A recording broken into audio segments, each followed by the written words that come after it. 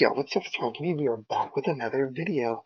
Hey everyone, how's it going? Today I wanted to play a game that you guys have requested on Facebook. Ian, most importantly, he has been requesting me to do this game over and over again. Like, literally, I'm like, okay, I'll do it, okay? Not only Ian, there's also another few chunk of people that have been requesting this, have been inboxing me, have been posting the pictures on my Facebook, and yeah, I went and read the what the game basically, what type of game it is. I got shocked and I got spooked and scared, and I did not know if this is the right idea to actually play this game. Just because Ian and you guys wanted me to play this game, I'll do it for you guys. Thank goodness that I actually went through here and it says censored. Everything is going to be censored. I'll do my best to try to censor out anything that's not even censored, but let's get into the game. Shall we? We shall. I don't even know who we're going to actually play as. And, well, hopefully good things, right? Okay, so for you guys to get a nice treat, this is for you guys, to all my fellow loving subscribers. This is for you guys, and let's do it. I'm scared. I'm scared, yo, to play this game. I need instructions. Yes, give me instructions. To progress through the game, click the mouse or spacebar to continue. Okay, want to undo a choice or go back in time?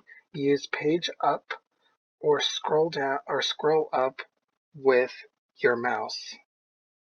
Scroll up. Oh, to progress through the game, click the Okay, good. Okay, so note, you can only go back so far. Got it. You can also change text speed and lots of other stuff like beards from the options menu found in the lower right corner. Got it. Okay, click on help in the lower right hand corner for the full list of commands. So the game did not record. Okay, so I can't play on full screen mode with this game because it doesn't prohibit me to do it because it automatically ends my game. My recording, so we're gonna have to use this for now. Okay, so far so good. We got the instructions. Now let's get out of here. Return. Oh, that's where you need to press. Great. Okay, I got lost for a second. Okay. Oh, we're playing as Mark Matthews. Okay. Hi, Mark. Wait. Hi, Mark Matthews. Okay. Orland University. Hmm. Student. Oh, he's a student. Okay, great. Okay, Orland University. Okay, cool. Or would you rather be called something else? Ooh, actually, yeah, let's do that. I want to use my I want to use my actual name, but I'm gonna change it. I'm gonna change the first name, and I'm just gonna keep the last name. So I'm gonna be Frank Matthews. Great. So I don't like the name Mark. Mark reminds me of the neighborhood kid who used to fling cat food at my head. That is so cruel. Are you freaking serious? That used to happen? Oh my gosh. What has been going on in your life, bro? Okay, so let's um okay, we're gonna change the name. We're gonna change the name. Your name is going to be called Frank. Good. Oh, damn. Frank, you are a senior at Orland University. Awesome! It's been quite a ride, so yet you feel like you've been missing out. Actually, I have. In fact, you feel like you faked your way through the last 3.5 years of your life. Okay. You don't want to go through the motions anymore. Got it. You want to stop pretending? Now, if your palms would just stop sweating. Yeah, stop being so nervous. It's just university. Oh, Frank, you lecture yourself. You're not a kid anymore. Your last semester of college starts tomorrow. You gave yourself a deadline and you're sticking to it. Damn it! Everything's going to be just fine. Remember, whatever happens, try not to throw up. Okay, at least not on the carpet. Great. It's a shed, a horror to clean. You call your roommates, Penny and Ian, to the living room. Okay? So, what's the big news, Frank? Oh my gosh. Do I have to use the voice? Do I have to change my voice for her? Oh my gosh. I don't know. I'm just gonna keep my voice. Okay. Oh my gosh, I like her hair. She was already nice. She looks cute. Oh damn. Okay, you're gonna tell me what a fantastic roommate I am. And how'd you like to how I cannot even pronounce it. Why am I even acting this way? It's just a game. Okay, so and how'd you like to take over my dish duty this week? Well, actually, I don't want to wash the dishes. So that sounds so wrong. I mean, I don't want to wash the dishes. There. You can wash the dishes. Get a grip. You can do this. Yeah. Wash dishes? Are you crazy? You're not washing the dishes. So you guys aren't just my roommates, but my best friends. We've shared everything together. Hopes, fears, dreams, playlists, sadness, agony. No, I'm joking. No, not that. Toothbrushes? Girl, are you crazy? Why would you even use your toothbrush? I mean, why would you use somebody else's toothbrush? That is so fucking no. It was an accident, I swear. That was you? Oh my gosh. You say that almost every morning, Ian. Guys. Sorry. Go on, Frank. Obviously, you've got something important to say. Yes. If you guys let me talk. What's up? You look nervous, dude. Oh my gosh. Okay, how? What? Bruh, come on. I read that wrong, but it didn't mean the way that oh my gosh, yo, this is getting weird. Ian and Karas and whoever actually voted for this. Y'all better be happy that I'm actually playing this game because I'm already traumatized and I'm already scared because I don't even know what's coming like forward, playing into this game, getting into the game. Oh my gosh. There's stairs coming through. You clear your throat, sweat beads across your forehead. Given you're my most loyal, trustworthy friends, there's something I've been meaning to tell you. Okay, you know what? We're gonna actually be a champ at this. Okay, so this is very serious. Okay, so I have to be in Mark's shoes, which is obviously that version of Frank but Mark. Okay, so basically I'm going to have to pretend like I'm the character. So if this is me, obviously I would have to react in a different way. So I'm not gonna blurt out just once. I will have like something like at the end, it has to be something. Oh, just a reminder, if you use up the last no, they're your friends. If they truly care about you, they truly love you, they will accept you just the way you are. So yeah, let's go with okay, high five. Is this some kind of solidarity thing? Like when somebody says, we're all one race, the human race. Okay then, I'm gay too. High five! Oh, come on! What's his name again? Is his name Ian? I think his name is Ian, right? Yeah, his name is Ian. Okay. Penny and Ian. Got you. Why am I laughing so much? Okay. Guys, I'm serious. Dead silence, yo. How are they gonna react, yo? They're gonna be judgmental? I don't think she doesn't look judgmental. I feel like he's gonna be scared. Uh-huh, yeah. Yeah, look at their faces.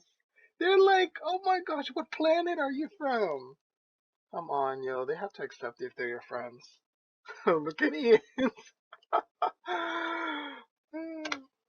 um, guys, dead silence still? I just let you in on the biggest announcement of my life? How about a little reassurance? Oh my gosh, see, I'm sweating too. Are you guys gonna stay quiet forever? Wow. Why did my voice get so high? Wow, wow, wow, wow. Damn, why am I having so much fun reading this line now? Frank! Frank. Okay, there. This is major. Of course she's gonna be into it. Wow, wow, wow, wow, wow. Oh my god. Now, I know why you've been ignoring all those girls busting down your bedroom door. Oh my gosh, okay. Oh god, Petty. Just because Frank won't date your weirdo cousin. Whoa, we got some emotional. Somebody's jealous here. My cousin is not a weirdo. She carries around her own sport and won't eat without it. That's 7 leagues deep into weirdo territory. That's not deep into weirdo territory. That's quirky and cute. Oh, brother. His reaction is actually like, oh my gosh. Anyway, I do have another cousin that you might be interested in, Frank, named Filbert of the male persuasion. Seriously, she already found out about the news and she already is throwing her cousin off. Oh my gosh. Okay, well, she's the cool friend. Okay, Ian, I don't know what's going on with Ian. Jeez, Penny, quit pawning off your freaky family tree on tree on him. Oh my gosh. Look, I'm just excited, okay? Frank, I'm really happy you told us. Good for you. We can talk about my cousin later. So, oh, damn, so, do you have anything to say to me, Ian? Yo, Ian looks sad or confused. I don't know which one. Oh, damn. I just see his facial expression and I do not want to read what he just said. I'm just too scared, yo. I don't want him to be just the judgmental one. Well, Matthews, I, for one, am disappointed. I knew it. I knew he would be disappointed. I was really, really hoping you were going to announce that you'd be doing the dishes. Really? Damn, yo, do I really look like somebody? Well, I would do the dishes, but here's the thing. Come on, yo. Ian is just like, he is that best friend, anyone could want, ever want. Like, literally. His personality, man. Oh my god. But about being gay, seriously, good for you, man. I feel privileged to share this. You share this with us. That took a lot of guts. Actually, it did because he actually like took the time out to say it. And if they're your friends, like literally, if they're your friends, they will accept you just the way you are. No, they won't judge you. They won't do. They will love you just the way you are. So I'm glad to say that this version of Mark, which is Frank, changed his name, of course, is accepting. His friends is actually accepting, and that's the good part. So far we got introduced to Penny and Ian. So far it seems cool. Seems cool. Seems safe for now. So what's it like to finally be out, dude? Really, Ian? You really want to know all the detail? Like I don't want to know. I don't want to know the details. Okay, it's good. It's good. Great. Okay, so no, actually, it feels great. It's like, well, my life can finally get started. It's hard to explain, but I kind of feel like my life has been somebody else's. A few tears begin to cloud your vision, but you quickly blink them back. Yes, do not get emotional. Actually, this is a time to get emotional, of course. So yeah, this is you, just be you, but then you have to get back up and do not cry again. Oh! Sorry, I keep changing her voice, yo. We're so happy for you, Frank. Penny and Ian warp. Wrap you in a hug. This went better. This went better than you thought it would. The weight of your long kept secret falls from your shoulders and you feel a lightness. You want to laugh and to weep, but mostly you feel a beautiful sense of relief. Things really couldn't have gone better. Yes! Congratulations! You are out and about. Frank, we should commemorate your big day. Hang on a sec. What was that for? Look at Ian. Oh my gosh. Okay, Penny, what you gonna say? I'm taking a photo of you for my tanning spray app. It's my latest project. It takes your photo and gives you a totally awesome tan. See? Oh, damn. Well, that's a good version of Mark. Well, fun, of course. I swear, once I get all the bugs out, I'm gonna sell a million units. Awesome! She's a tech expert. Actually, oh my god, she's into apps and all that. Cool. I would so support her, yo. You gotta help me beta test this. Oh, I will. Trust me. But not the dating app, please. We don't want dating apps. Okay, Penny. I didn't think it was possible, but you might have surpassed your last app in idiocy. Damn, yo. Damn, already like 13 minutes into the game, 14 minutes into the game, and damn, Ian. Damn, he's a little bit hot-headed. Damn, Penny's like the center of attention now. Ian doesn't like it. Oh my gosh. What happened to that last project of yours, Campus Mapper? Was it? Mapper, was it? Okay. Wasn't it supposed to help students find their classes? But for some reason, people kept walking into traffic. Oh, yeah, that is true. Damn. Is she mad? Yeah, okay. He had a couple of pesky bugs, nothing major. I remember you were testing it the day we met. If you hadn't yelled, watch out, I wouldn't have stepped right into an open drain. Okay. And landed on the bodies of your beta testers. Damn, Ian. Shut your Shut your pile, Ian. Campus Mapper is still in alpha, and I'm gonna be a millionaire once tanning spray is released. Yeah, tell him, Penny. Tell him. Okay, and who will be? Yeah, man, why is it really hard to read this? Okay, and who will you be? The guy who cleans the monkey cage at the zoo? Damn, they're going at each other, yo. This is fun. Oh, damn. Look here, ignore. Sorry, ignoramus. Ignoramus. Being a zoologist means more than just cleaning cages. I also to, to, get to, get to what? Stare at people? Wait, no, that's about it. Damn, yo. Ian, yo.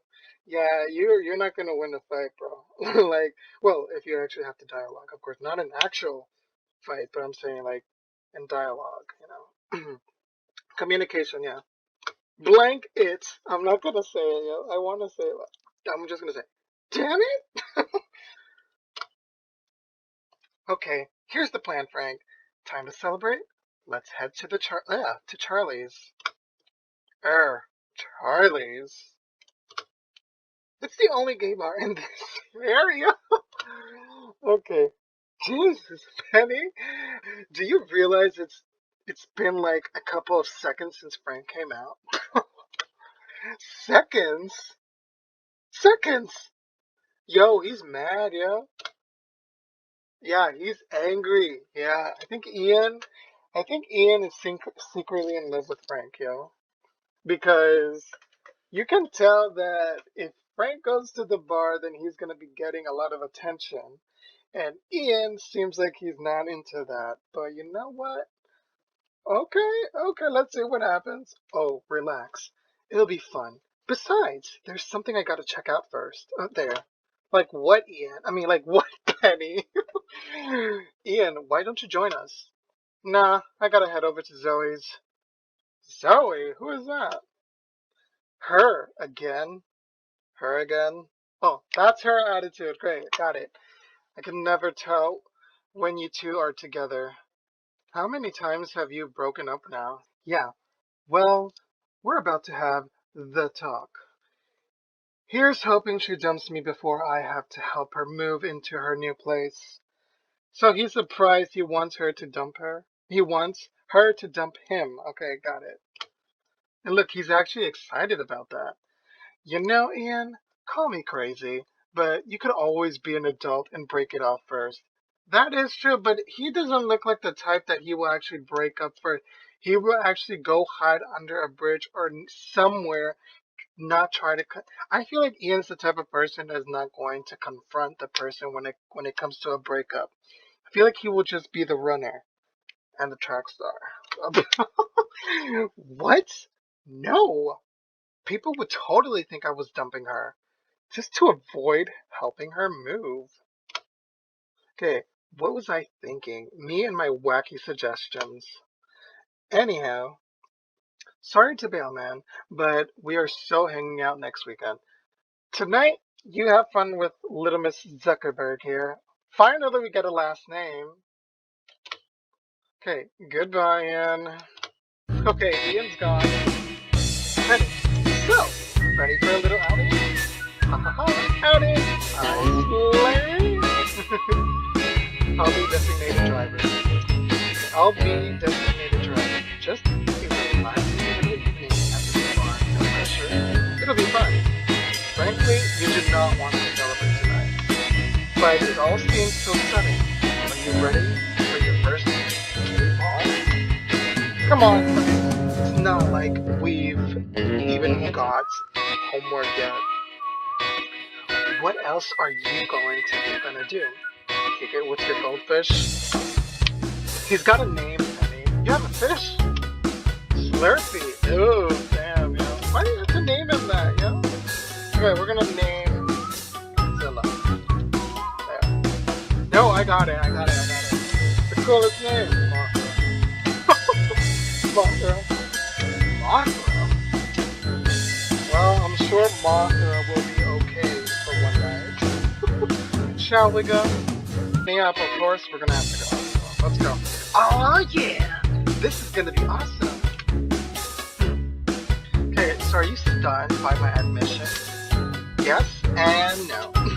Look at Benny, yo. You had your suspicions about me? You talk in your sleep. Oh, she knew already? Exactly. What have you heard? What aren't you telling me? You seem to have a thing for shapely butts. Oh, damn, yo.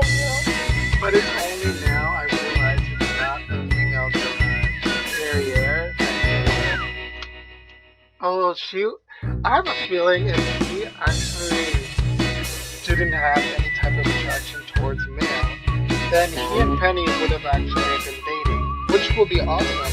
Sadly, I'm surprised that they actually didn't get this character named Penny as well too. You know what? We're just gonna stop talking about this now. Yeah, it got weird. So, I've got a question. You have a question? Virgin? Yes or no? What is it with everyone? They always ask a certain type of person, whether if it's a male or a female, whatever, that if you actually are a virgin or not. Doesn't matter. Don't ask these type of questions, yo. Just so awkward. And also, it's very personal.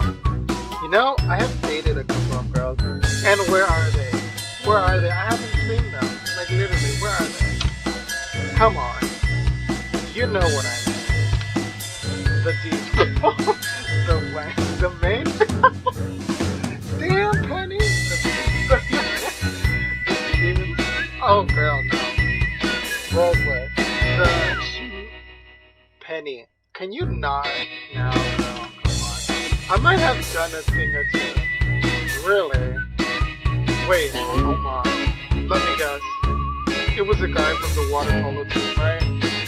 Locker room, posting, you hit the showers with your teammates. He still feels out, but he's struggling because his arm is in there. Damn, girl, you are so perverted. What do you have in your mind? Insane. Oh no. Wonder we had such a bad season. He says, yo, what up, Matthew? I can't reach the spot, bro. You've been reading those weird stories written by teenage girls again, right? Haven't you? Yeah, she's like into those fantasy fetish. And you say, which spot, bro? Hot? Yeah, I was about to say hot romantic.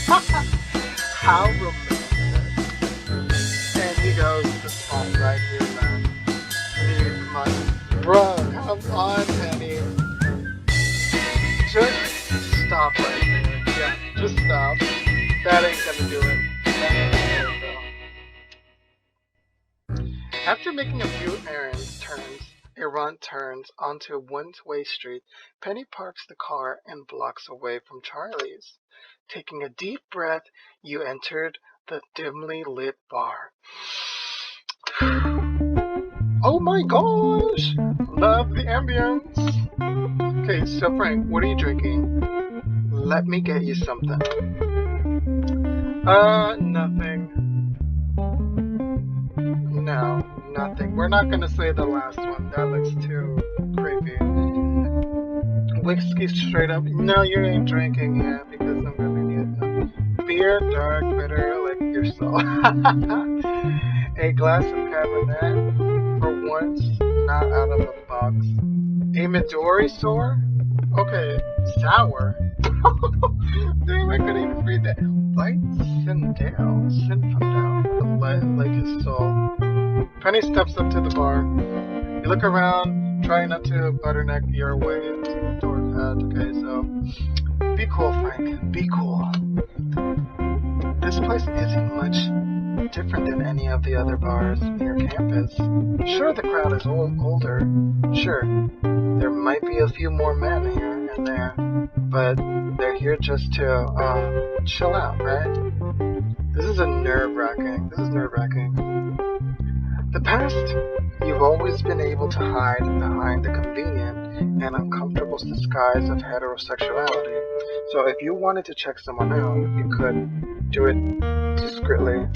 Of course, you don't have to like, oh my gosh, hey, you don't have to like tell everyone what your feeling is. I feel like if you tell like the entire world, I feel like you're just a little bit exaggerating. Oh no, I'm lying. You're exaggerating a lot. I feel like it's better if you just keep it to yourself and to the close people around you. You don't have to tell the entire world what you have because nobody is going to resolve,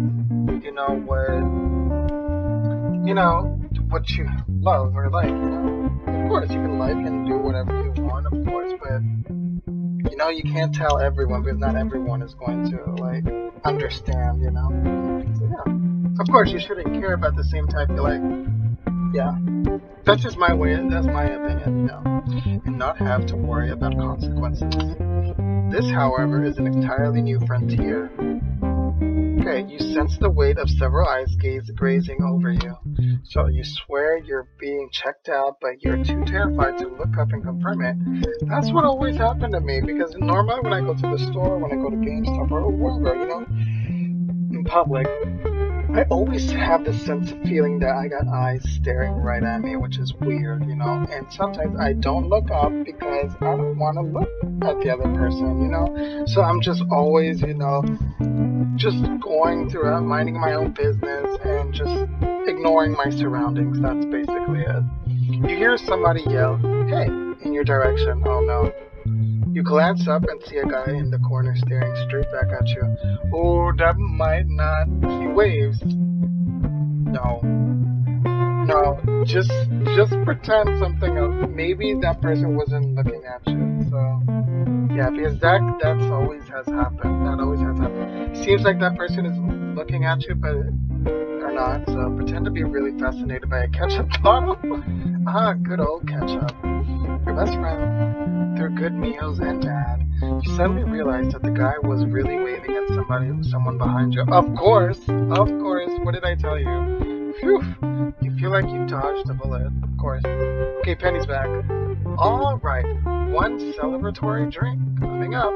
The bartender will have it for you in a sec. Yeah, I'm going to the restroom. I'll be right home. Yeah, I'll be right back. Maybe it's my chance to make a run for it. And don't you even think of ditching me, Frank. And she knew that we were gonna do that. What are you even talking about? Already this place is like a second home. Damn, you already like her personality. I like them already. I like that. You sit down and wait for your order. Yeah, wait for your order. The bartender hands you a drink. You sip it nervously. Something to stare at so I don't have to look up. You peer into your glass, trying not to make eye contact with anybody. Just as you start to unwind and feel like you can breathe again, you feel a tap on your shoulder. Huh. She fits faster than you or anybody. I know. Oh, damn. Thanks. Oh, damn. Okay. After years of vigorous training, somebody's finally noticed. Oh, whatever. I'm almost given up. What? Oh my god, I'm terribly sorry. I thought you were somebody else.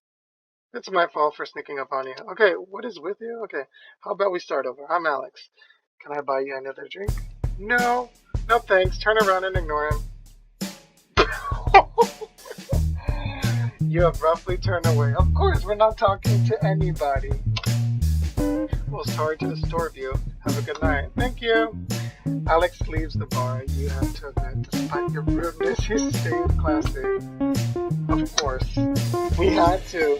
Sorry, we had to. That's the only way. You and Penny had one more drink and head home. It wasn't as exciting as you thought it would be, but at least you finally checked out your first day bar. Okay. Back at the apartment, Penny retires to her bedroom, eager to get back to coding. Of course she would be into that, man. Man, you sure are nasty. I mean, antsy. Oh, damn. You shot that guy down, and maybe he's not your type. So, but damn. Okay. Yeah, he's in need of a... okay, we got it. Feels like, okay, we got it. You need to get up. Got it. Later that night. Please, no. Oh, no. As you wash up in the bathroom, you notice something that's rolled its way to the bottom of the sink. You pick it up, a tube of lube. Oh my gosh, it's probably Ian's. Damn, is he gonna borrow his lube? Just this once? Ew, are you kidding? Leave it there. Okay, I'm gonna do this for you guys, but I'm already scared. Actually, oh my gosh, I hope they don't show it. I'm scared. Okay, I hope they censor it. You pick up the tube and return to your bedroom. Got it. Oh my gosh, Ian is going to kill us. Okay, you collapse onto your bed and examine the tube carefully. Trigger extreme. High-end lubricant for solo and mutual pleasure. Long-lasting moisturizing. Okay, got it. Safe and effective. 9 in 10 customers agree. So it's like the good, oh my gosh. For a tasty dressing, oh my gosh, add to salad with a splash of vinegar. More recipes on back. Let's take this for a test drive, shall we? Okay, you squeeze some lube into your palm and start sliding it up and down. I do not want to. I hope you don't slow it. Wow. Okay.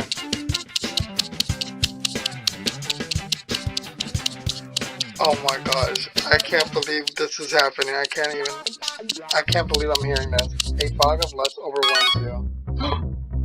Who is it? It's probably Ian. It's probably Ian or Penny. Check your phone, of course. You sigh and pick up your phone. I knew it, it's Penny. Yo, Frank, latest version of tanning spray turns nipples blue. Would you call this a bug or a feature? You sigh, all this beta testing is starting to wear thin. Tell her it's a bug. Okay, it's a bug. It's a bug. Definitely a bug. Not what I was hoping to hear. What would you hear? Just in case. Yeah, we need to tell her the truth how it is, because you know what?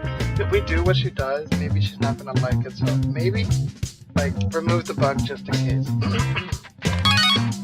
Gonna have to delay launch again, and it's better because we can get things done. Okay, thanks. Bye.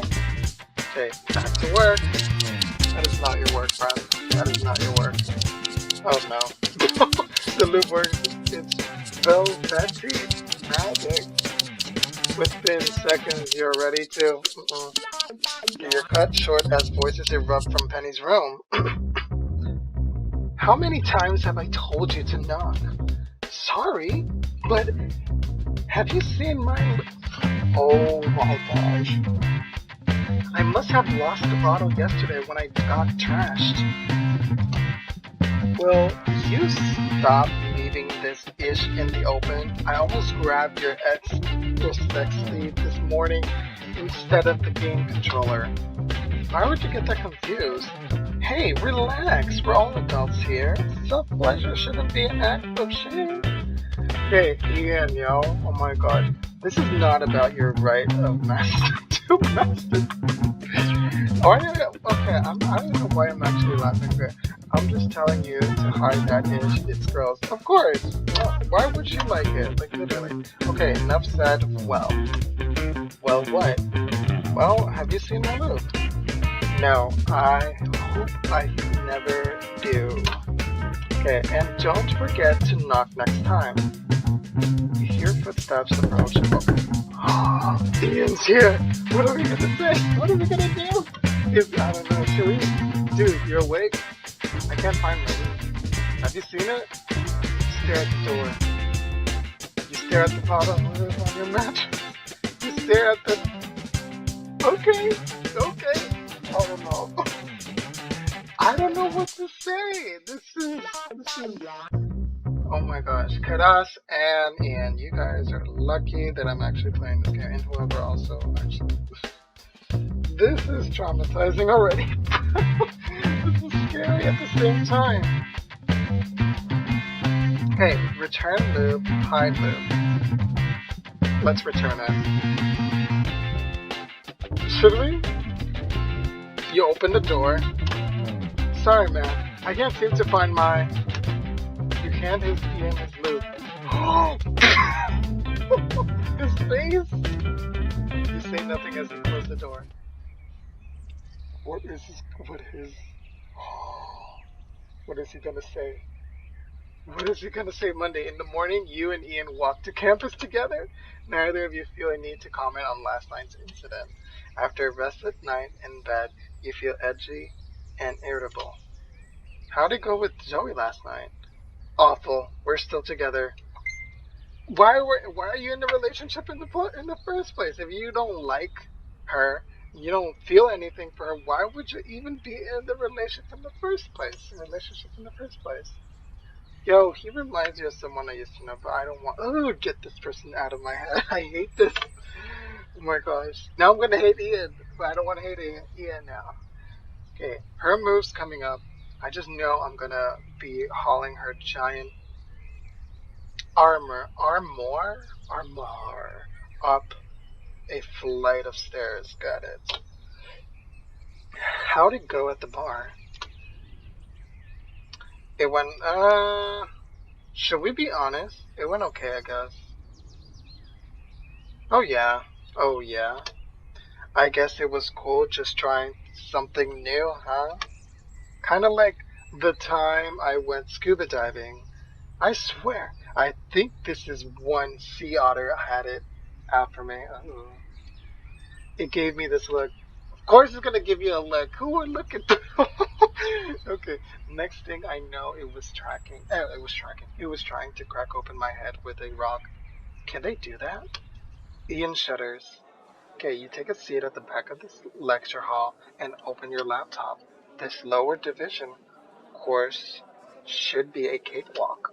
Scheduling conflicts have caused you to skip it for the past 3 years.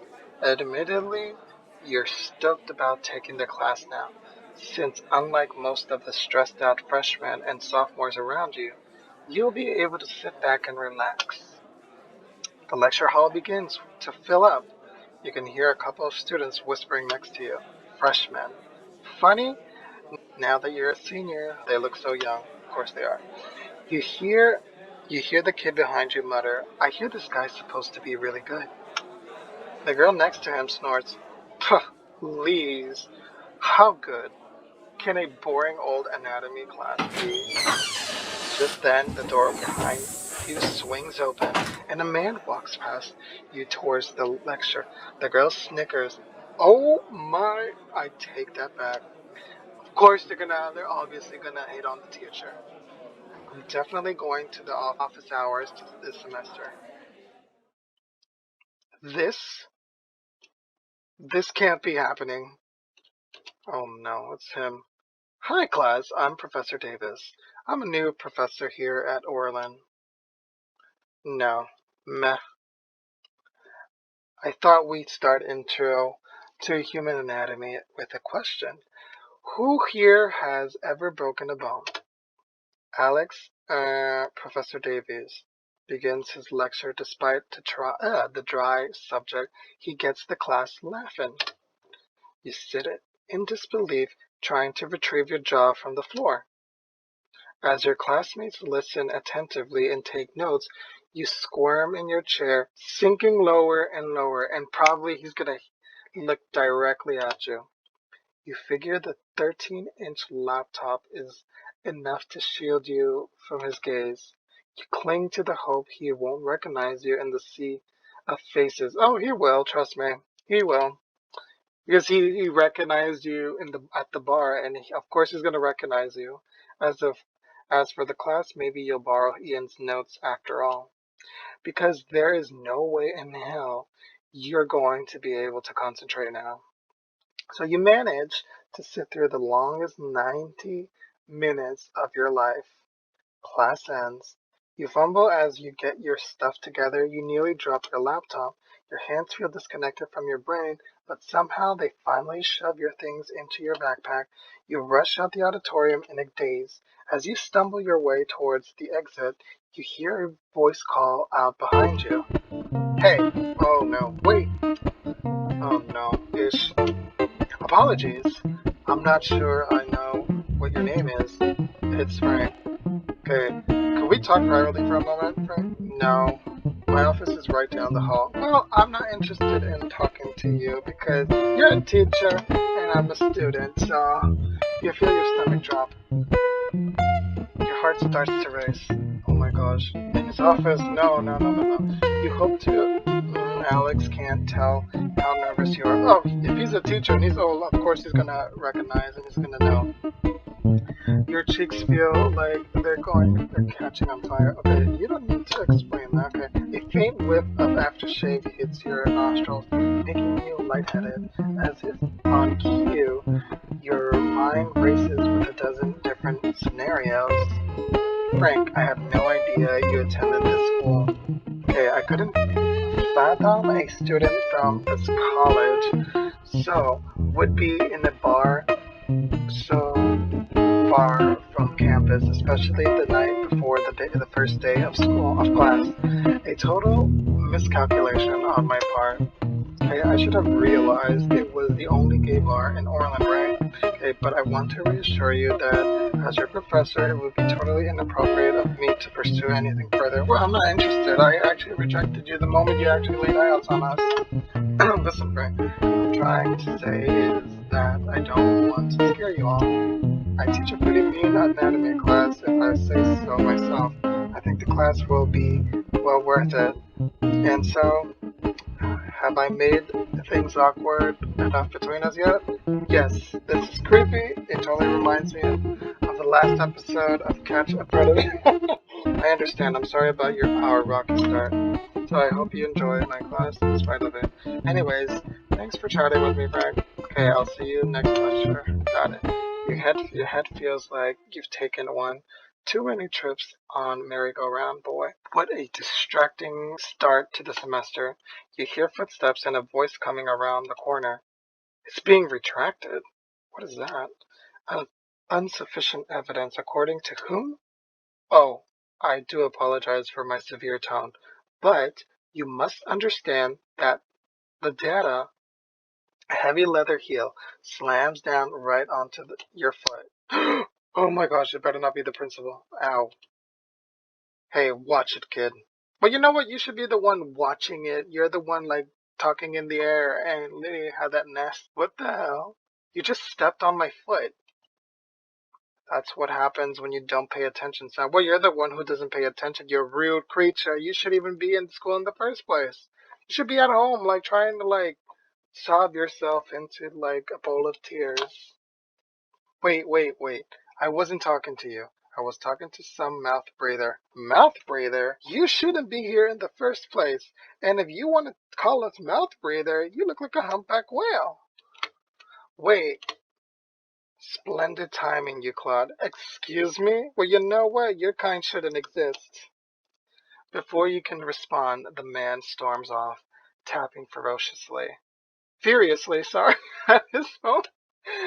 As you recollect your thoughts, a flash of light nearly blinds you. Of course it would be Penny. There you are! Penny, enough with the orange photos. Okay, please, can we beta test another time?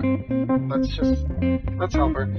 Don't be such a ludent, Frank. I have to test my app in different lighting environments. Of course. Just remember, as my head beta tester, you'll get access to the pro version of tanning spray as soon as it's available. And here I thought the light version was enough for a little old me. You look a little pale here. I'm gonna up the saturation by 150%. I was waiting for you after class, but you took off with some dude. Oh, that's my professor. Well, didn't realize Norse stooped to teaching undergrads. I wonder if it's too late to switch majors. Actually, tell Penny about your run-in at the bar last night. Change the subject. Penny is known for her relentless mockery. But, oh, him. I guess he's alright. I didn't really notice. Really? Really? You are the worst liar, Frank. You spend the next few days listening to your professors introduce themselves and their subjects. Okay, Thursday. Neon Penny meets you on the south side of campus. So, should we head to the cafe for lunch? Hold that thought, Frank. Take a moment and get a whiff of the spring air. Romance is all around us. All I smell is dank weed and Ian's feet after he borrowed my shoes. See, Frank, here's the deal. Silbert's kinda shy, but otherwise a really sweet guy. He's just misunderstood, just like you always claim to be. Filbert? Who the heck is Filbert? That's her cousin. My cousin. I'll be picking him up at the airport next week. I'm thinking we could all have a brunch together. You guys are gonna get along so well. I don't think so. Penny, you know as much as I value our friendship. Your gene pool scares the bejesus out of me. Stop trying to set me up. Hey, relax. I was joking. No, you weren't. Okay, you're right. I wasn't. I'm just asking you to hang out with. No. But no. Fine. Let's go grab lunch, Mr. Cranky Pants. I hope Ian saved us something good today. Open until 2 in the morning, JoJo's Cafe is a popular spot for all-nighters, students busy cramming for finals, and students pretending to be cramming while actually checking out other students. So Ian works here as a barista. You and Penny come every Tuesday for the student-priced otter special. Hey, look at Ian. Ian greets you as soon as you enter. Guys, I have an awesome news. You got into the research program in South America? No, dude. I just got dumped. What? Oh yeah. Okay, cool. Cool. You actually got dumped. Great for you. That's what you wanted, right? before I had to help Zoe move. Well, congrats. Couldn't have happened to a more deserving guy. Yeah, I need you guys to do me a favor though. Zoe wants to drop off a couple of my things this afternoon, but I'm stuck here working till 8.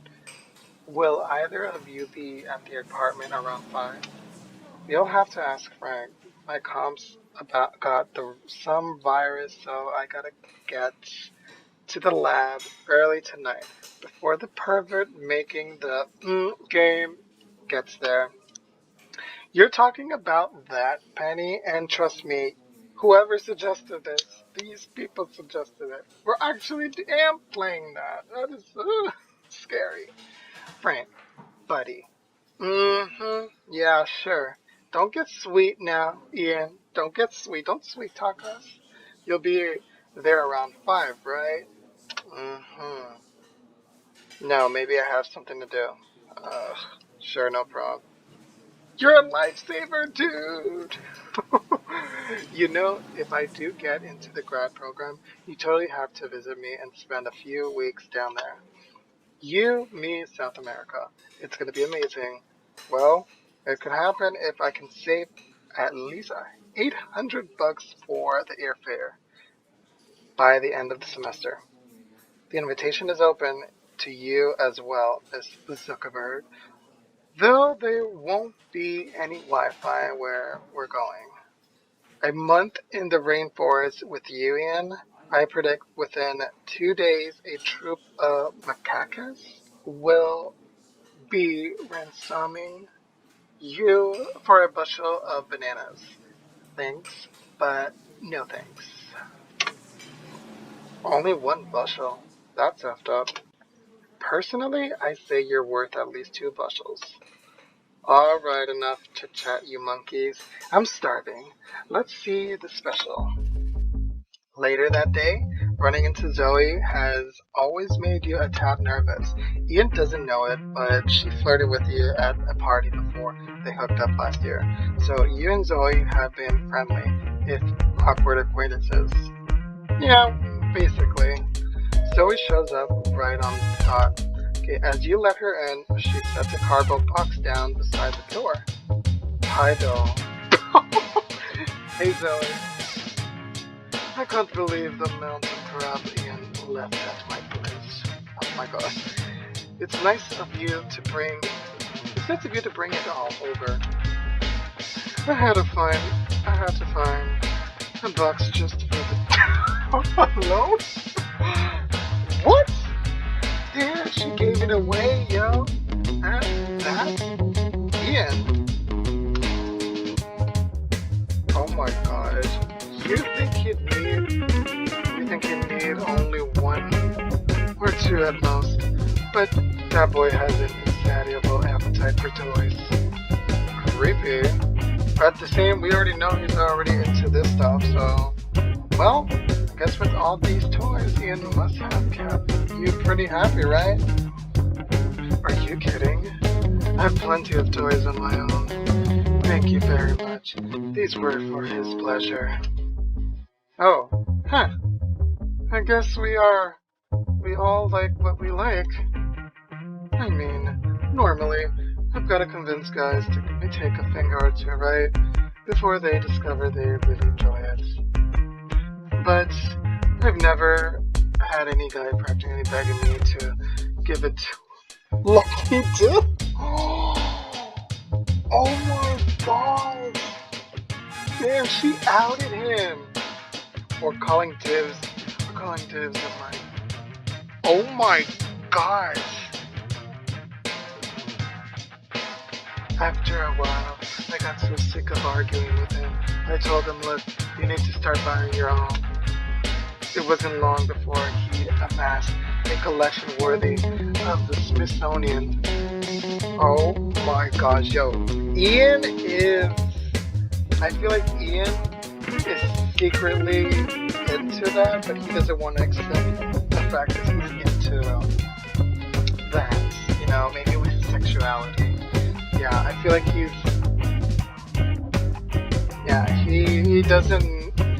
doesn't know it yet, but he's into it. Oh my gosh, yo, she outed him.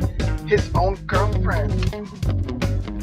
You okay, hon? They've been thoroughly sanitized, if that's what's bugging you. What? Me? I'm fine. Just thinking about my term paper. Zoe hands you a business card. By the way, I'm running my gallery out of the loft now. I've got a naughty nude series with some very sexy ladies in it. I think you'd be into it. Oh sure, who doesn't appreciate the female form? Stop by if you can, okay? Zoe leaves the cardboard box seems to threaten you, so you're curious about what's inside, but you're also nervous one of your roommates will walk in at any moment. So we're gonna save it here, y'all. Curious about what's inside, but you're also nervous one of your roommates will walk in at any moment. Take a quick peek. Of course. Carefully, you lift the edge of the box. The contents take your breath away. You see plastic, metal, and rubber items of varying shapes. Oh my gosh. Colors and sizes. Oh my gosh. What is he seeing? All of which have been inside Ian at some point. Damn! He has been. Oh yeah, that is true. He has had it inside him. Okay. Oh my gosh. Grows close. Of course, snag an item he won't notice. Okay, we're doing that on purpose, yeah. Your eyes scan over the various items, debating which one to take. Finally, you reach and grab what appears to be a large purple. Weird but hot. Okay. Oh my gosh, I'm sorry, y'all. You close the lid, taping it back shut. Back in your room, you examine the implement. Thank goodness, they better not show it. You can feel your heart in your throat as you hide in it in a drawer.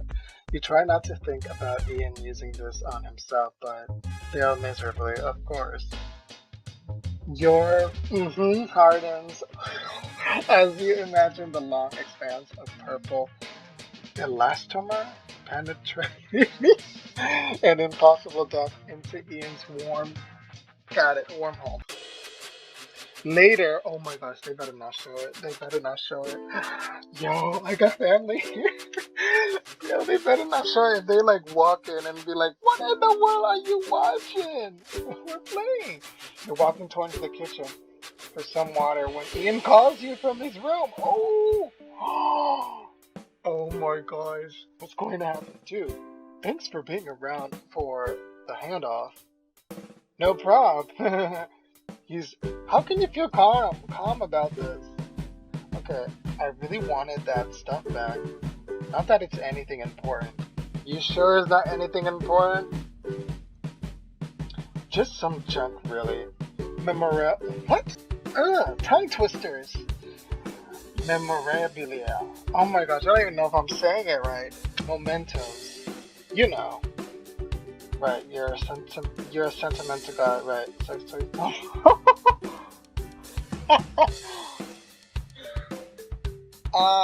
Let's butter him up. Right, you're a sentimental guy. Very sentimental. Right. You have feelings. So many feelings. Okay. So yeah, anyways, thanks again for grabbing my stuff. I'm Zoe. I'm avoiding her, to be honest. She's really good at talking me into things I don't want to do it. Okay, right, you don't want to do it, but you like doing that. So, like getting back together? Yeah. You know how easily I cave into pressure. Thank God we finally broke it off for good. And I wouldn't be surprised if you guys end up hooking up again or getting back together again. Come on, you can tell that this dude is actually afraid about his true feelings, of course. Congratulations, it's a major step. Right? Hey, it's been a big week for you too. I suppose it has. Hey, by the way, have you told your parents yet? No. I'm planning to tell them soon. I'm biding my time. We'll see. Okay.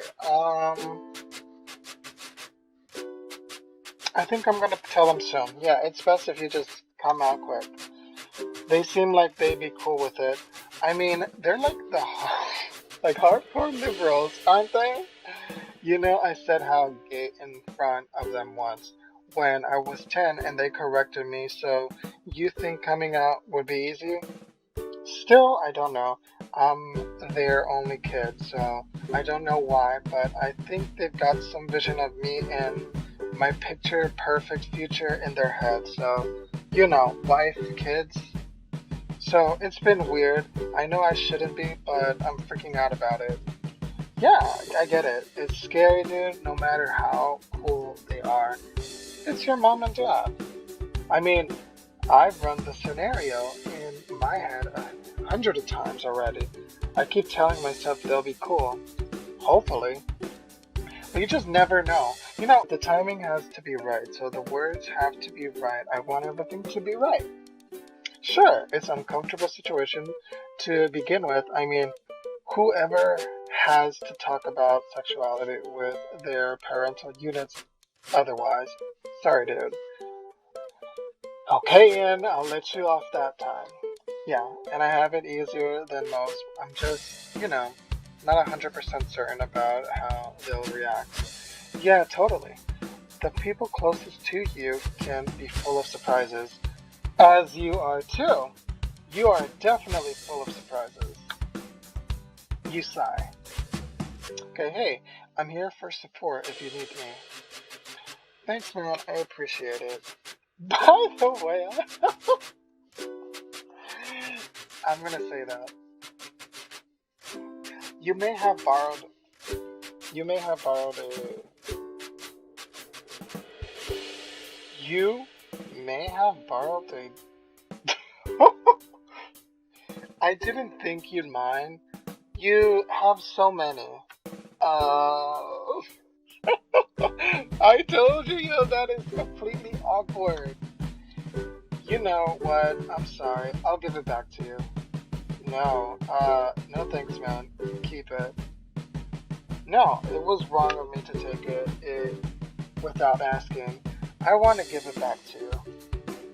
No way, dude. Consider it a gift. A gift. Come on. Of course you would want to use it, of course. Damn, you got scared, yo. Was that a good idea or was it a bad idea? I don't know. I think it was a bad idea.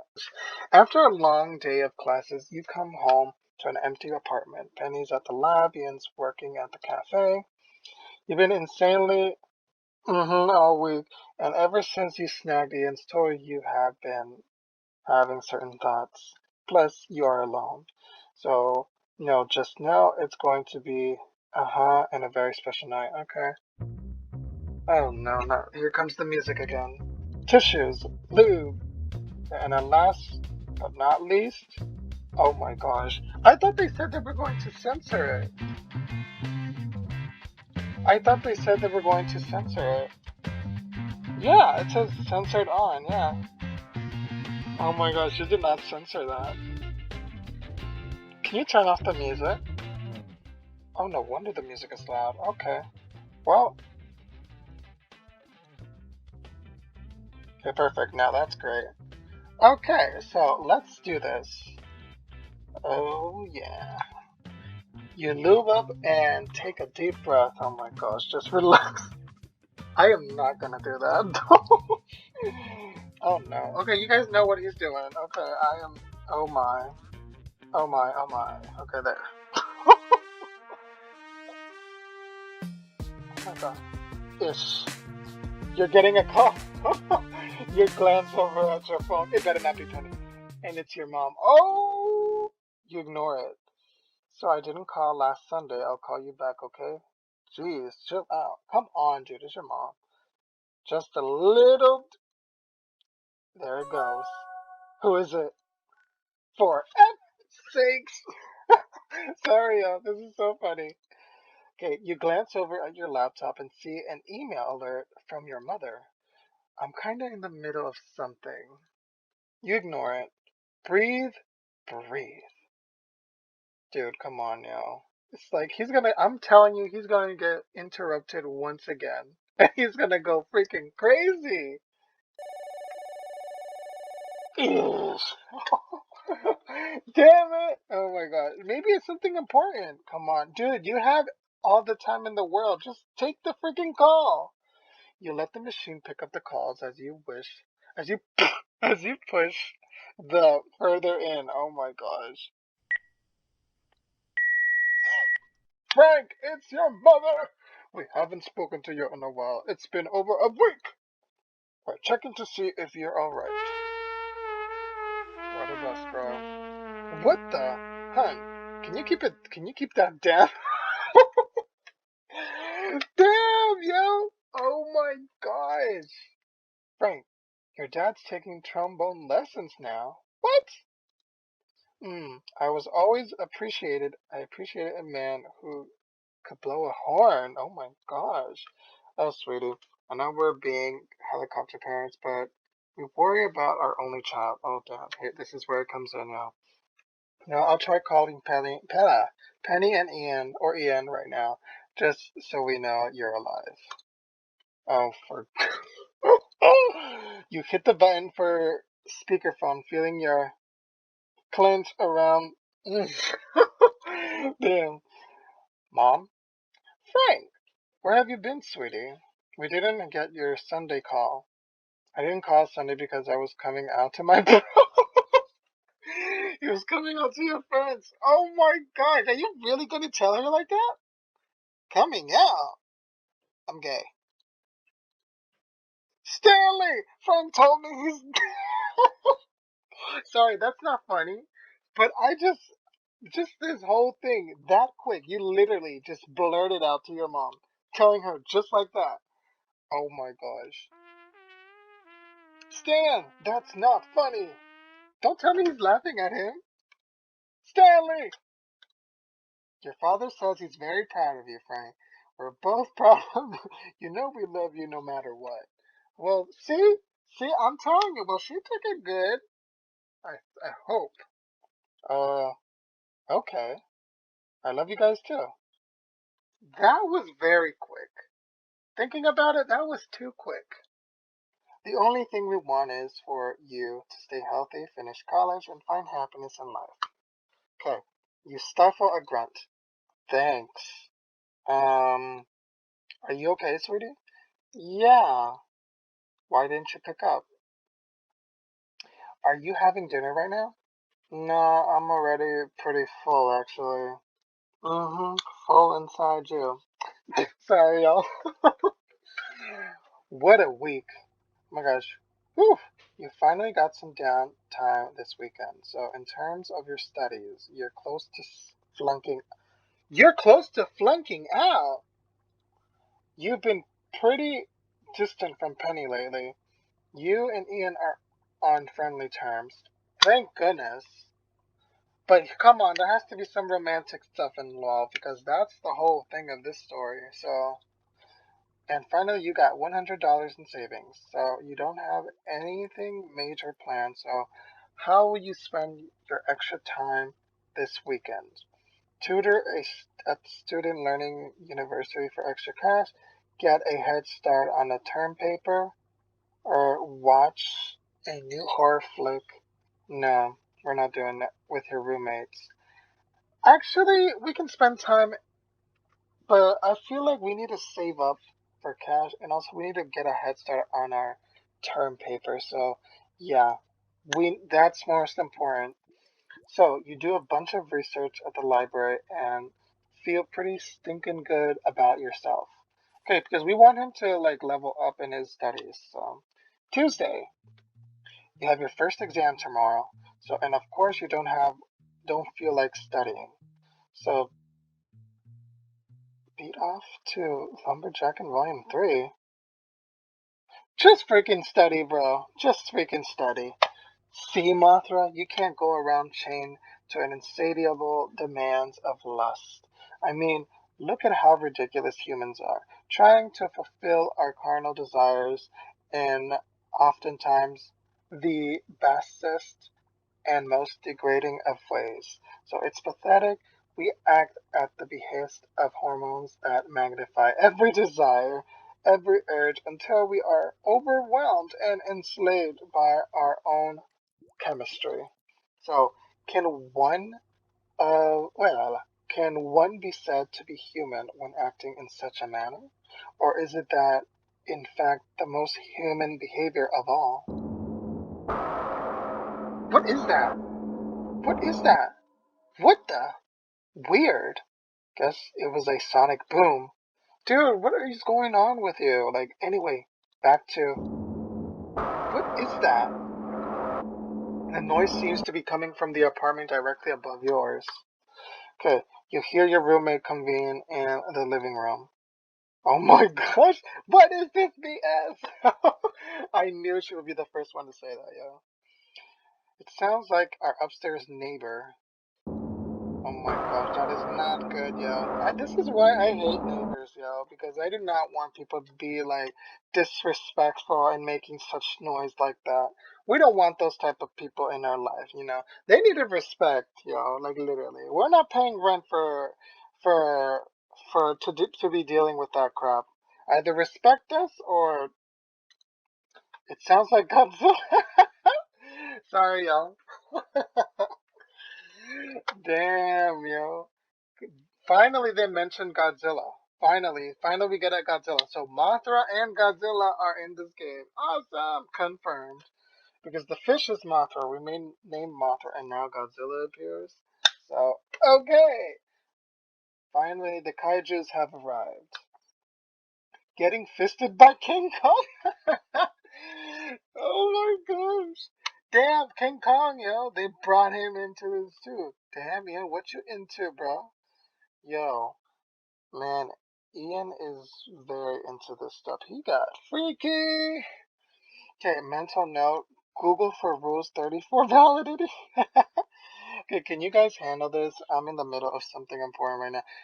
Damn, Ian, do not look at me like that, yo. Like, literally, one of us should go and see what's up.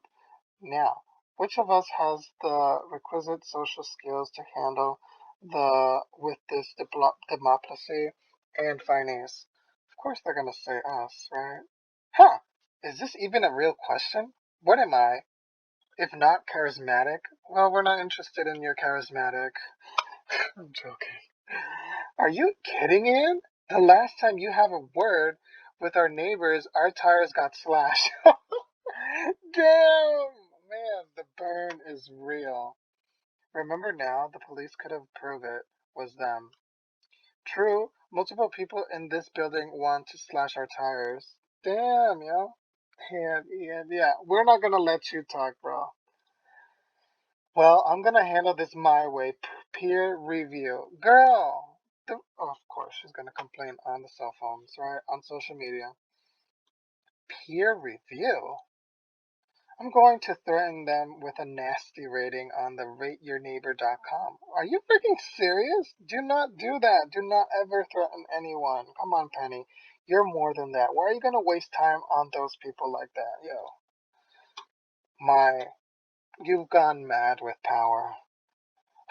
Check. They all have these checks boxes you can mark. So I'll tell them that unless they knock it off, I'm dinging them for being noisy and inconsiderate. Oh damn, so she shut her door. You know what that means. Hey, about those tires slashing? Ian, no. Not my fault, okay? You sure? Because, well, I'm a charming, personable guy, right? Right. You know this. Tell me you know this. Fine. We're gonna do this once. If they give us the possibility and the option that we have to say what he needs to hear, that he's charming and all that, fine. We'll do it this once. But only this once. Sure, you're Mr. Charismatic. I mean, what did you think of me when we first met? Don't hold back. Are you freaking serious? Are you serious? Is he asking this? I thought you were high. Oh, let's say this. Oh, damn. Oh my gosh. Are you really gonna say this, Frank? Like, literally, this fast? Okay. Man, in real life, we are not like this, but Yo, Frank, you can't give yourself away like that. Like, look, you have to be. Come on.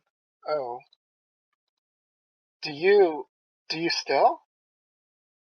Bro, don't act like you don't like it. You know you want it. Damn. There's a long silence between the two.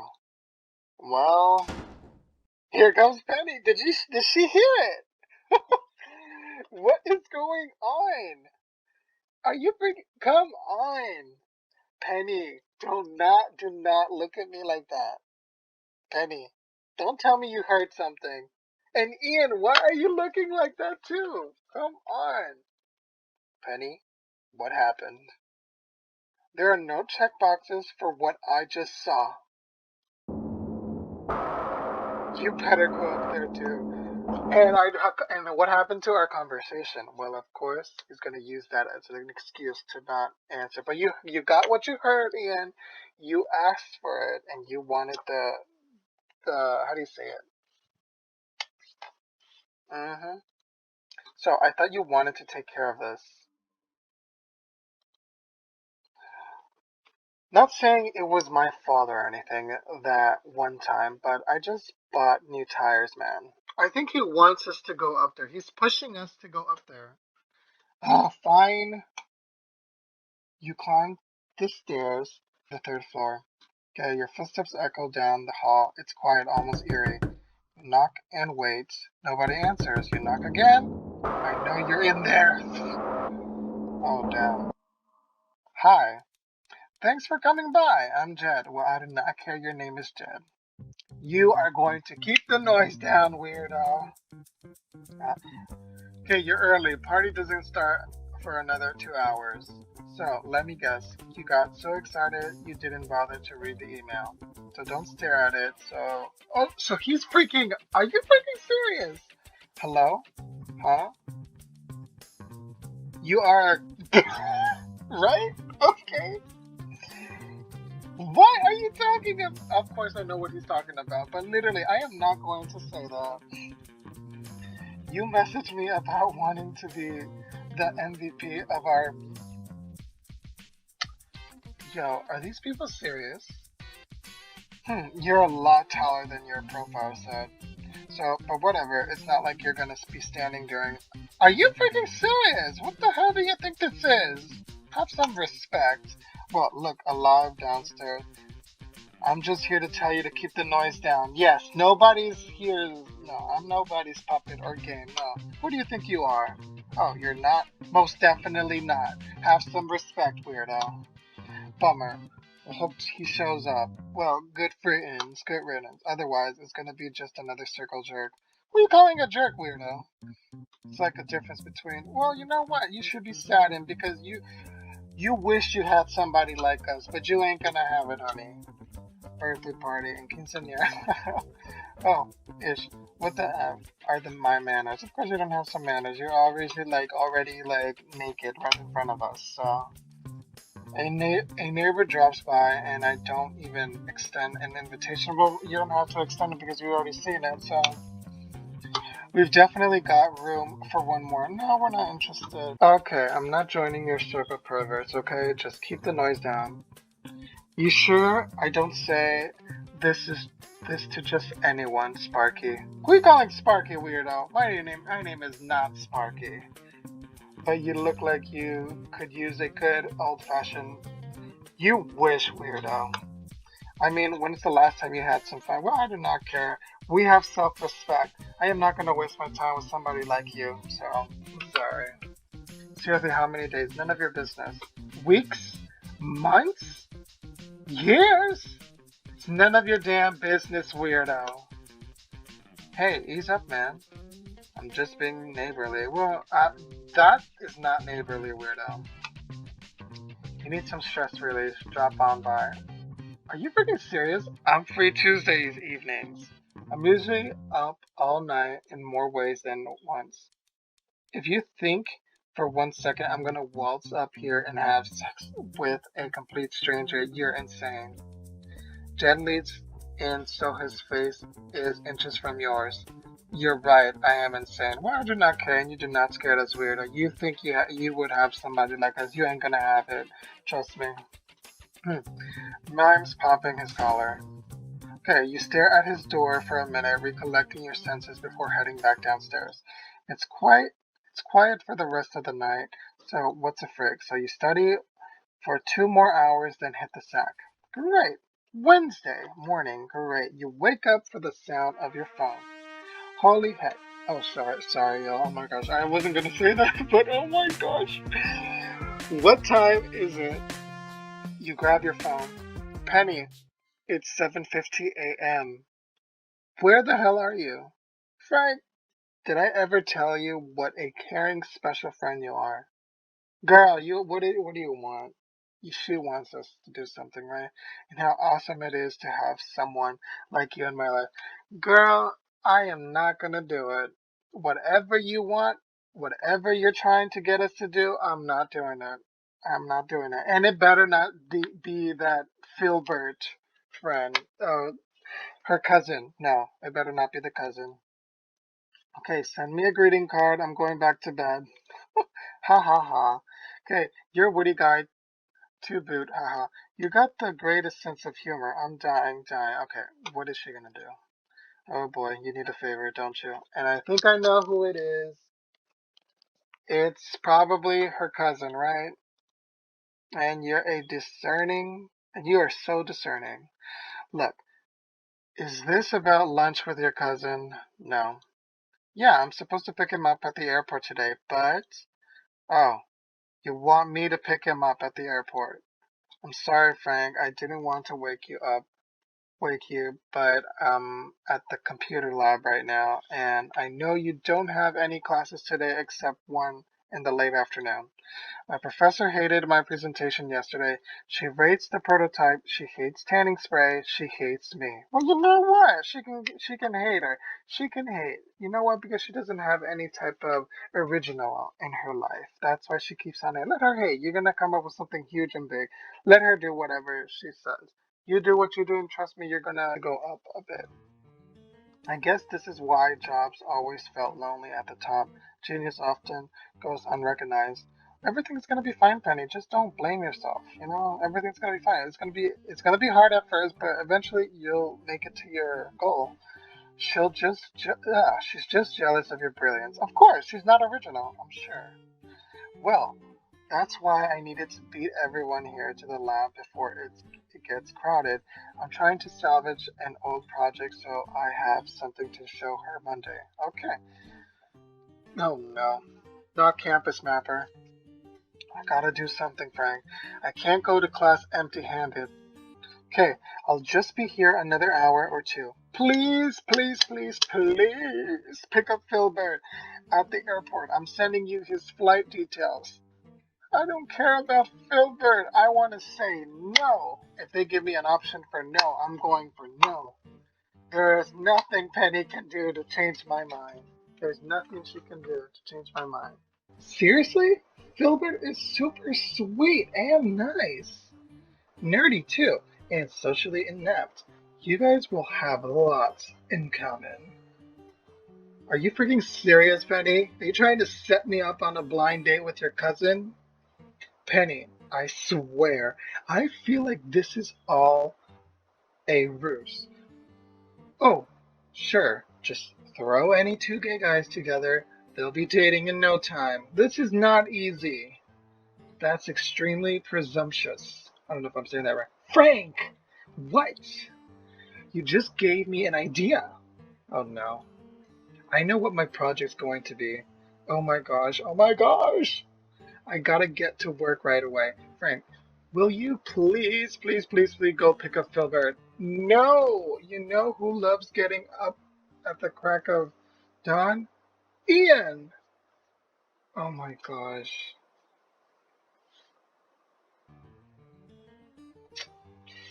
I don't want to. I don't want to. I don't want to. I don't want to.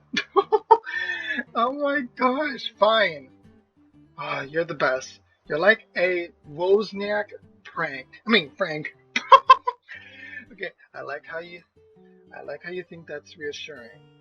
Okay, you switch off your phone, grumbling. You're not going to have much time to get ready before you go to the airport, much less rub one out. You pull out some clothes and head over to the airport.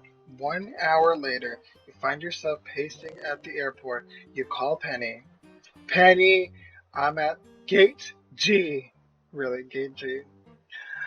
I've been here for over 40 minutes. Where the heck is your cousin? He said he's there waiting for you. The guy in the red shirt. Red shirt? There's nobody in a red shirt except you see a hot dot across the room. The one you were eyeing earlier. Are you freaking serious? For the past 10 minutes, you've been unable to ignore his ripped body and amazing.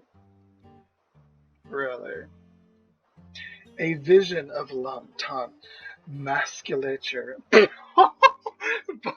through tight. Are you freaking serious? They're really doing this. Okay. Expectantly. Wait, why did. Okay, whatever. Your eyes meet. He starts to approach. Oh my gosh. Oh. You wave at him and smile, then whisper into the phone. You never told me he was, well, black. Are you freaking serious? There's nothing wrong with that. It will have helped me find him faster, you know. I was looking for somebody who looked like you. You know what they say about assumptions, Frank. Anyway, if you ever checked my life is awesomer than yours wall, you know my family was a giant melting pot.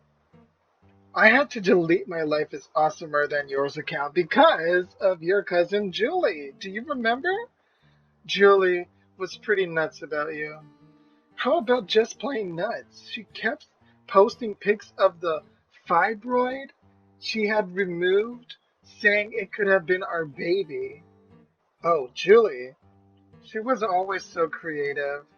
You have to admit, that fibroid was really cute. But in any case, I'm doing my part to live in a post-racial world. If the only if the only way you can identify someone is by the color of his or her skin, maybe you need to rethink your worldview. Look, Penny, I'm not being racist. I'm just trying. Oh, damn. Okay, I have a fear we're gonna get into a huge argument. Oh my gosh, you already looking like me? You're already looking. You looking at me like that already? It's a definitely no. You are not gonna be a douchebag and come here and treat me like I don't matter. Don't you dare. Oh hi. Oh hi. You must be Filbert. Look at his face. I gotta go. I gotta get going, Frank. Bring Filbert over to the restaurant. Ugh. Oh, I'm so excited you guys are finally meeting. You have so much in common. Penny hangs up. I'm Frank. Sorry for the wait. Uh, let's go get your bags. Jerk, he didn't even say hi. Okay, the car ride is tense. You sit trapped in thought, wondering what to say to or do, not sure of anything. Okay, on one hand, he was the hot guy you were eyeing earlier in the airport. On the other hand, you seem to be off to a rocky start. Of course, when they like you, of course they're gonna act like jerks. Torio. Phil seems content to sit in silence, staring straight ahead. Of course, because he doesn't want to admit his true intentions, his true feelings towards us. So who wouldn't want somebody like us? So possibly assessing threats in every direction. Possibly thinking how annoying you are. Man, he sure is quiet. Of course. Probably must be in the military. Maybe he's just tired. Or maybe he's just a douche, right?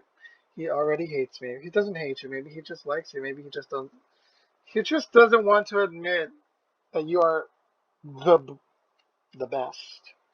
The best flamingo of the entire world. Maybe he's thinking of snapping my neck. Well, I don't think so. If that happened, he wouldn't get in the car with you in the first place. I should say something. Or maybe I should turn on the radio. What if he doesn't like music? Stop overthinking things, yo. What if he doesn't like the station I put on? I've got to do something. This silence is killing me. Why don't you just talk to him? I'll engage in small talk. If that doesn't work, I'll try the radio. If that doesn't work, then gosh, help me. So, where do you go to school? I'm in the military. I don't go to school. Well, I told y'all, jerk, and in the military. Obviously, ugh, this is why I don't have friends, and I don't want to have any friends because I don't have to deal with this. So, military, that's cool.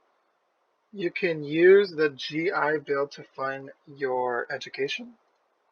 You think I'm poor? Damn, yo. So offensive these days. I'm not. My father's a state senator. Huh, of course. No wonder you have so much pride and ego, which is a terrible turnoff. It's a complete turnoff. He served in Vietnam. I'm doing this because I want to serve. Obviously, but that doesn't give you a right to treat people the way you're treating them. I didn't mean, well, anyway, thank you for your service. Don't thank me. I didn't do jack yet. Well, shut it, weirdo. Like, literally, your attitude, I am not dealing with it now. I don't have to deal with people like you. I just go out to boot camp, flew back to see my mom, gonna start infantry training in a few days. Boot camp, right on. I bet you learn a lot of stuff there. Like, what's most interesting? You learn. That's so me. I have to say that this character right here that you see, he's just like me. Like literally, he gets me. I overthink things. Like when I do not want to start a conversation, this is what happens. And I'm like, oh my gosh, what am I gonna do? What am I gonna do? Like, what am I gonna say? What am I gonna say? Come on, we overthink things. So I'm basically acting like myself, but more dramatic. So this is more dramatic. Okay. Okay, there was a brief silence between the two. How to kill a man with the bare hands. Are you freaking serious? Well, it's nice to finally see family, right? You linger in the waiting area of a trendy restaurant where you, Penny, and Ian have celebrated numerous birthdays. Phil comments on the menu posted in the glass case. $20 for what amounts to a bowl of rice? Oh my. Oh, that Penny running late. Let me give her a call. You punch her speed dial on your phone. We're here, waiting. Already? You know, I was thinking you and Filbert would be so wrapped up in conversation you lose track of time and forget all about me. Are you freaking serious? She's literally setting us on a blind date with her cousin. Like literally, hello, we are not dating your freaking cousin. Like literally, we won't date him. Oh my gosh, you really, you just say, oh, I'm actually like, I just came out, and then I say this, and then all of a sudden they just throw people, so many different types of men onto you, and one had to turn out to be her cousin. Well, there's nothing wrong with that, but literally, let us choose who we want to date. Like literally, I don't want anyone to choose for us. That's basically it. That's what me and Mark, aka Frank, have in common. Ha! No, not at all. That's not it at all. I know exactly how long we've been standing here. He grumbles about sloppy, indulgent civilians at least once every 5 minutes because he's a jerk. That's what it is. Overpriced portions for people who lead such boring, meaningless lives. That going out to a restaurant actually excites them. You have never felt loved, right? Because no wonder you're such a jerk. Like literally. Oh, I hate him already. Look at his eyes. I hate him.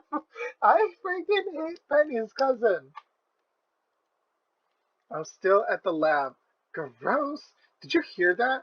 This keyboard has serious issues. The G key makes this squishy sound each time I press down on it. Girl, What are you talking about? Like, literally, is she really trying to turn this into a actual thing? Okay, so I'm going to need several showers after this. I don't know how much longer I can survive without my own computer. Girl, you need to do it, and you need to do it quick. You better be walking through that door in the next 10 minutes, Penny. Okay, okay, I'm leaving right now. Go grab a table. We're already at a table. Did you see that guy in sweats?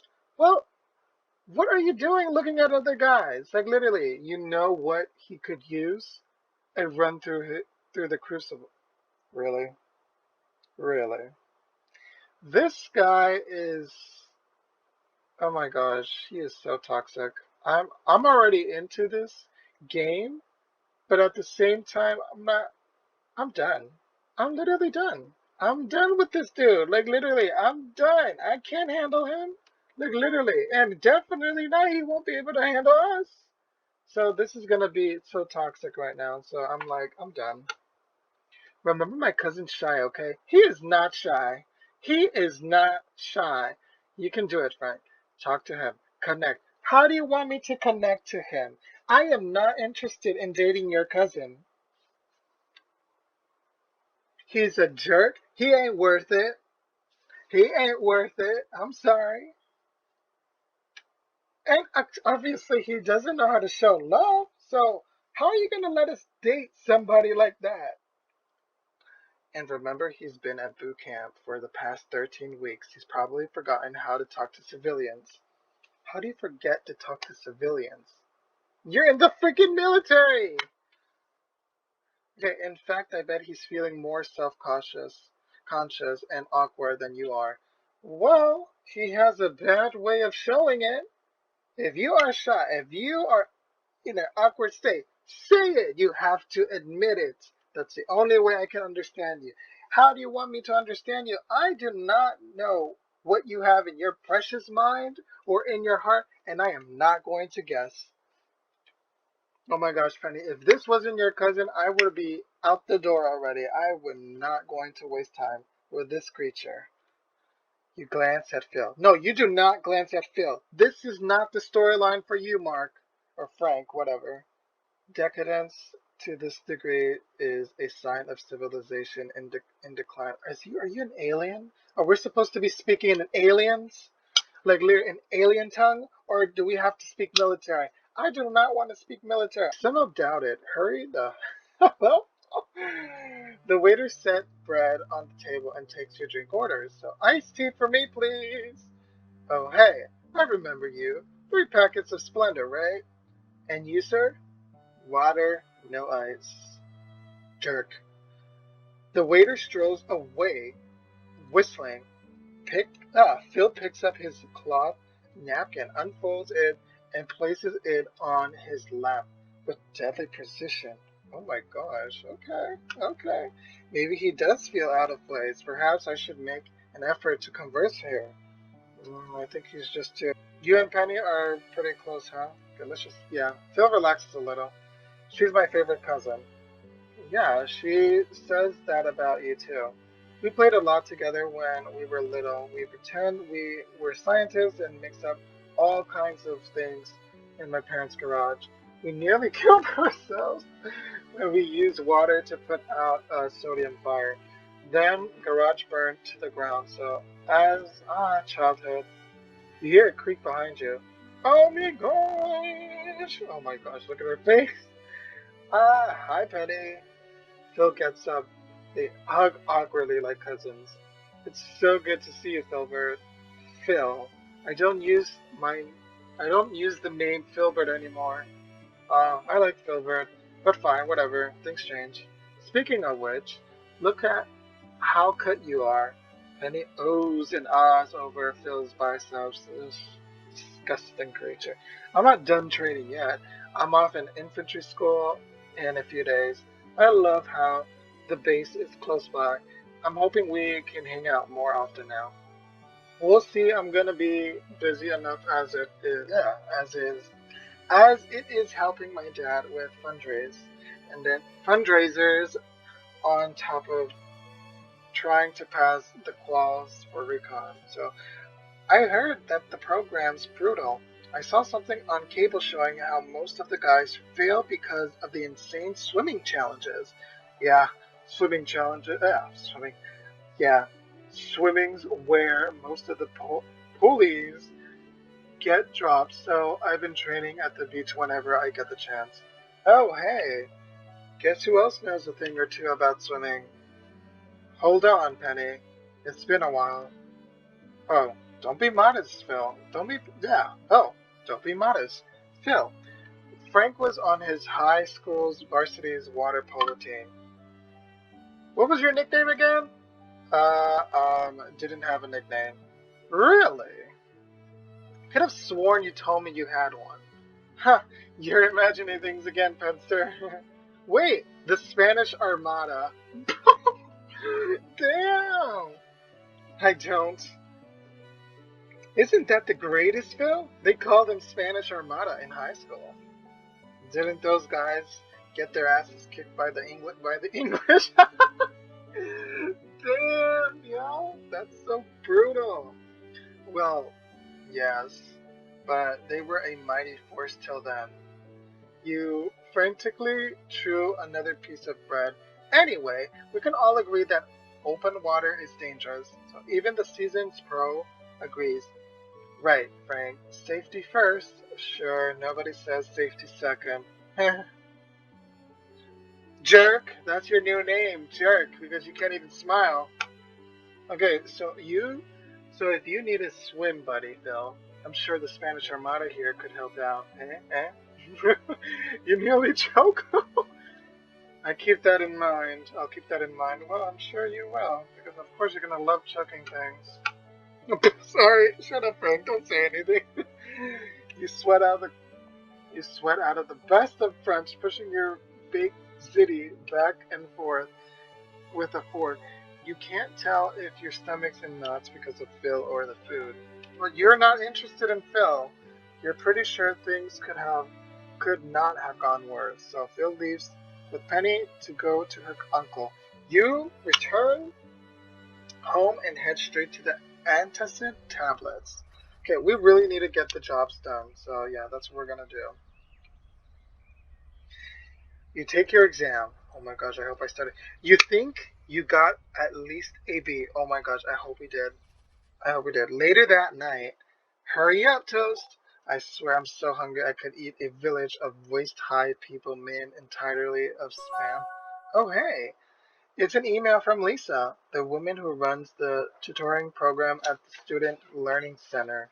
So you establish a nice rapport with Lisa after years of tutoring at the SLC on weekends. Occasionally, she sends you jobs for students who need extra one-on-one attention. So you look over the job description. Interesting. She says this is a special assignment. You meet with a student this Thursday for a 2-hour session. The pay is higher than usual. So you pause as your imagination runs wild. You envision a dark, handsome student stretched out across the bed, so the son of a foreign dignitary listening attentively as you teach him one dirty word after another. You mentally kick yourself. Man, I got a good rep as a tutor. I gotta stop fantasizing like this. Oh, yeah, just get the cash done. Get cash, yeah. Tell her yes, so she emails you the time, place, and date, but strangely enough, no name. So, this is Thursday. After classes, you head over to the address Lisa gave you. So you double check the info on your phone and make your way to the porch of the two-story townhouse a few blocks from the west end of campus. You ring the bell and wait. No answer. You knock. After a minute, you hear a booming voice. It's open. Okay, you're confronted by an impossibly large, beautifully carved statue of a man. Look at those muscles. Hmm. So you speak in slow, steady tones, enunciating each syllable to make sure he understands you. My name is Frank.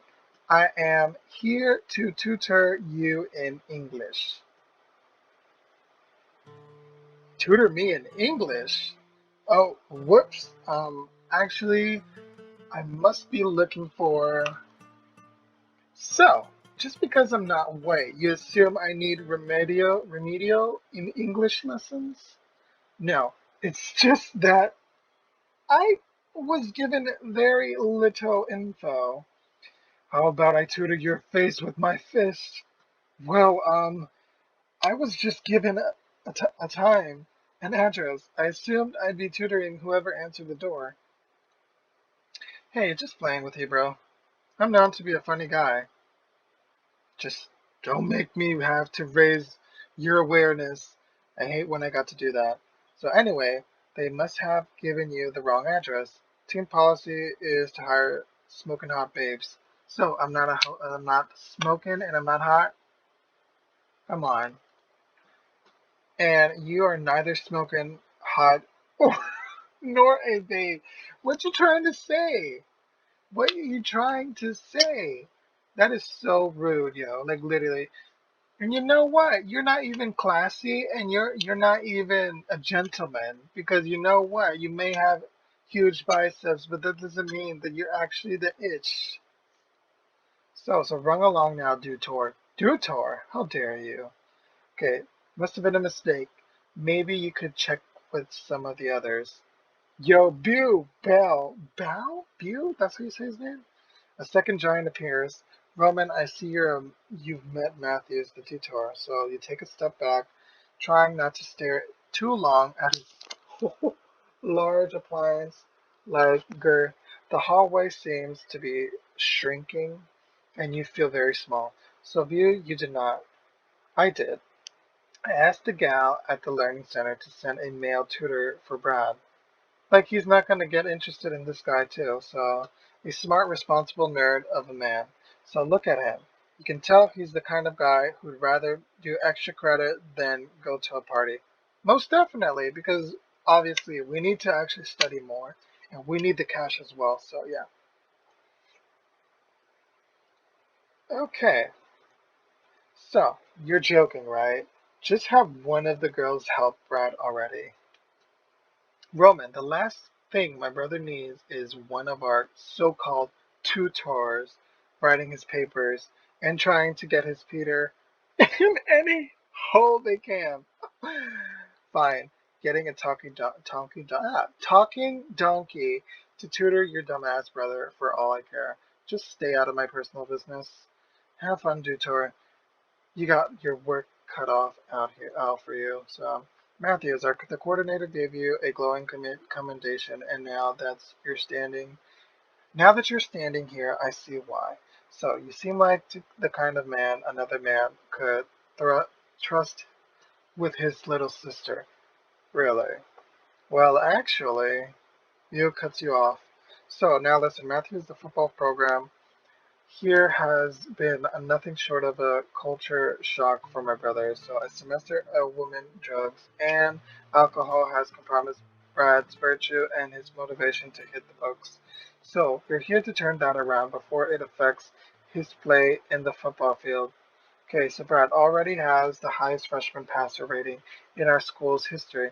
I can't let him screw up his future. So he'll lose his scholarship if he flunks English again. I want you to ensure Brad doesn't succumb to the endless temptations that have driven other lesser men to ruin. Okay, so you should be aware you'll start off on a probationary period, so we'll see how it goes for 2 or 3 sessions before we make a commitment. Can I put my trust in you, Matthews? You can depend on me. Okay, excellent. Something tells me you're going to be just the influence Brad needs. So don't let me down. Oh, my brother. Oh, or the team. Or Orlin. So, but especially not me. So Brad's in his room, second floor, third door to your left.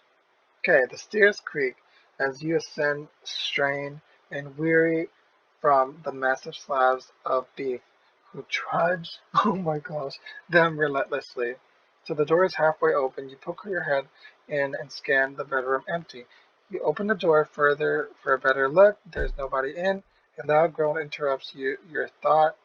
Your eyes drift to your feet. where a beefy redhead lies face down on the carpet next to the immaculately arranged row of empty beer cans. Ish, sorry. With a groan of effort, he lifts his head. Who are you? Your eyes dart quickly over his tawny skin and thick everything. You notice the outline of muscles rippling across his back underneath his tank. Okay, you really need to chill out, dude. Like, seriously. You know what? You're not here to fall in love. I know you're actually so, how do you say it? You want, you're obsessed that you want someone to have you have needs. I know. But this is your job. Focus on the job, focus on getting the money, and focus on the end. Don't focus on the side, alright? Your throat grows, your throat goes dry. I'm Frank, your tutor. We have a session today. What? Oh, right, gotcha. Give me a sec. Brad closes his eyes and groans. He heaves himself off the floor with a grunt. Summing a little, he steadies himself. Let me get my books and stuff. So he turns towards his desk, shuffling through a pile of books and papers. Your eyes linger on his perfect thoroughbred calves as he leans forward. You follow the curve of his thighs. So, to the swell of his glutes, a pair of thin jersey shorts struggling to contain his glory. Oh my.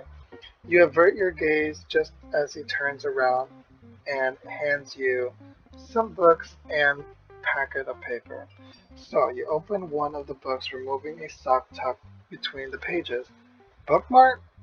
Oh, yeah, sorry. So he flings the sock across the room into a hamper.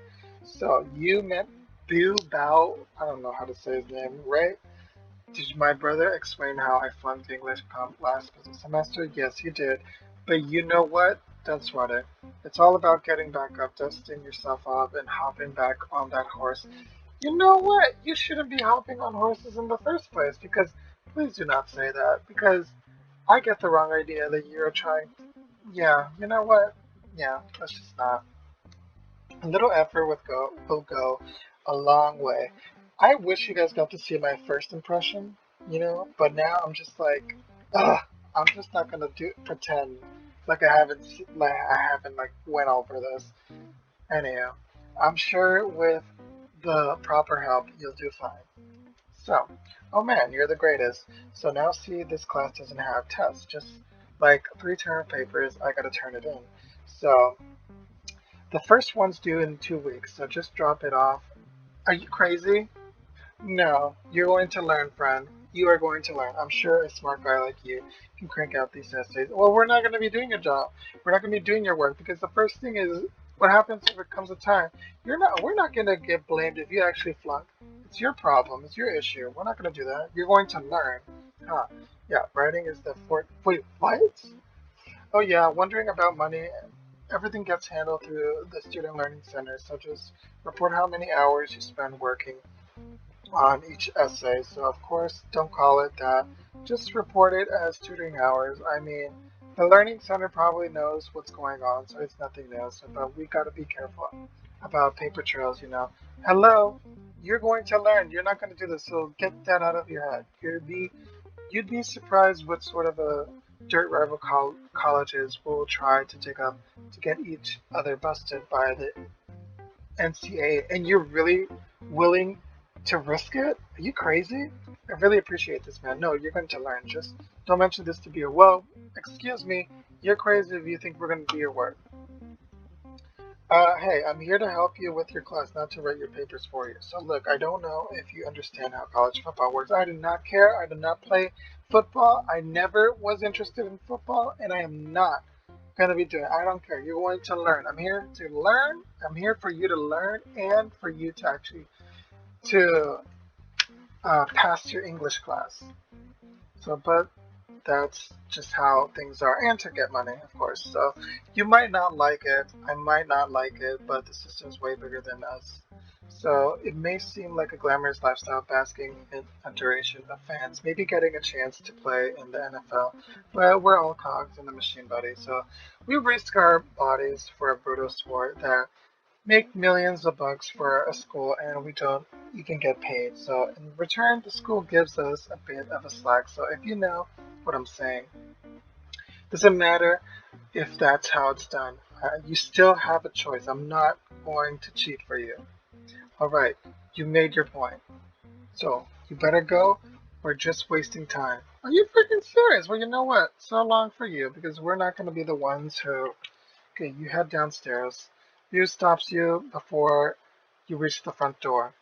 That was an awful quick tutoring session. Brad didn't want my help. Oh, really? Brad, you weasel. View charges up the stairs, his footsteps pounding against the floorboards like thunder. The house reverberates with thumping sounds and angry muffled yells from the brothers upstairs.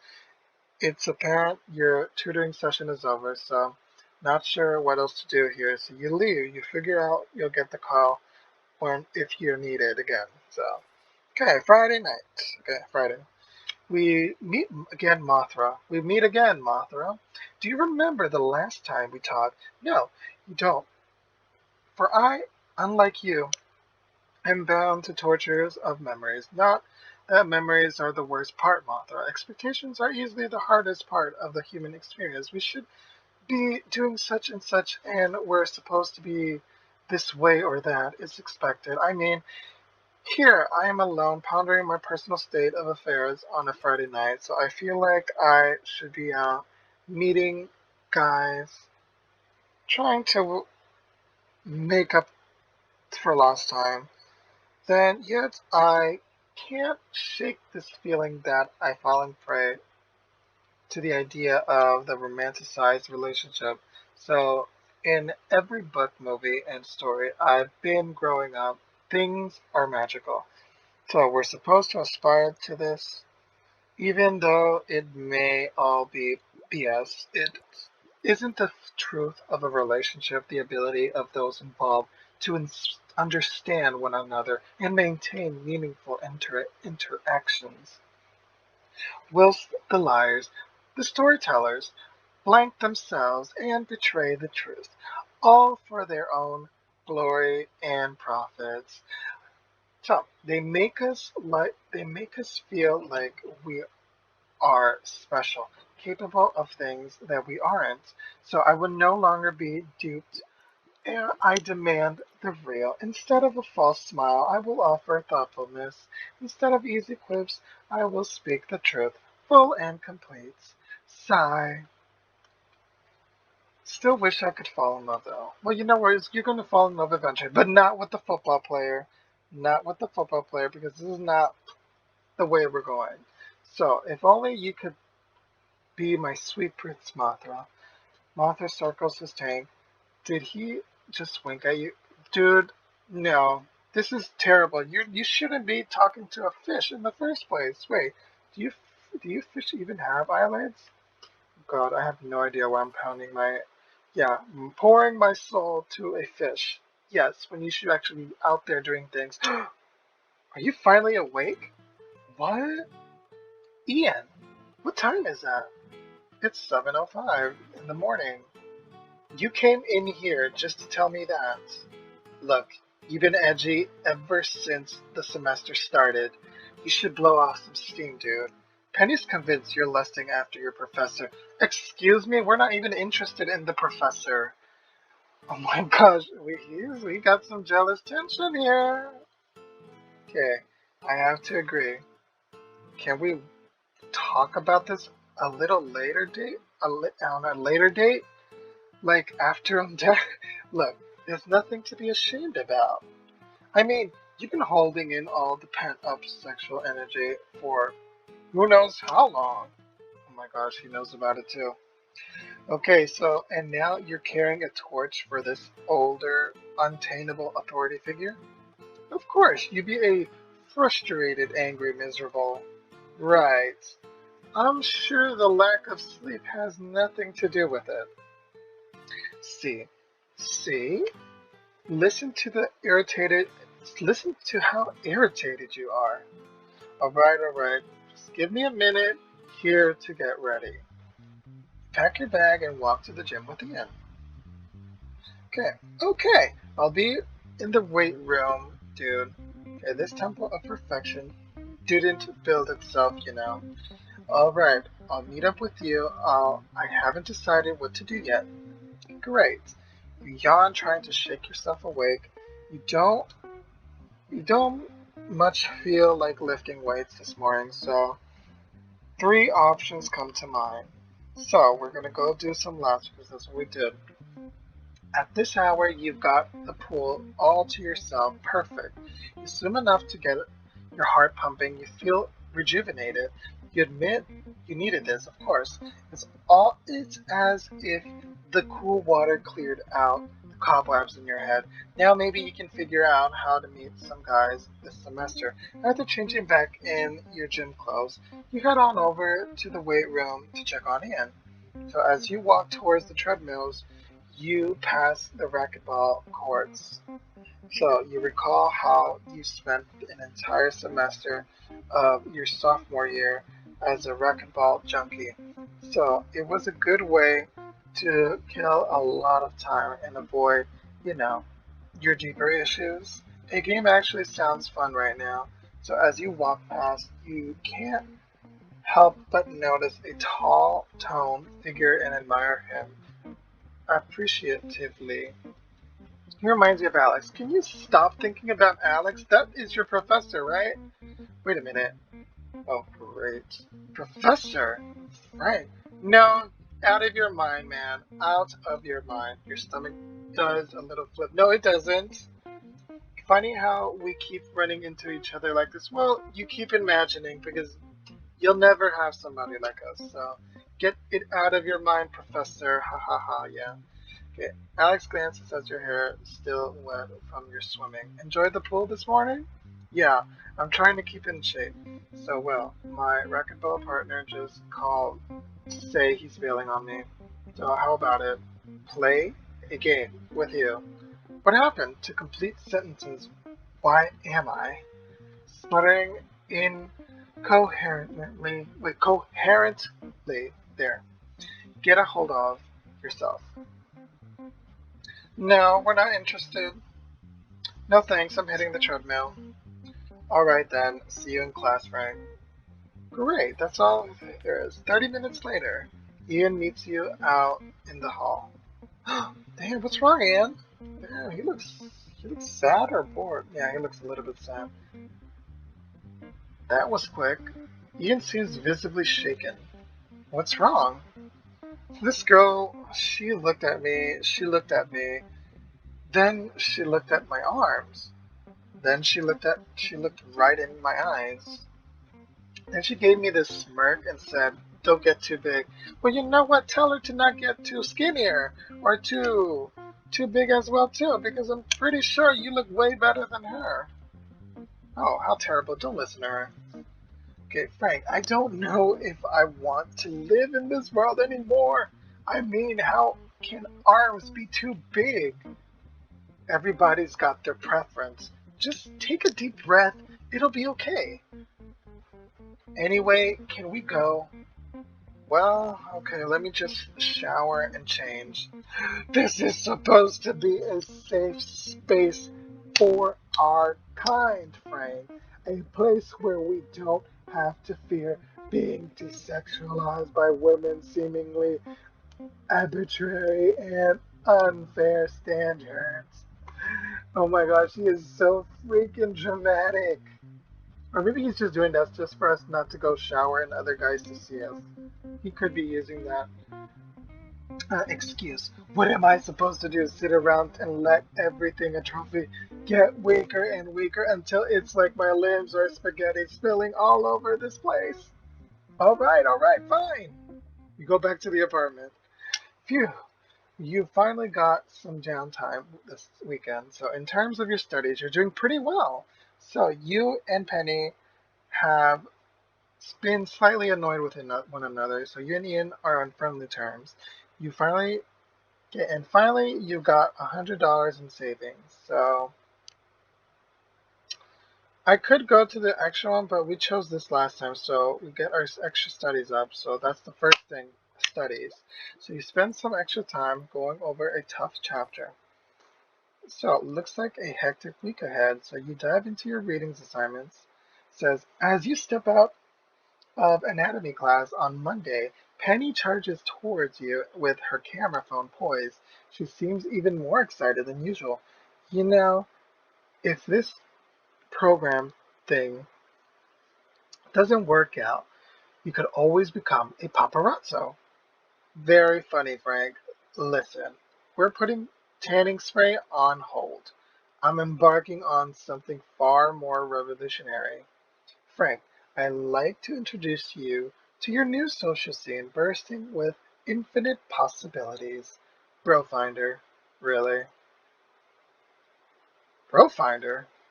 As your beta tester, I'm almost scared to ask. Consider it a getaway to meeting all manner of awesome dudes. I just released the beta, but it's already got over 100 users. Damn, Penny! There are even some bros around here. Okay, can't wait to meet them. Hem. Oh wait, can't wait to meet them. Mm, um, seriously, Penster, this is silly. First of all, I think there are already a couple of apps like that for gay guys. Secondly, this feels like a social network where you just meet up with bros for a tailgate party. But don't you see? That's the beauty of it. It's got a very laid back vibe. It's not all hot and heavy right off the bat. I'll market it as a more casual dating network. Imagine just meeting up with a bro at a sport bar, talking carburetors. I don't know if I'm saying that right. Carburetors, trading jerky recipes, bro things. Right. What would you know about bro things, Penny? Loki, you know. And then if you guys are compatible, well, you can take it from there. I told you I'd be your wing woman, right? It's time to move forward. Whenever you're ready, just log in and check for fist bumps. Fist bumps. That's how you can tell if a bro likes your profile. A fist bump. A fist bump? Why not a chest bump? That's only if you want to meet. Okay, I'm not interested in being your guinea pig. Yes. What dating life, Frank? That the dating life that's not yours to meddling. Meddling? I can't meddle in something that doesn't exist. If you got a dating life, color me shocked. Look, I've got it under control, okay? I don't need you to find me a bunch of perverts online.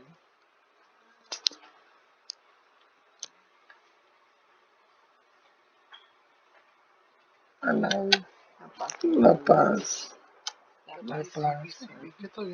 Estoy jugando, estoy haciendo mi YouTube. Penny. Albert, vamos a comer macaroni. Thank you. Puedes cerrar, por favor. Thank you. I don't need you to find me a bunch of perverts online. Really? That's what you think I'm doing?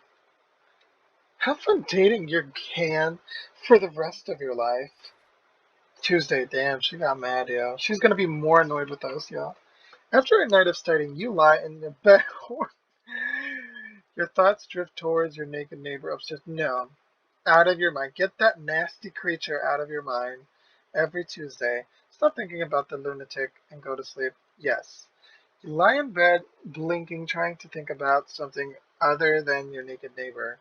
So he looked like he had a semi the whole time. So, damn, that thing looked. Dude, come on. You can feel your own. No. Defeated you. No. With. No. Sorry, I am not reading all that. It's so freaking freaky. Wednesday. After a morning filled with classes, you meet Penny for lunch. So, how about I buy you lunch today, Frank?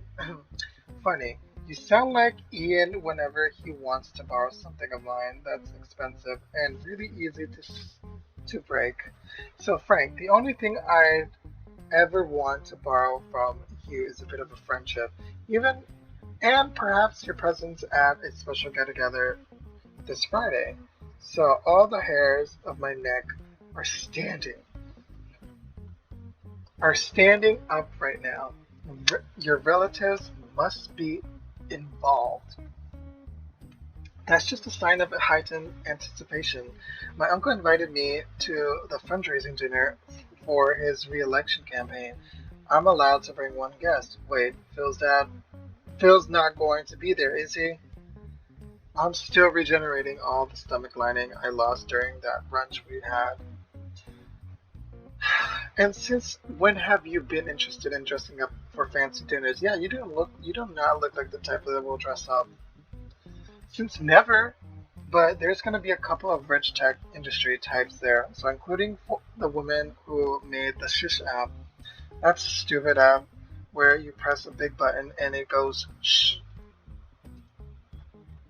Only one of many. She's also the mastermind behind the Fart app, the Queef app, the Shard app, the Blart app, and the Swearing app. She made millions. I'm thinking she'd have some great advice for a struggling young developer like myself. Well, you certainly don't need me there. Go hang out with Phil. But he's going to be busy working the crowd for Dad, please. No, I've got better stuff to do than have a one-on-one with Pat on. Okay, fine. Enjoy your hot dog mac and cheese extravaganza instead. Bring me back something, would you? I don't think there'll be any ketchup burritos there, but I'll see what I can do. She's mad, yo. She's so freaking mad. The next morning, you receive another email from the coordinator at the Student Learning Center. She asks if you can return the athletic house after if you can return to the athletic house after your classes today. Except, of course, because we need the money. So, after your classes, you head over to the athletic house. As you wait for someone to answer the door, you feel a nervous flutter in your stomach. Shit. Sorry. Ish. What's wrong?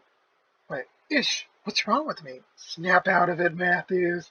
The English comp class is fundamental building block of education. So I, Frank Matthews, am going to help Brad see the academics after a complete waste of time. So you imagine Brad taking the mic at the post-game press conference. I want to thank my coach, my team, my man upstairs, but especially want to thank my main man, best friend, and greatest tutor in the world, Frank Matthews. Frank showed me how to communicate at beautifully on on the page as I do on the field. The room erupts into thunderous applause, whistles and howls of approval echo throughout the room. Not only has he been a constant source of inspiration to me, he recommended the play tonight that clinched us our seventh consecutive championship. Okay, you sigh, imagining. The door unexpectedly opens. Okay, your caterpillar. You're catapulted back. You catapulted back into reality as you stand face to face with Brad, who reeks of beer and looks like he's on day 3 of the 4-day bender. So, oh hey, hang on. I'm gonna. I've got a pizza money somewhere here. I'm Frank, your tutor, remember? He blinks. Oh yeah, I remember you. You got me in a bunch of trouble with my brother. Yeah, that you got yourself there because you don't want to learn. So, Brad sighs. Come on, let's go upstairs.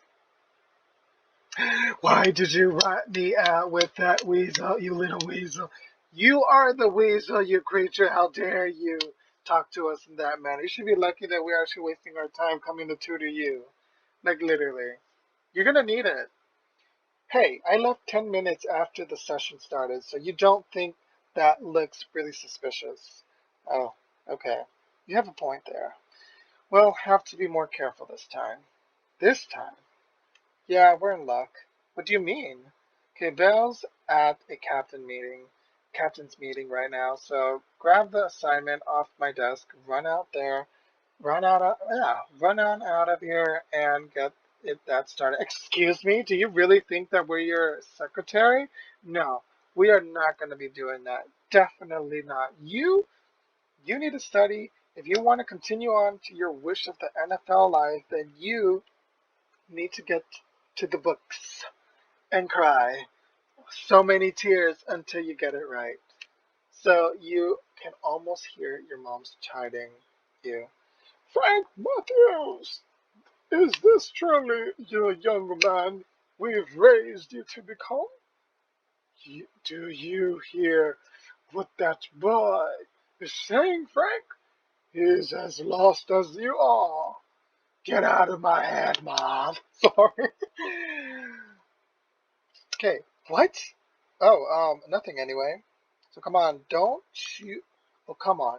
Don't you even want to give it a shot? Prove it to yourself you can do it? No. Why not? I don't get it. I'm gonna have to read books and stuff. Well, of course, if you want to get smart and want to get through this, you're gonna have to do it. How awful. Then, like, write about them. Can you believe this place? Exactly, man. Who needs that hanging over his head? Seriously, I'd rather stand in the D lines tackling dummy. Come on, it won't be that bad. So, what about the days when you were a good student? Oh, hell. My brother must have told you about that, right? Oh, well, Mew just thinks he knows me. He really doesn't. I can write word crap, man. Okay, so it's been a while, but most things aren't good on the first draft. Well, make it better on the revisions. Brad looks doubtful. A knock on the door interrupts your conversation. Oh, great. Who is this? It's open. A girl pokes her head in, completely oblivious to you. You're assaulted by the smell of cotton candy and bubblegum. Brad, the Ranger is gonna be on at 10K. Oh my gosh, I hate it already. Oh my gosh, I don't like how the way she talks. Okay, I'd be broken up if you miss it, especially after what you pulled at your birthday bash. So, you mean how I polished off an entire cake on my own right? That was some damn good cake. Okay, Brad. Did you forget I can't? Okay, this is just meaning. This is not importance. Cough. Okay, I didn't see you there. Yeah, sure. Okay, are you the new Kickster? New Kickster? Yeah, ever since Roman, put the last one in the hospital. 3 cracked ribs. Don't ever play slaps with Roman. Okay, how do you break somebody's ribs playing slaps? Roman's not exactly a gracious loser, but no, I'm not the new Kickster. I'm here for the tutor to tutor Brad. What? Really? Daisy shoots a look at Brad. He shrugs. Don't look at me. You hired him. What the hell? All tutoring assignments for the team go through me. See, I usually tutor the boys myself. Well, you don't have any experience. You don't have any experience. You're doing a terrible job. Uh, So assign them to other girls if I'm bugged. Guess I slipped through the cracks then. You make a whooshing noise with a little swipe on your hand. I'll have to have a chat with you. Well, maybe Brad's just fine with me as his tutor. Oh, really? Well, I can write his papers and provide full little perks. And that's a terrible job, lad. Come on, gal. Yeah. She bats her eyes at Brad, running her tongue along her top lip. Right. What do you have to offer? Brad looks interested in what you have to say. Well, I can provide him with the purpose of this entire university in the first place, an education. You? Are you for real? You know, It might sound corny, but you guys are here for for a reason. Why not take advantage of it? Brad, listen to me. Even if you make pro, you don't have a long you don't know how long your career will last. Wouldn't it make sense to have a backup plan? Are you listening to this guy? Brad? Daisy snorts with laughter. Well, you know what? Whoever gets the last laugh wins. Because you know what? You were just wasting your time doing all that. If you want to get to the books, you want to actually be on that same team.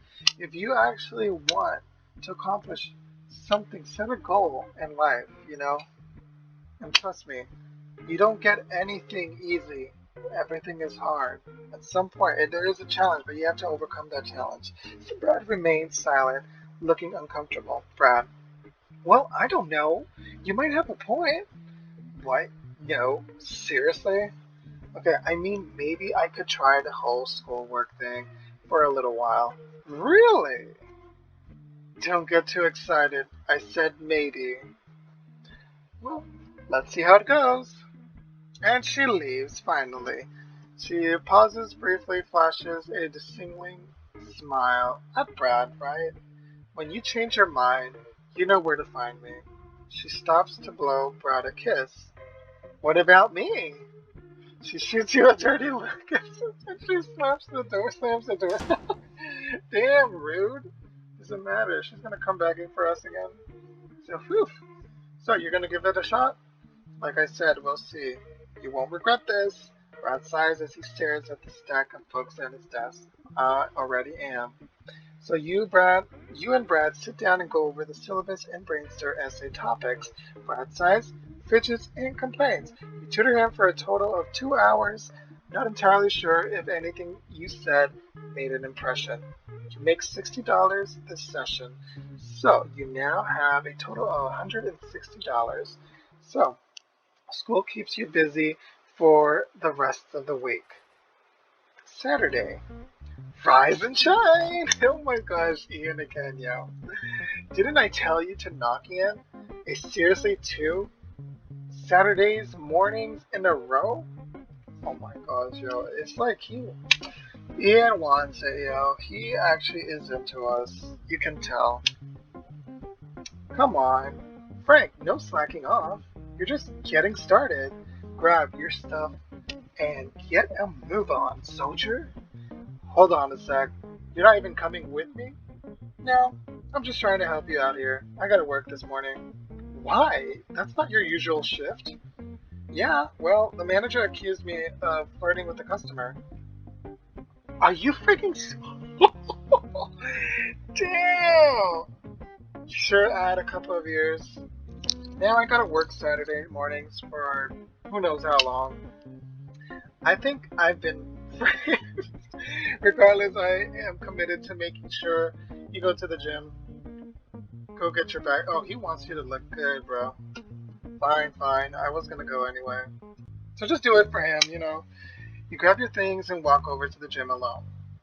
So, what's she gonna do today? So you're gonna hear for Perfect Soldiers to hit the pool. Well, of course, this was the opportunity. So change into your trunks and dive in. So, the water's a little cold at first, but gradually feels amazing as you acclimate the temperature. So you begin your lap, so a sense of peace floods your mind and body as you get lost into the motion of swimming and breathing. So you wish the rest of your life could be this simple. So after about an hour, you change back into your gym clothes, enjoying a blissful post-workout buzz. So you leave the pool area, passing by the racquetball courts. You don't see anyone of interest. Thank gosh, because nobody's interested in here. So you leave the gym feeling refreshed. So, you finally got some down. You finally got some downtime this weekend. So, and in terms of your studies, you're kicking ass. Great. So you've been feeling pretty distant from Penny lately. So you and Ian are on friendly terms. So, and finally, you got $160 in savings. So, how will you spend your extra time? Obviously tutoring because we need the extra cash. So you tutor For a total of 8 hours over the weekend, you make 160. So you now have 320 in savings. So Monday hits, looks like a busy week ahead. So you got an oral presentation coming up. So Wednesday night, you're putting a finishing touches on your presentation when you hear the sound of someone pounding on the door, on the bathroom door. Ian, how long have you been in there? If you're jacking it, at least do it with the faucet off, as if our water bills wasn't high enough. You hear Ian's voice rise above the sound of the shower. Well, guess what? You just interrupted me. Now I gotta start all over again from the beginning. Damn, yo, we do not need to know all that. Damn, Ian, you've been freaky lately. With a new visual, Penny yanks open your door. Damn, girl! Sorry, I forgot to knock. I'm currently harboring violent thoughts about my living situation. At least this is our last year of college, though, right? I suppose. Does Ian realize how lucky he is to have friends like us? I mean, do you realize what he wants for his birthday? It's gonna be like finding a perverted needle in a sex shop haystack. Damn, yo. Oh my. I have to pee so bad. So you hear the water shut off, and she leaves. Finally! My blood is going to explode. Knock yourself out. Let me know if you left anything in the shower that needs mopping up. Ow! I was kidding! Hey dude, you got a moment? Sure, what's up? Okay, sorry, I've been kind of testy lately. It's just that, well, I just believe we're going to be graduating in only a few months. I know it sounds silly, but I had this vision of us making the most of our final semester here, you know. So anyway, I finally have this weekend off, and I'm wondering if you want to check out the frat party this Friday night. Frat party? I don't know. I know it's not exactly your thing, but if you wing for me, I'll wing for you at like the gay bar or something. Hmm. Which frat is it? The Delta Lambda Kappas. So I hear they're very LGBT friendly. So I don't know if frat party is a frat party. Come on, dude. I can't do this without you. Okay, why not? Guess it won't. Can't hurt. Sweet, we'll do it for him. This is gonna be great winging for each other, dude. So check out the gunboats, and am I not equipped to be the greatest wingman of all time? Whatever. Okay, so that's basically how things are going to turn out. This is getting interesting. At least Ian is cool. You know, he's really cool about this, and we made it Thursday. You head over to Brad's after class. So this is where we left off, yo. This is where we left off when I realized that my mic wasn't recording. Finding the door unlocked, you head upstairs. The door to Brad's room is open. Hello? You hear Brad's muffled voice behind the door to his bathroom. Frank, that you? I just hopped out the shower. Give me a sec. You set your backpack near his desk and look around. So, you see weights in the corner, you reach over to pick one up, it refuses to budge. Hey, oh, hey, so can you toss me that shirt behind you? So you toss him a shirt praying he doesn't notice you're swallowing your jeans. Wow. Can you not get this horny night right now? Like literally? Not now. Like literally. Can't you just relax? Not like feel hot like each time you see a different guy? Thanks. Are you ready to hit the books? No, can't wait. So Brad sits at the desk as you pull up a chair beside him. So his skin glistens, still steaming from the shower. He slides his laptop closer to him. So tell me what to write, man. I'm not writing this for you. But you're not writing it, I'm writing it. So you're just, telling me what to write. Okay, type this then. Brad's large knuckled hands hover above the keyboard. He looks at you with anticipation. Me, Brad. Me, big dummy. Me, sad. I said I'm not writing this for you. No, of course you aren't. Did I say that? You dictate and I'll just type it out. See the difference? That way I'm writing it, putting in the effort. You're not putting in the effort, yo. His ish eating grin and questionable logic makes you simultaneously want to punch him and kiss him. No, you're not kissing him, and you're not punching him either. So, seriously, what's the point of English comp? You're screwed if you get injured and your football career comes to a grinding halt. That's the point. Look, maybe it's the grand scheme of possible NFL career. School seems like a big waste of time to you, but you're not invincible. Your body's taking a serious beating every time you practice or play. So one bad injury and it's over. So you know how easily it can happen and how quickly you can end up being a washed up jock with nothing to fall back on. I mean, I screwed up my shoulder. That's all it took to keep me from playing water polo again. I could have used a scholarship. Instead, you ended up tutoring dumb jocks like me. Exactly. Ish. That's tragic. It's a nightmare. He snickers. Okay, let's do this. So let's get the basics down first. So everything else will fall into place. Like starting at 23? Yeah, sure. I don't know. Football stuff? I don't know. As you discuss the essay requirements, Brad fidgets, rocking his chair back and forth. He twirls a pencil through his red locks, his eyes dancing with amusement as you speak. As you talk, you're flummoxed by the way his eyes pierce into yours. So you know it's ridiculous, but it feels like he's flirting with you. He's just friendly, right? He scooches in, bumping his knee against yours. Super, super friendly. Hey, are you listening to anything I'm saying? I sure am. You can feel heat radiate where your knees touch. Move your legs. No longer touch. Yes, you scoot your chair away. Just giving ourselves a little room. Oh man, sorry. At 6'5", I take up a lot of space. Right. He laughs. Deep breath, Frank.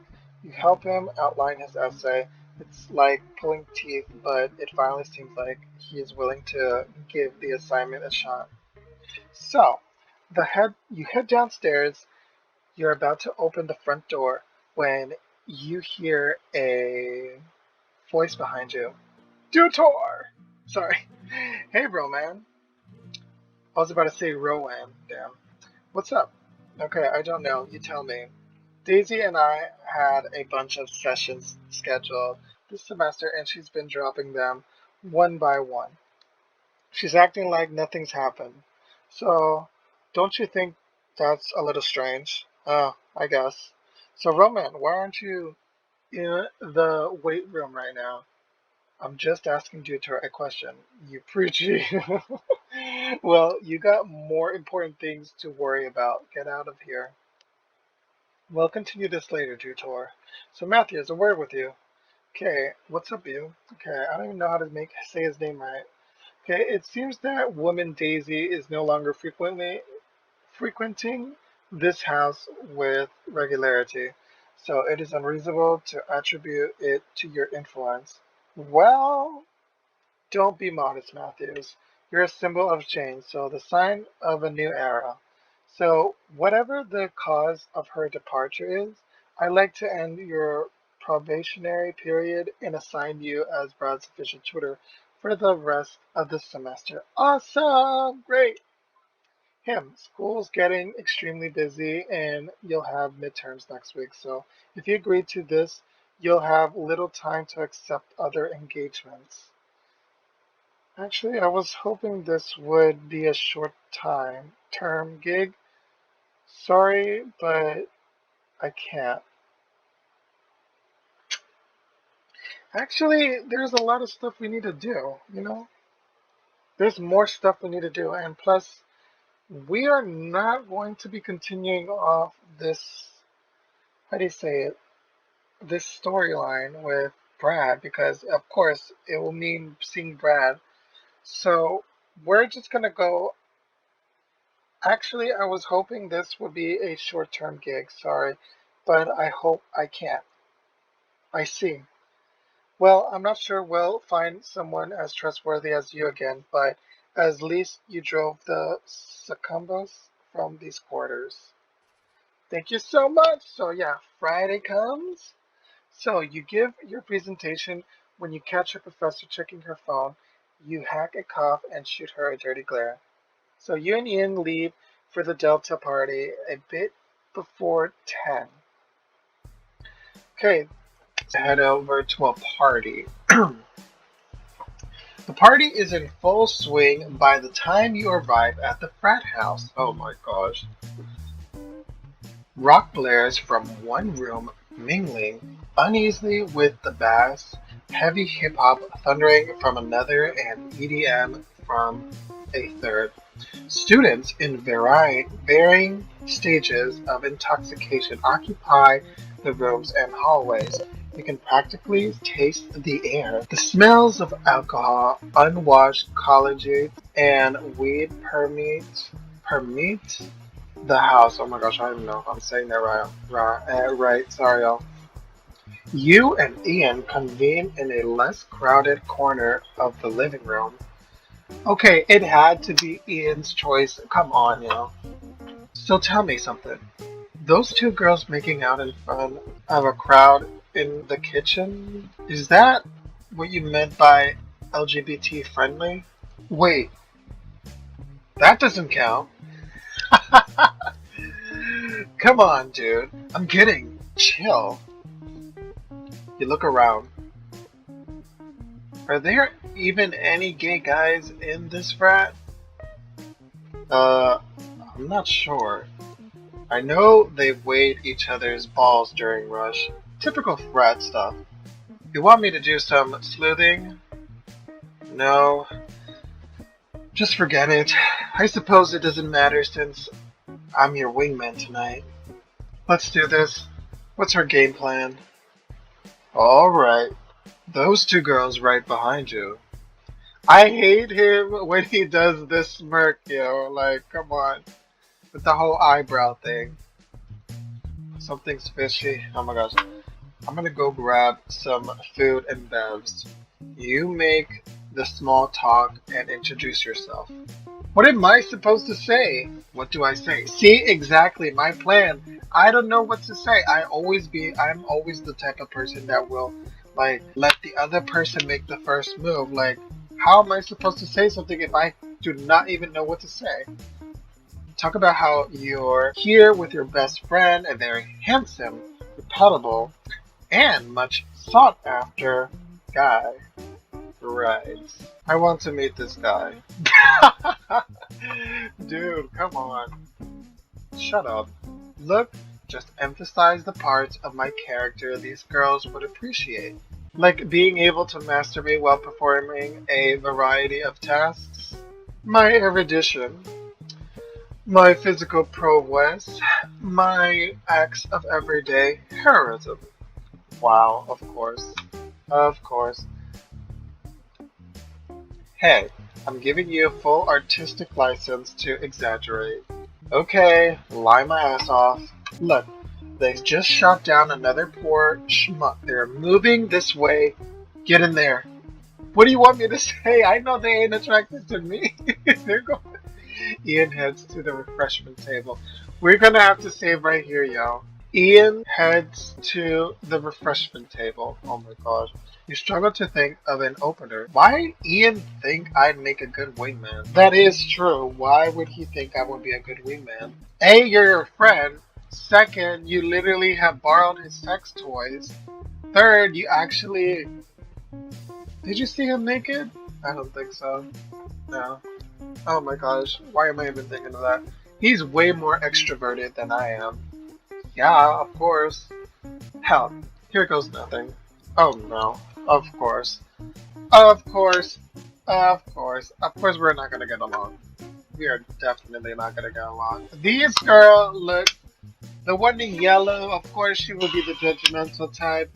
The blondie, she will probably be like, yeah, you're not my type, I don't care. Like, you approach the girls, trying to stay enthusiastic but not overeager, assertive but not desperate, friendly but not cloying. Got it. Oh my gosh, we are not gonna get a safe spot. How are we doing tonight? Giant smile. That is way too. Yeah, that's weird. Can I get either of you something to drink? That seems normal. What are respectable girls like you doing in this place of ill repute? I'll go with you want something to drink. No thanks, we're good. I'm Frank. I'm here with my friend and roommate Ian. The girl's in the direction of the food table. Oh my gosh, she is judging from a long shot, like literally from afar. The guy who just stuck his tortilla chip in the punch bowl. Yo, Ian, you're making me look bad. Like literally. Ah, he must have thought it was salsa. Oh my gosh, her face. Dot dot dot. Oh my gosh. Yeah, we are so gonna be a terrible wingman. He's a hungry guy. Oh my gosh. Look at his face, yo. They are not impressed. I wouldn't be impressed like that, like literally. Me either. So I don't blame them. I had to drag Ian's butt to this party tonight. Normally he's curled up at this hour reading Lolita in the original Russian text. Yes, that is believable. Hey, it's not his fault. He lost his sense of taste after saving my life last summer. No, why would we lie? Is that even true, Frank? Look, he's kind of a goofball, but he's got a big heart. That is okay. 9.5 inches, ladies. You round down. You round down. Yo, that sounded so wrong. I'm not okay. You know what? Let's gonna go with Russian text. Yeah. Really? That's curious. Nabokov stated he often thought his English versions were perfectly serviceable and often superior, particularly with regards to Lolita. Well, on the matter of superiority, there's no harm in reading both versions to find out the truth, right? I mean, who's really to say? The author, perhaps? Haha, well, yes, the author, but I frequently find that an author is the worst judge of his or her own work. How's that possible, given to the authors the one most knowledgeable in context to the work itself? True, true. That's with regard to the work itself. But in terms of the work within the context of literature, I suspect those who are better read than the author might have a more balanced perspective. Perhaps, but better read than Nabokov, Molly. Do you think you're the Russian literature major? Honestly, I'm just puzzled right now. How can your friend be reading the original Russian text? Nabokov wrote the Russian version of Lolita after the English one. Well, how about that? Ian reappears by your side. He hands you a beer. Okay, this is not a good impression. Man, the salsa's really got that fusion flavor. Frank, did you want to introduce me to these two ladies?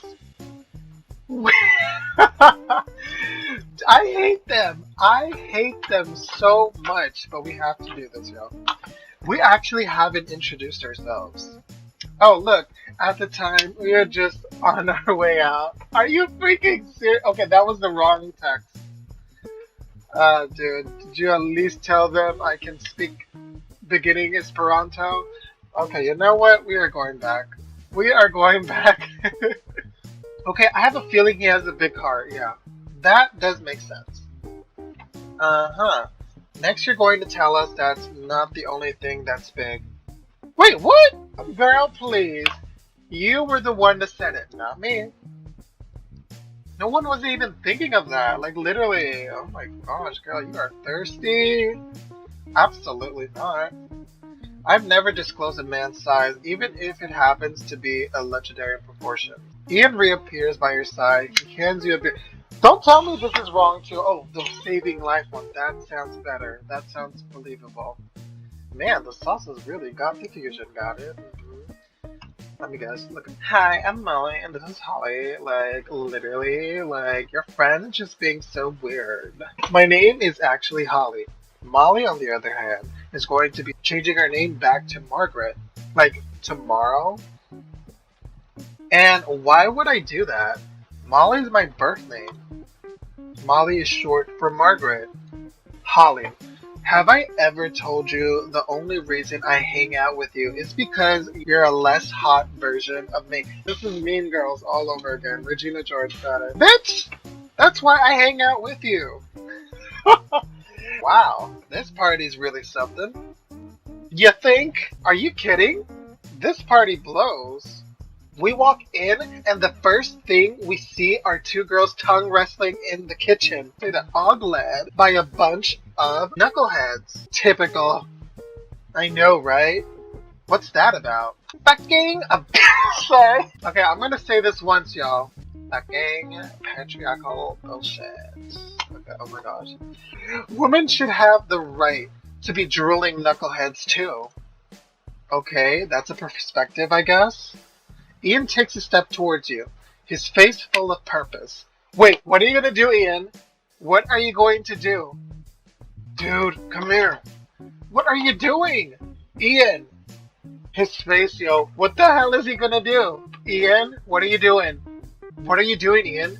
Leave me out of this. Dude, don't pretend like you actually are afraid. You know you want it. I don't know what he's gonna do. Ian, what are you gonna do? What? What's going on? What's going on? Oh my gosh! He went for the kill, yo! We got a first kiss! We got kissed by Ian! Oh my gosh! Oh my gosh! Why am I overreacting? It's his friend. Isn't it weird? Like, literally. Yo, he went in for the kill, yo. Ian grabs the back of your head and plants a kiss on your lips, covering your muffled gas with his mouth. Finally, like literally, I thought it was gonna take forever. Oh my gosh, this is not good, friend. You are seized by panic, then confusion. Boy, you know you want it. Like literally, don't act like you actually are not into him. Like literally. You feel the kiss, a heady mixture of hot breath and his wet mouth.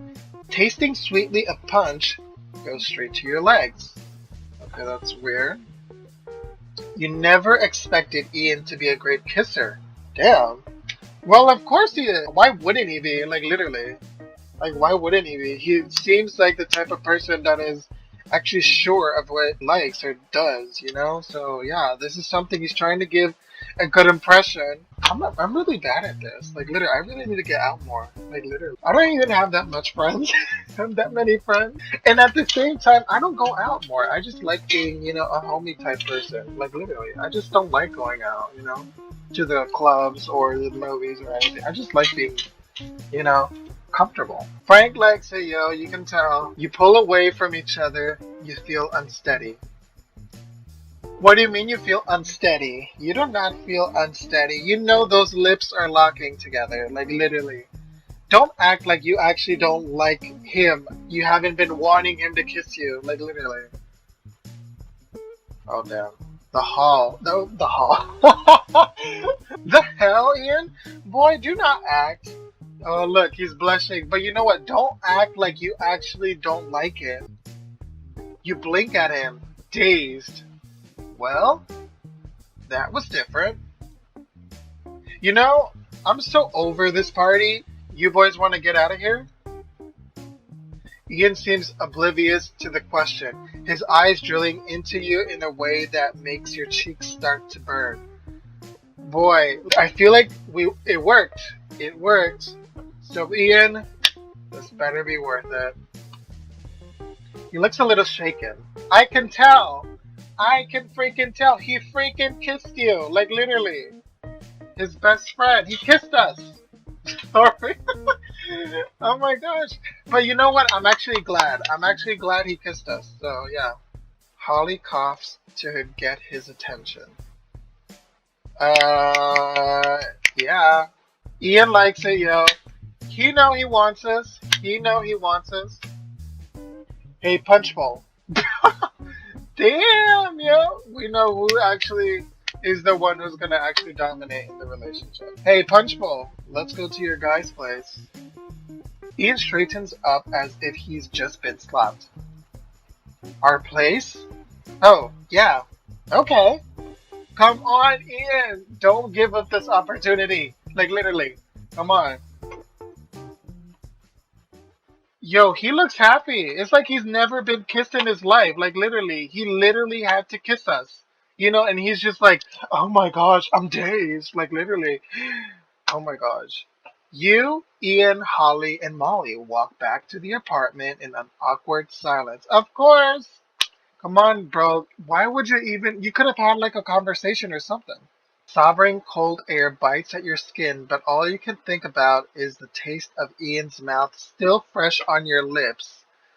Well, of course you're gonna think about it because freaking kissed you. Well, he kissed us. The four of you spill into the living room. Oh, damn. Look at his face, yo. He's looking at us. Oh my gosh. Yo, boy.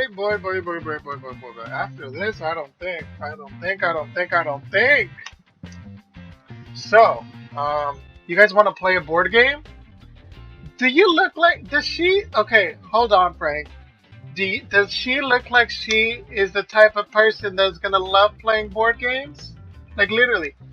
She requested she wanted to go to the apartment. Like, literally. Frank, do you really think she wants a board game? Like, literally? She did not request y'all to like walk them all the way to your apartment just for a board game. Seriously, Frank, are you really new at this? Like, I'm not even new at this, and I'm actually new at this, but like, I can literally tell that she's not here for a freaking board game. She's here for something else. Actually, no, I'm horny as fuck. Damn, yo, what in the world? Well, you know what? Why am I actually surprised? Is this type of game, like, literally? I'm not saying nothing's wrong with it, but it's just funny, to me. I know there's nothing funny, but at the same time, look at him, yo. He is still staring right at me, yo. Like, literally. One vote. No? You know what they want. Stop. They're not here for a freaking board game, Frank. Where's your rune punch bowl? Down the hall. Why don't you be a good host and show me where it is? Holly follows Ian down the hall. Damn, yo, Ian's about to get it in, yo. 2 votes? No? Bro, why are you... Okay, if you don't want to have sex with her, just say no. Just say no. She'll probably join Ian eventually. But you can tell by Ian that he does not like anything. He is not happy. He is not prepared. That things are going his way. I don't know, but something's going on right there. Fortunately, we got games here for 2 players. Hope you're okay with getting your ass kicked at Words with Acquaintances Deluxe Edition, Molly. Why don't we get a good look at the goods? Oh my gosh, I'm gonna have to say it in their voice. Okay. Oh my gosh, why can I not read today? Read! Freaking read! Kinda seem like a dork, Frank, but at least you got a nice body. Why don't you get a look at those goods? Why don't we get a look at the goods? Oh my gosh, yo, I don't like my voice when it's like that.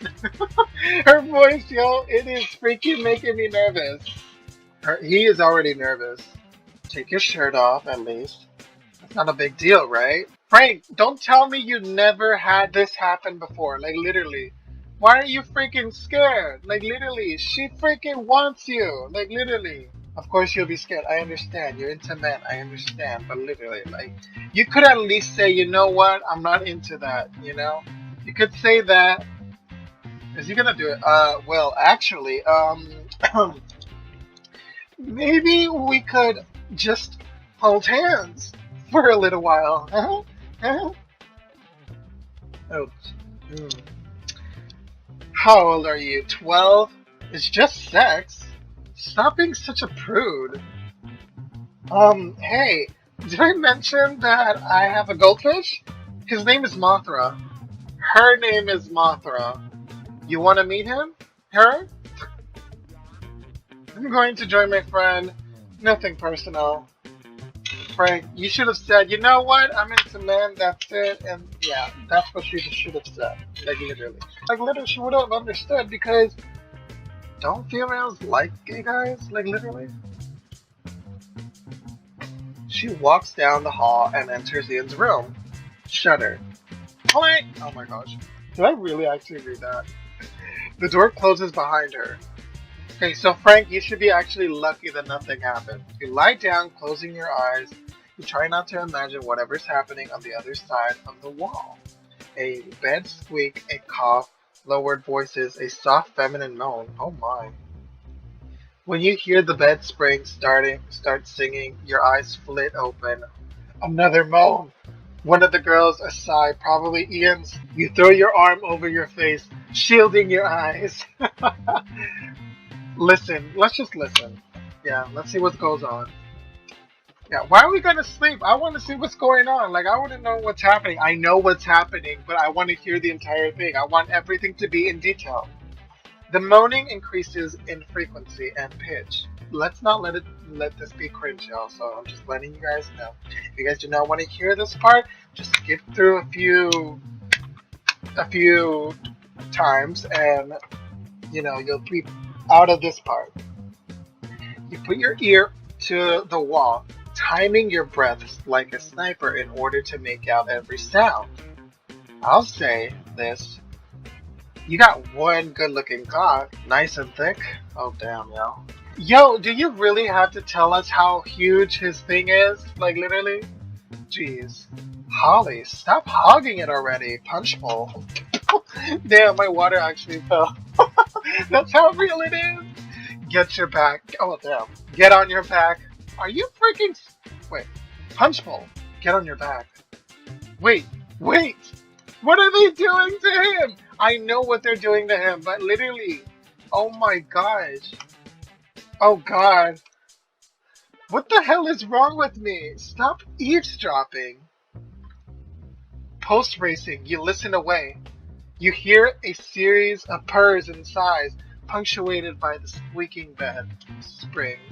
Goosebumps ripple across your body, and in spite of yourself, your awakens and begins its transformation. Transformation. Of course, transformation has started.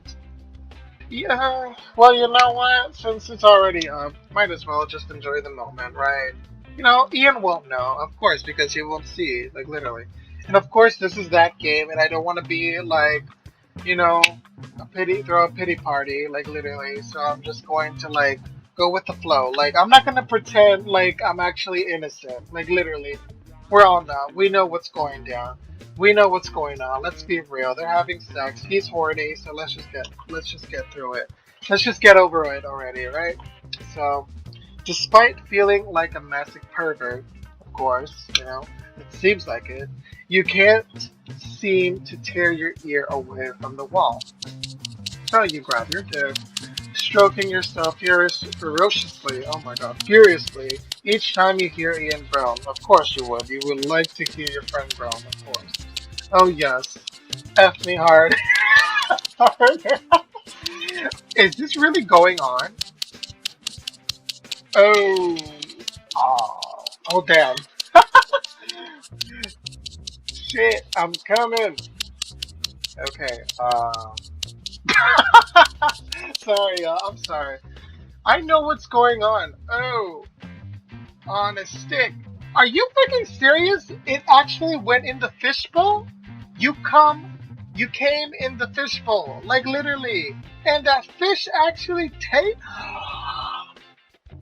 No, this is crazy. You are crazy. What in the world, yo? Like literally, that poor fish, yo. What are you giving to it? Like literally. After an uncomfortable night, you awaken to the sound of raised voices. I didn't sign up to live in a brothel, Ian. Oh my gosh. Penny's here. What's going on? It's going down, yo. Oh my gosh. Look, I'm sorry, okay?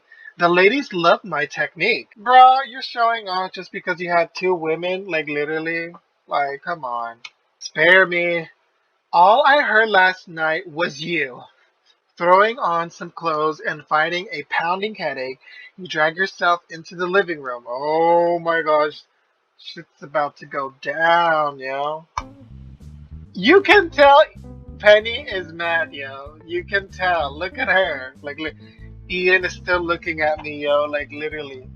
Why are you looking at me, Ian? Why are you looking at me with those eyes? Like, literally, I should be the one looking at you like that. Like, literally, I'm the one shocked. You're the one who kissed me.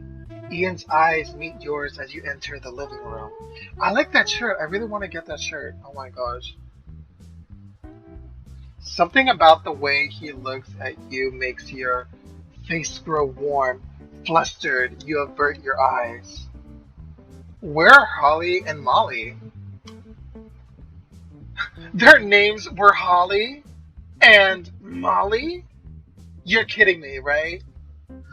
Penny knows something. She knows something about Ian, yo. Something is going on here, and I need to know. I want to know. They left a few hours ago. I cannot believe you scored the moaner here a threesome last night. Ian, you totally owe Frank big time. Hell yeah, he does owe me. Like, literally, we got him to actually screw some women, and we actually freaking got kissed by Ian, but literally, we didn't get anything from it. Like, literally. Oh my gosh, yeah, we do. You do owe us something. We need a date. We need to date somebody. You need to owe us. You need to actually, like, hook us up with somebody. Like, literally. Yeah, I'm with Penny on this. Well, duh. That's why I'll be waiting for him this Friday. Mm-hmm. Frank, can you stop thinking about this person? Why does he... Okay. Oh my god. Why does Ian remind me so much of somebody right now? Like, stop getting them confused, Frank. Yo, this game is gonna drive me crazy right now. Okay. Okay, well, duh. That's why I'll be waiting for him this Friday. You? A wingman?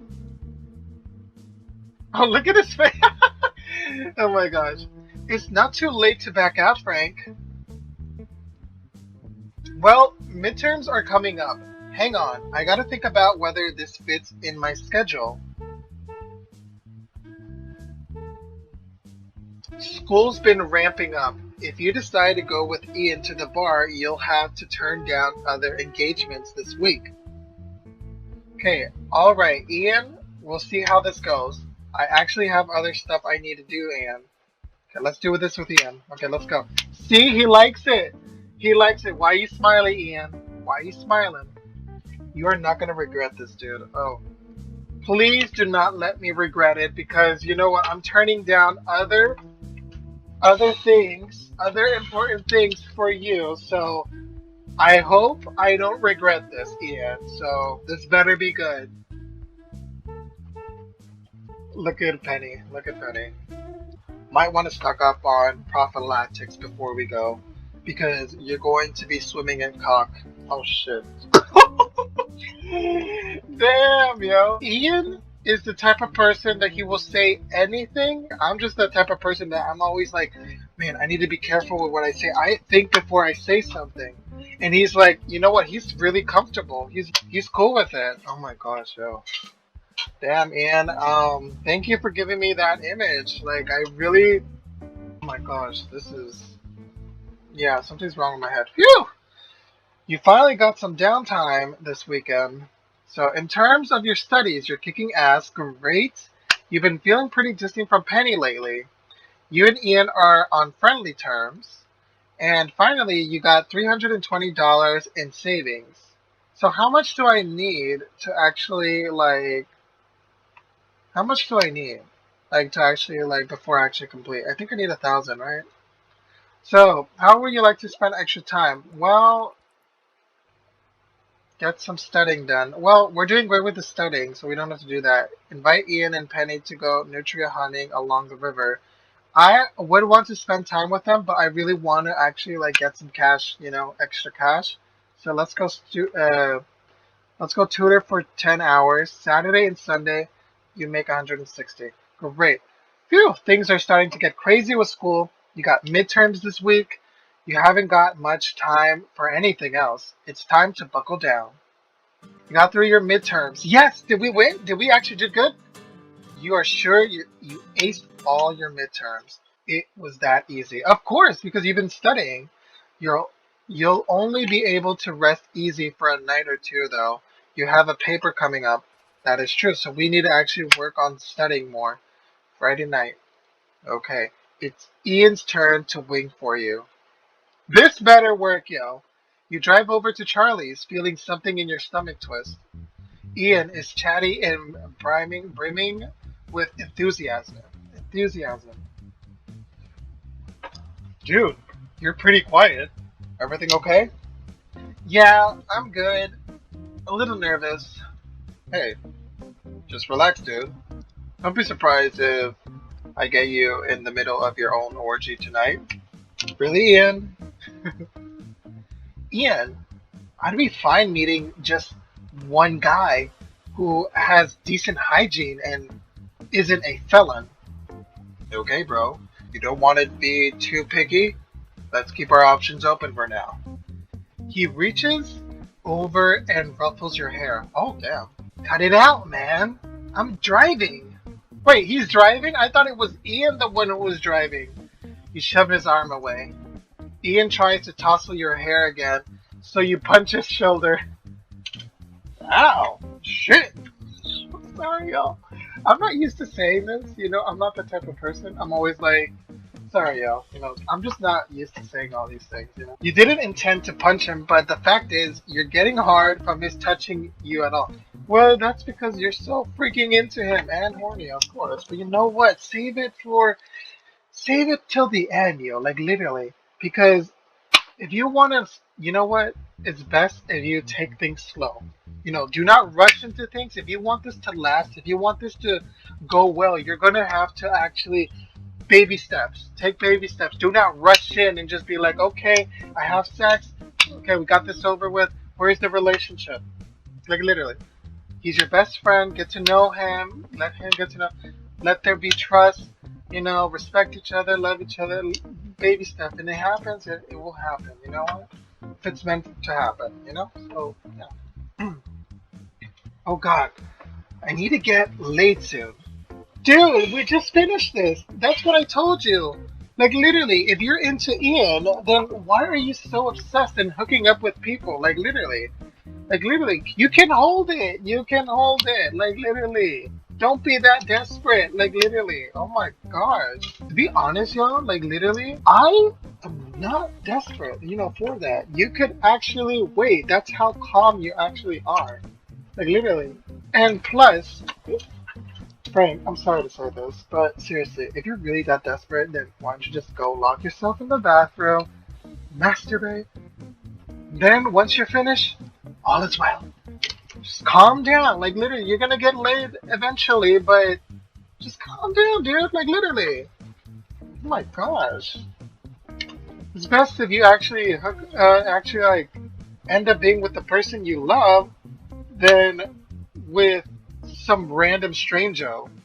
The last time you came here, it was a low-key, chill Sunday night. So the atmosphere seems to be a lot livelier tonight. Electric with energy and noise. Ian walks in confidently. Of course he does. He's showing off. Quick to scope the scene and size up prospects. Are you freaking serious, Ian? You follow, wishing you felt half as assertive. So it feels like 1,000 eyes are staring at you. It's a bar. What do you expect? Like, literally.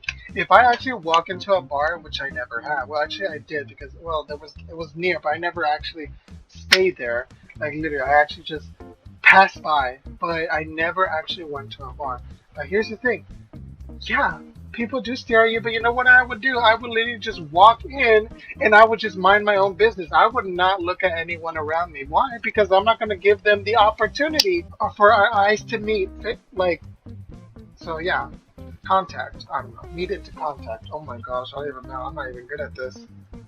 Hey. Oh my gosh, I forgot his voice. Oh my gosh, I lost his voice, yo. I lost his voice. These guys are checking me out. Why wouldn't they? You have a curve, you have a nice body, and of course, why wouldn't they actually like check you out? Are you into that? No, he's not. We know that. We know he's not. Hey, eyes on the prize here. Who's winging for who? Worry not, friend. And believe me, I am feeling the full crushing weight on this responsibility. I endeavor to excel in my role as a wingman, no matter how challenging it may be to hook you up. Gosh, thanks. Man's biggest limitation is not his body or his mind, but his own opinion of himself. He does not talk like this, Frank. You just changed his voice. He'll get us something to drink. Thank you, at least do that. Come on. After you give Ian your drink order, you try to relax. Scanning the room, you see a number of possibilities. Your eyes drift to a three-dude table in the corner. One of them wearing a denim jacket catches you eyeing him and gives you a sly grin. Damn! What's wrong, Ian? What's wrong, Ian? I don't like his face, yo. Like, Ian brings you your drink. Oh my god. What's gonna happen? I'm afraid to click. What's going on, Ian? You're freaking me out, bro. I think somebody just tried to grab my ass. Of course, what did you expect? You're a hot guy at a gay bar, and of course there's gonna be men constantly wanting to hook up with you. Like literally. Come on, don't be shocked. You have your muscles, you can say I'm not into that whole thing. Come on, just do it. Don't overreact. I understand you. I know the feeling. At least he offered to buy me a drink though. Ian, can you if you're gonna make this about you, Ian, I'd rather just be rather be in my room talking to my goldfish. Like literally. Just who is getting the date here? Like literally. Who is getting the date here? It is me. You're the one who's supposed to hook me up with somebody. Yo, like literally, he's making this night about him. I'm not sure how I'm supposed to feel. Oh, look. I think I'd like to talk to the guy in the denim jacket over there. I'm calling it out. He's into Ian. He's into Ian. I know that. You think you could go chat him up? Really? Jean jacket guy? Doesn't it seem like he's trying too hard? It's not the 80s. Yo. Why is Ian getting mad? Like literally. If they showed us the guy, then we could judge for ourselves, Ian. Come on. Oh my gosh, he's not liking this. He's like, don't you want someone in the now? A this decade kind of guy? Oh my gosh. What do you mean by this decade kind of guy, Ian? Oh brother. Fine. I'll talk to his friend in the blank shirt. Yeah, wait. Oh brother. Fine, I'll talk to his friend in the black shirt. He's not bad either. Sure. If you like porn stashes, I swear, ironic facial hair should be a capital offense. Yo, Ian, like, chill! Chill, Ian! When you get so judgmental? Dude, I'm just trying to screen out the riffraff. The guy with the glasses then. Is he unoffensive enough for you?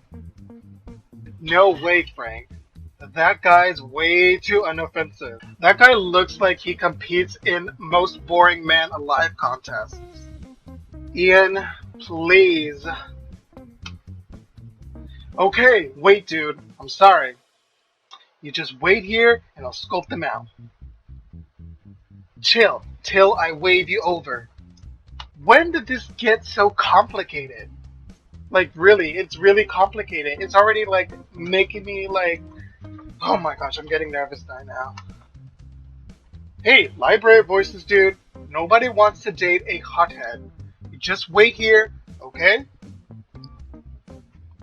You watch Ian approach their table. You can't hear the conversation, but as Ian speaks to them, you can just make out their expressions. Their faces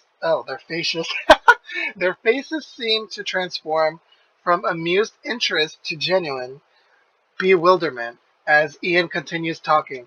I know this man is saying something that will not get us laid.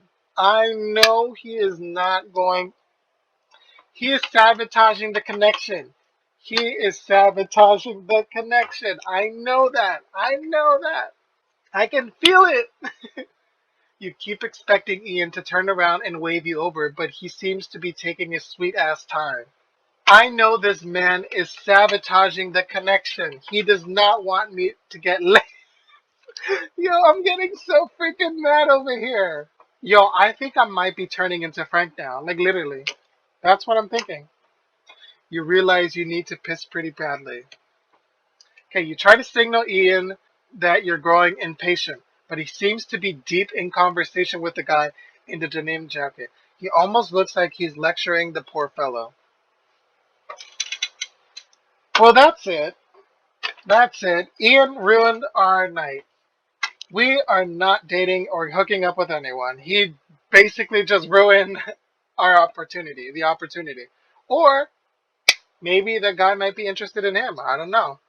He didn't even like him from the moment we walked in. He did not like that guy. Like, literally.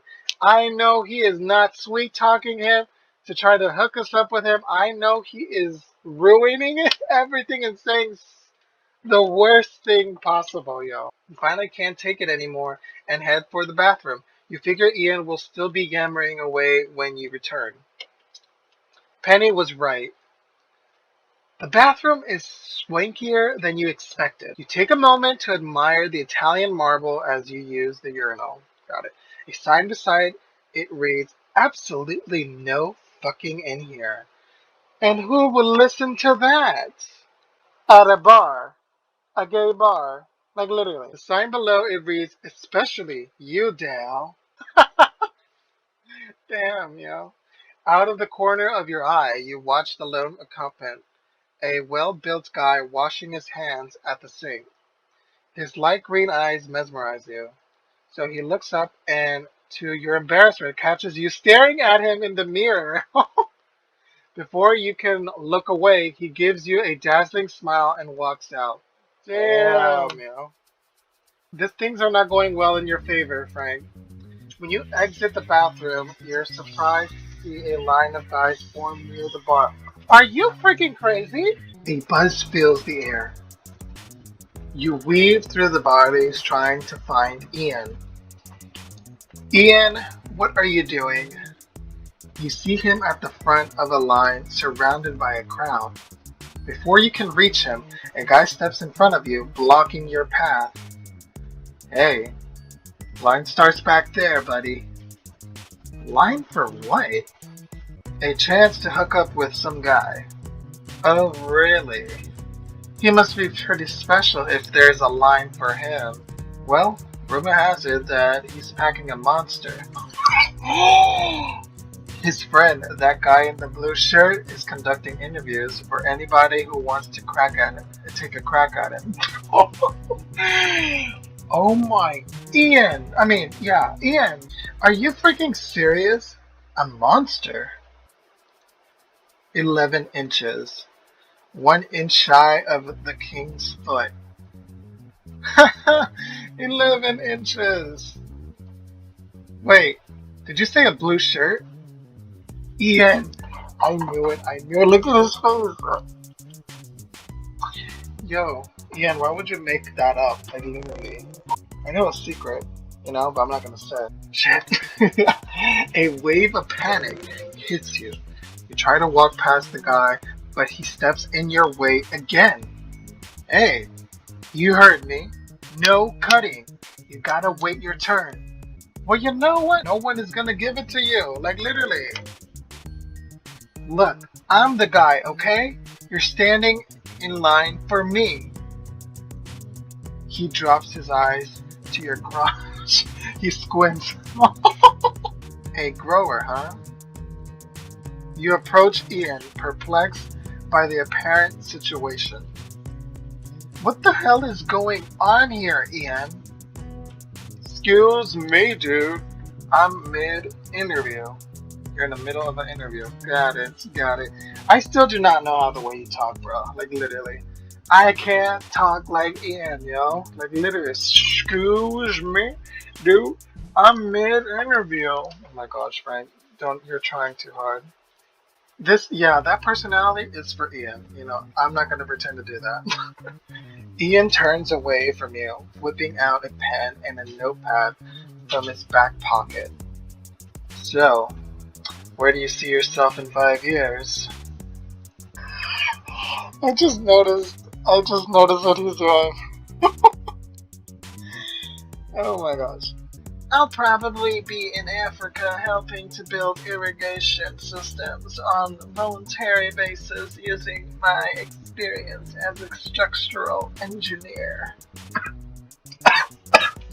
Sorry? Interesting. You don't work anymore. You a trust fund kid? Actually, I retired a year ago after selling a patent for a durable, lightweight concrete proxy I developed while I was in MIT. I also model for department store catalogs on the side, so I get a bit of income off of that, though I don't like to bring it up in casual conversations. Oh my gosh, I can't even do good my voice from Ian, yo. Ian scribbles in his notepad, muttering under his breath. I bet he's not even writing anything down. Look at his face, yo, he's not liking this. Volunteer fetishist. Part-time model? Not for anything you've ever heard of. Proceed with caution. What's that? Nothing. Nothing. We'll contact you once we've reached our decision. You've had enough. Thanks for making a complete clusterfuck of my night. Clusterfuck? Dude, look around you. There are at least 20 guys waiting for a crack at you. Only because you told them I had a monster cock. It's called the magic of marketing. You want truth in advertising? Fine. How big is it due? Oh my gosh, yo, he really wants to know. Wait, is he serious?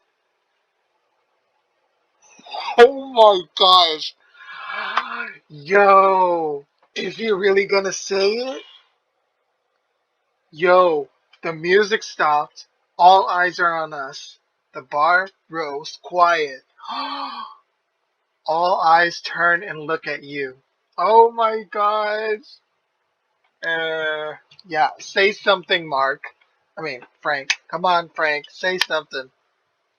It's, you know, perfectly adequate.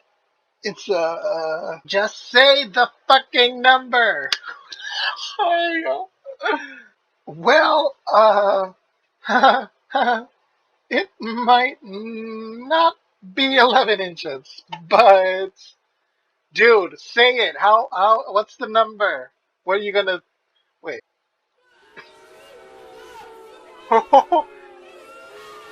Damn, they're booing in. Gentlemen, we have been deceived by charlatans. Sounds of discontent fill the air. You two should be filled with the deepest shame and remorse for playing with our feelings. Satisfied, Jude? Satisfied? About what? This isn't winging, Ian. This is closer to sabotage. I'm just trying to help him. Forget it. Just take me home. This was a disaster. I don't want your help anymore. I'm doing this alone. No, you're not doing this alone. Take him home. Take him. He has had enough. We have had enough, yo. Like, literally. Ian sabotaged the connection. We couldn't even hook up with somebody. Like, literally. And, like, he messed the entire thing up. He got two girls in his room, yo, like literally. He hooked up with two girls and we helped him. You know, now he's trying to wing for us and he ruined the entire night. You leave the bar wondering if your night could possibly get any worse. Ian follows you out. Ooh, this is getting intense. Okay, they're driving home. Drive home is tense. Dude, don't dude me. Bro, don't bro me either. Bruh. Dude, bruh. Bro, meow. Yo, I have to use it in his voice. Bro. Dude, bro. Bro, meow. Stop talking, Ian. Oh my gosh, he's mad. Oh wait, he's sad. Wait, no, he's confused. Like, you're still livid by the time you reach the apartment. Look, I'm sorry, okay? Next time we'll go. There is no next time, Ian. You're not winging for me anymore. It sounds like a housewife. Oh my god. Why not? I don't know. Maybe because you've single-handedly made me a pariah at the only gay bar within 50 miles. You're just overreacting now. I doubt any of those guys would have made it past the second round interviews anyway. Second round? Ian, I'm just looking for a date. I'm not trying to settle down or get married, for fuck's sake. Do you want to end up with a creep? Oh, he does have a point there. He is caring, but what he did was terrible. He sabotaged the entire night, but he did something good at the same time. He wanted somebody good for me. He wanted something good for me. A good person for me. You know how a lot of guys are? They've got an agenda. All that they want is one thing. Oh no, not that one. Not that. It doesn't matter. It doesn't matter. I'm not 14. Stop being a control freak. Damn it, dude. I'm watching out for you. Okay, so while it's perfectly fine for you to be banging two girls at once, somehow I'm Mr. Sensitive and need to have my prospects vetted more thoroughly than an astronaut. Dude, I know you're not the kind of guy who can just sleep around without getting his heart ripped in half. Sleep around? At this rate, I'll be lucky if I can get beyond a handshake. What's wrong with a handshake? It fosters trust between men. You're crazy. Okay, so you want a hookup. Wham bam. Thank you, Sam. So let's see. My choices are between a handshake and a hookup. You know, there's this thing called a date where you can have a conversation and stuff. You can even kiss. Before you can utter another word, Ian grabs your face and kisses you right on the lips. Oh my gosh! He actually did it! Frank, if you do not realize this man is into you, bruh, you don't know what you're missing. Yo, Ian is going at it. So okay, this is my theory. He has been jealous. He doesn't want to see Frank with another guy that's not him. So that's why I feel like he's saying no, other guys ain't perfect for you. This and that. Because he wants to be that guy. Got it. I got it right now. There you go, asshole. Your kiss. Happy? Maybe. I'm not sure. Instinctively, you kiss him back, melting into his body. Oh my gosh! Oh my gosh, they are endgame for life, yo. Like, seriously. They are endgame for life. Oh my gosh, this is so cute. He grows into your mouth, kissing you harder. Of course, he wants it badly, yo. Like, literally, you can tell he's into it. You don't know what to think anymore. Only you don't want to stop. Abruptly, you feel him push away as he backs off. Shit! Damn, he looks freaked out. Hey. Oh, dot, dot, dot. Oh, oh my gosh, it got awkward. Oh, you can see his face. Ian. He storms off and disappears into his bedroom, slamming the door shut. Your mind reels stunned. You sit on the couch and put your head in your hands. But it's not your fault. That's the thing. You know what? We're gonna leave it off here. We're gonna leave it off here.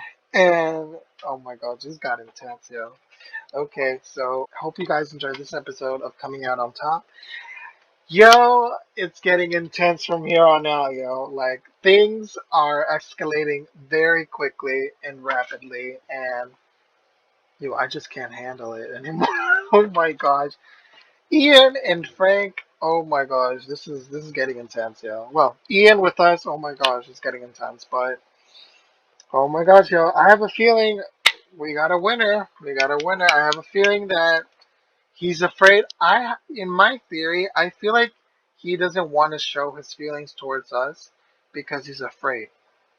He's afraid, so he doesn't know how to show his feelings, express his feelings. That's why he keeps running off, or he's like afraid.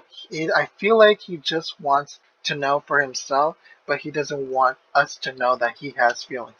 But it's too late for that because you already think about this person. You love this person. You like this person. You had the kiss already.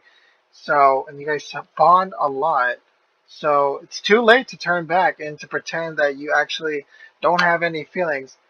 It's going to build up. And when that happens, even if you run away, don't talk for a while, you guys are going to end up eventually together. So, okay, Saturday.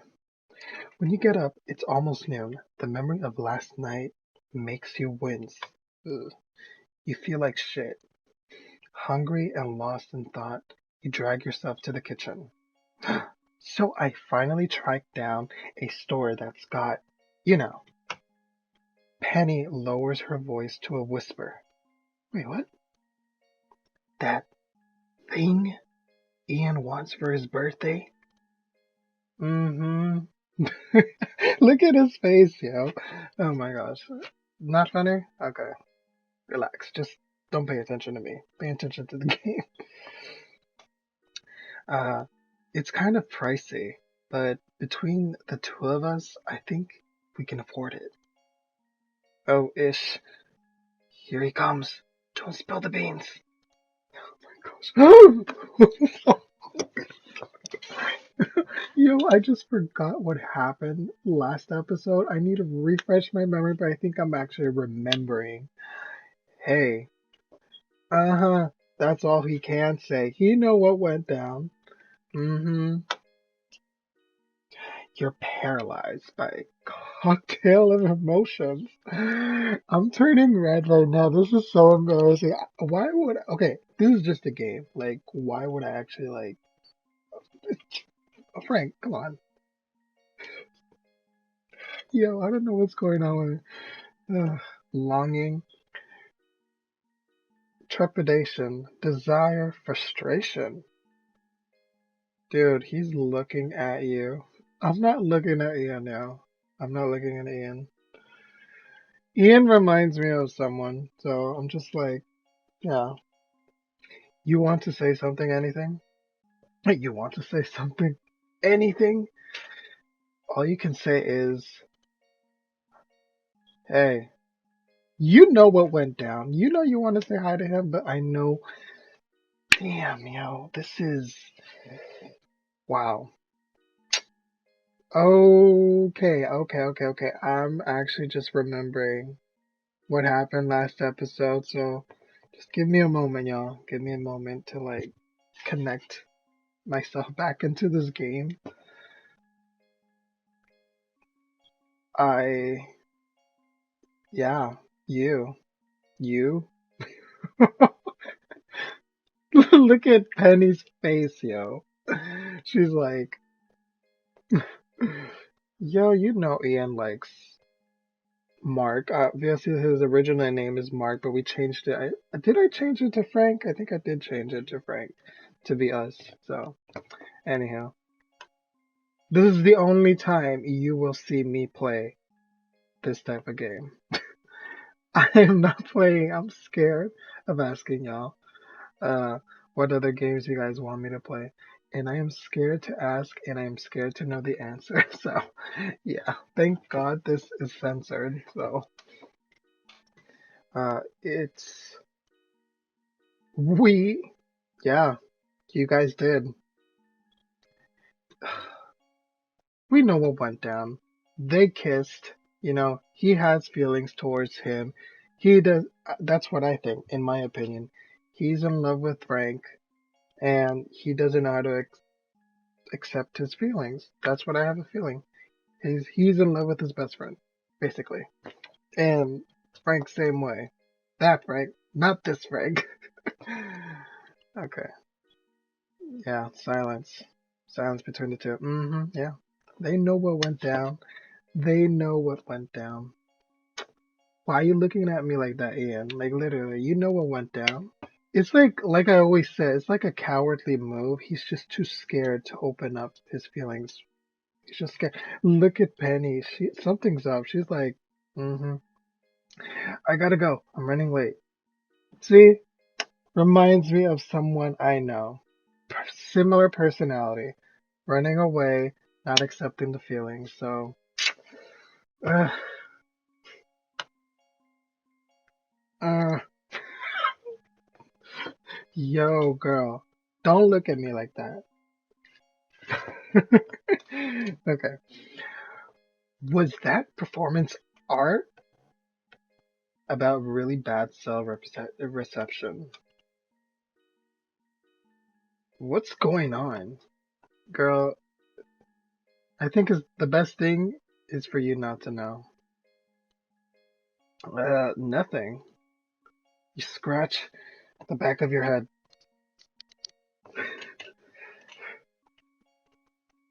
Bro talk. Really? Bro talk.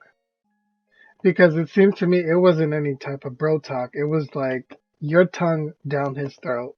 Or his tongue down your throat. Phew. You finally got some done time this week. Yeah, this weekend. In terms, your studies, you're kicking ass. Awesome. Okay, you've been feeling pretty distant from Penny lately. Okay, things are rocking between you and Ian. Of course, there is. Of course, there is. Of course, things are going to be rocking between me and him.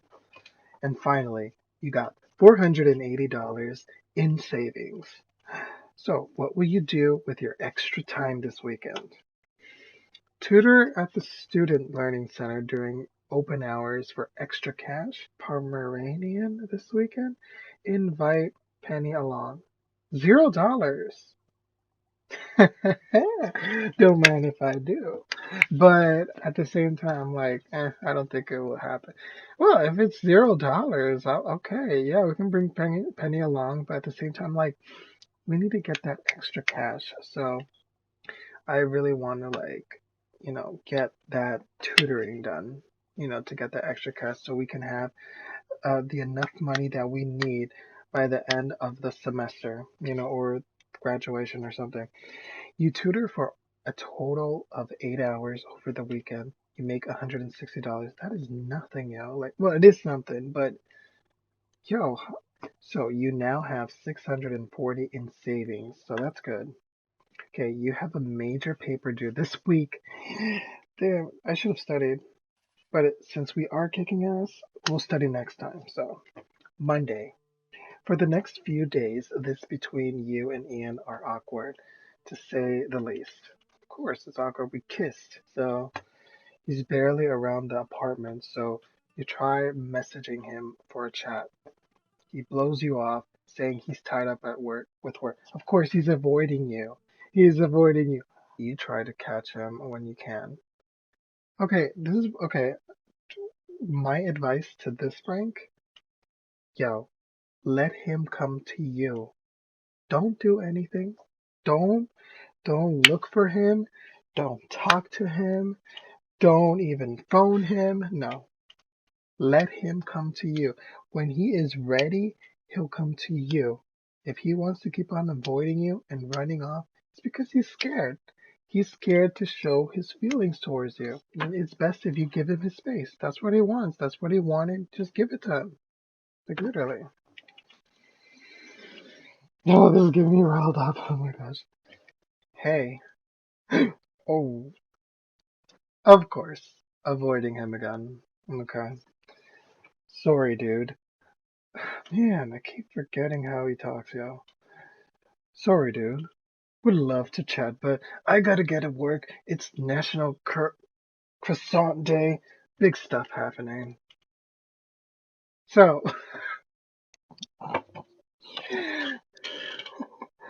okay. Okay. So, oh damn. Gotta run to work. It's National Rye Month. Busy times.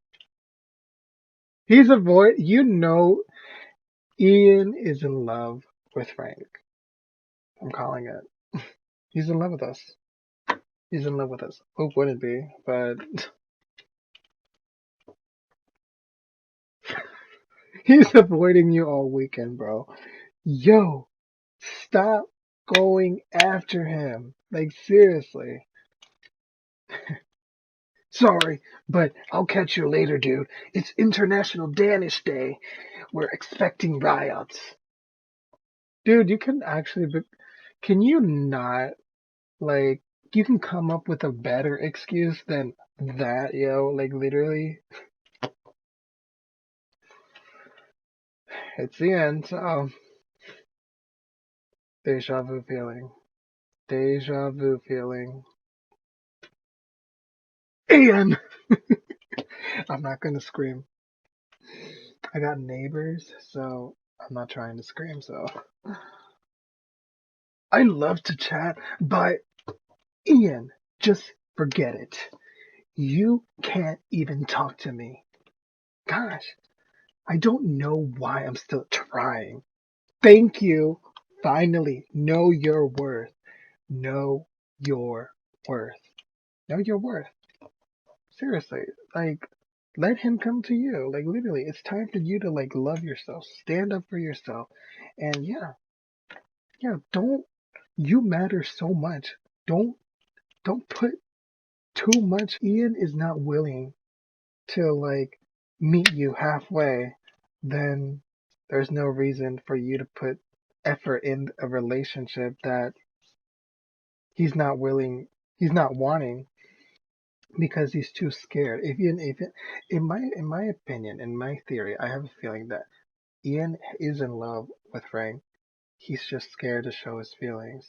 Maybe he's never felt that way for anyone, and that's the first time. And of course, the first time is going to be scary. Of course, you're still trying because you care about him, you love him.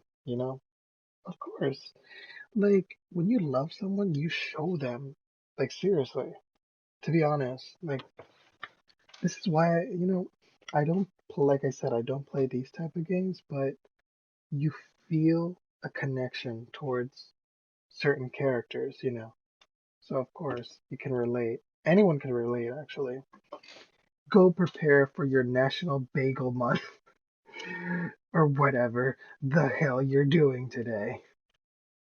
It's actually Baguette Month. Bagels are an October thing. You so love him, yo. You so love him. Isn't it obvious?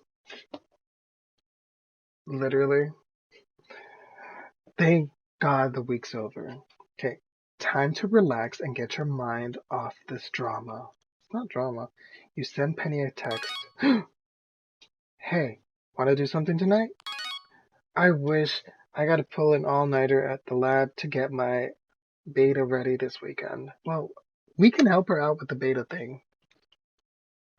Your heart sinks. Of course, she's getting us back for all those time. She wanted to hang out with us, and we rejected. We were always like, okay, it has to be the money, it has to be the tutoring, it has to be the studying, and we just forgot about our friends. Me, okay, just checking. No worries. I got stuff to do anyway. Really, Frank? Welcome to my world. Okay, don't give me the side eye, Mothra. Yes, like of course. Why wouldn't you name your fish Mothra? Of course, I'm a kaiju lover, so if you guys don't know, I love kaijus. Godzilla, Mothra, Ghidorah, Baragon, and so on and so forth. Okay, wait. Fish cannot give side eye. Can they? Anyway, I'm not going to sit around moping.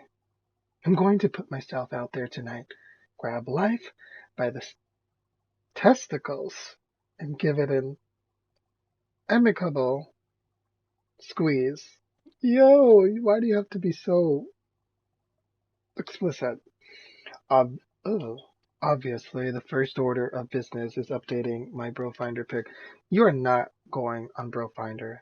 I am not going to allow it. That is not in this storyline. In Ian's route, I'm sorry. You're here for him and for him only. Forget about the HOES. They don't matter.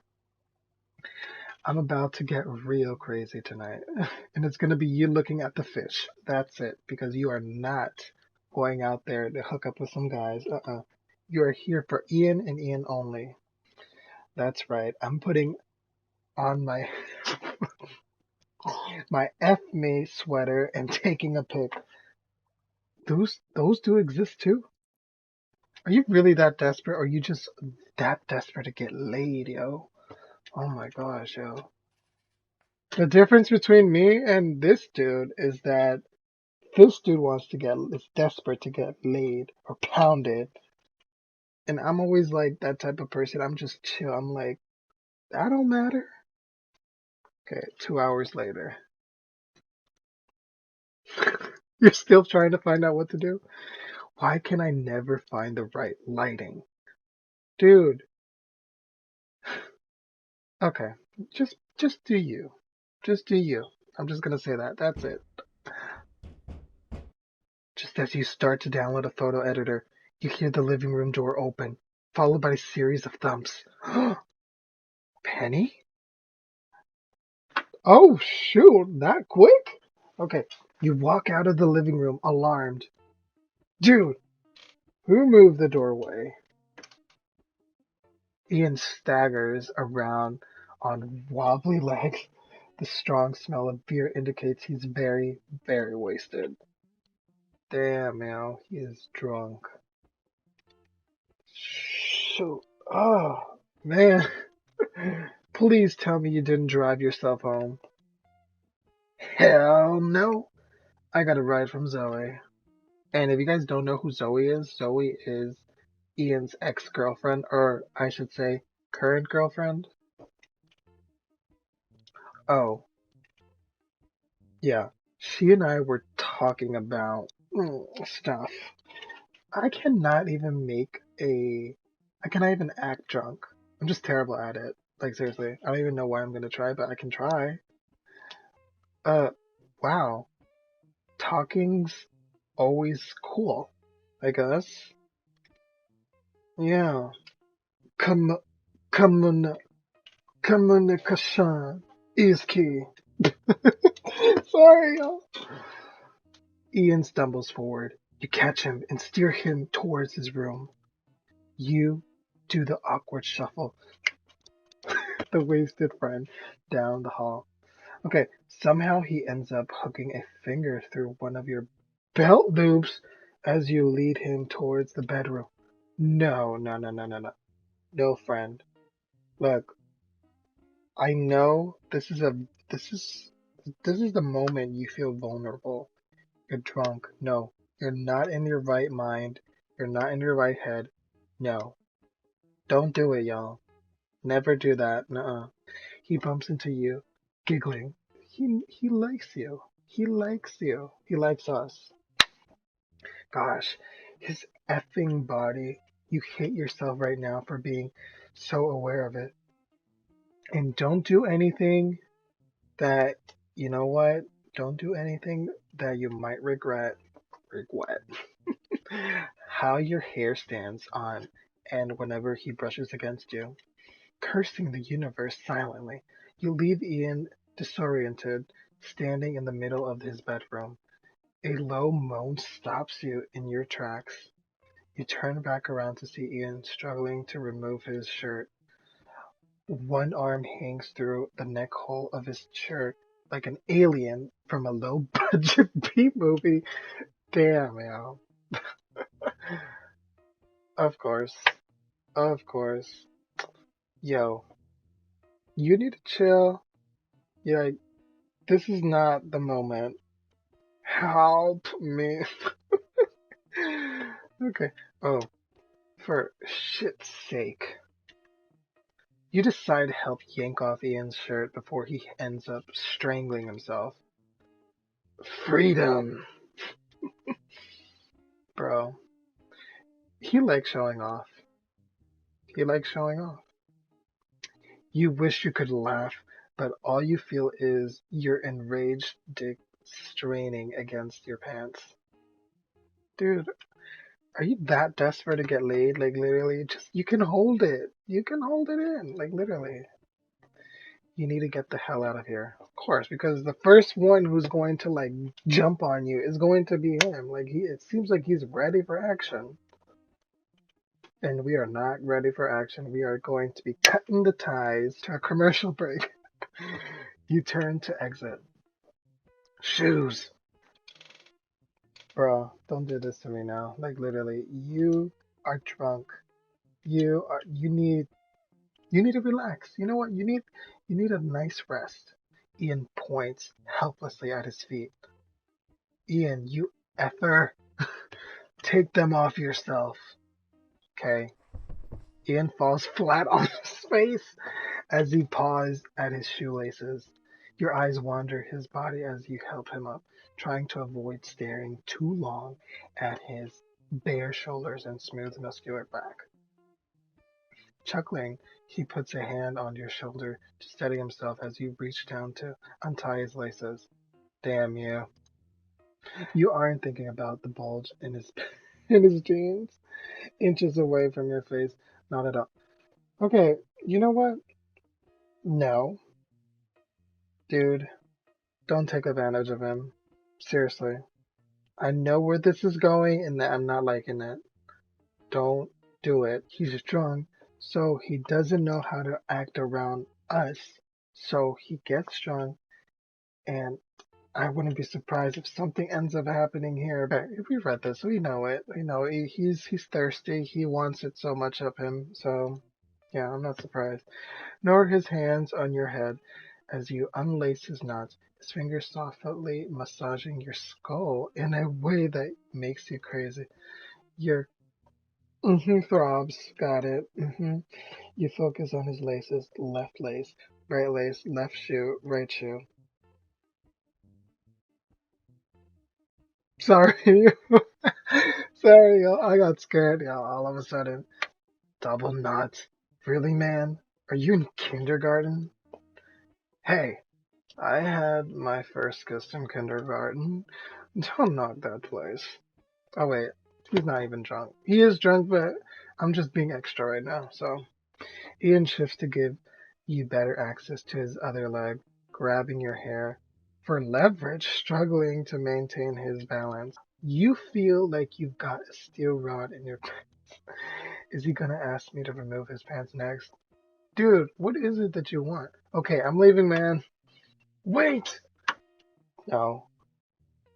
Ian, do not do this because I know the first thing when you wake up in the morning, you're going to be like, what have you done? And no, you're not going to get that satisfaction, creeper. I've belch been such a dick to you, dude. Of course. I told you this is, when he's drunk, he tells the truth. So that's what I'm telling you. I know he's sorry. He just doesn't want to admit it because he has pride and ego and he's afraid and he's a coward a little bit, but he's afraid. He's a lover, not a fighter. Look, maybe we should have this conversation later when you're not completely trashed. I'm not completely trashed. But listen, dude, I'm really sorry. I'm speaking from the depths of my soul here. See, I'm telling you, he has feelings for us. So you glimpse the dark fur leading from his navel into his jeans. Can you stop thinking about his dick for like 1 minute, Frank? Like seriously, you're mm-hmm throbs. I gotta go. Yeah, because this dude is desperate. He's desperate for attention. Like seriously. You hurry to your room. Okay, you start stripping off your clothes. What's next? He's gonna walk in and you guys are just gonna is this how it feels like? Seriously. Is this how it feels like? But this is just so dramatic, yo. This is just it's like a telenovela. So yeah, I could like binge watch this. I'm just never gonna get tired. It's just funny to me. You start stripping off your clothes, anxious to relieve yourself when you hear a knock at your door. You bolt up startled. Oh, sorry. Oh, damn. Hey, why'd you leave? I'm not done apologizing. Aw, so cute. That is so cute. You know he's a good guy, because he wants to apologize for being a dick. That is the good thing is that that's what he is a good guy. Ian is a good guy. With that, Ian lets himself in. What? And stumbles over to the bed. Dude, I've been such a shitty friend. I should have been helping you get laid instead of, you know, being judgy and cock blocking. You weren't cock blocking, actually. You're just jealous. I think you were jealous. In my opinion, I think Ian was jealous of seeing us with other people. I went overboard, didn't I? A tad, perhaps. Gosh, after waiting this long to come out, you must be dying for tons of action. Am I right? Can you not tell? Can you not tell he is. Yes, he is desperate.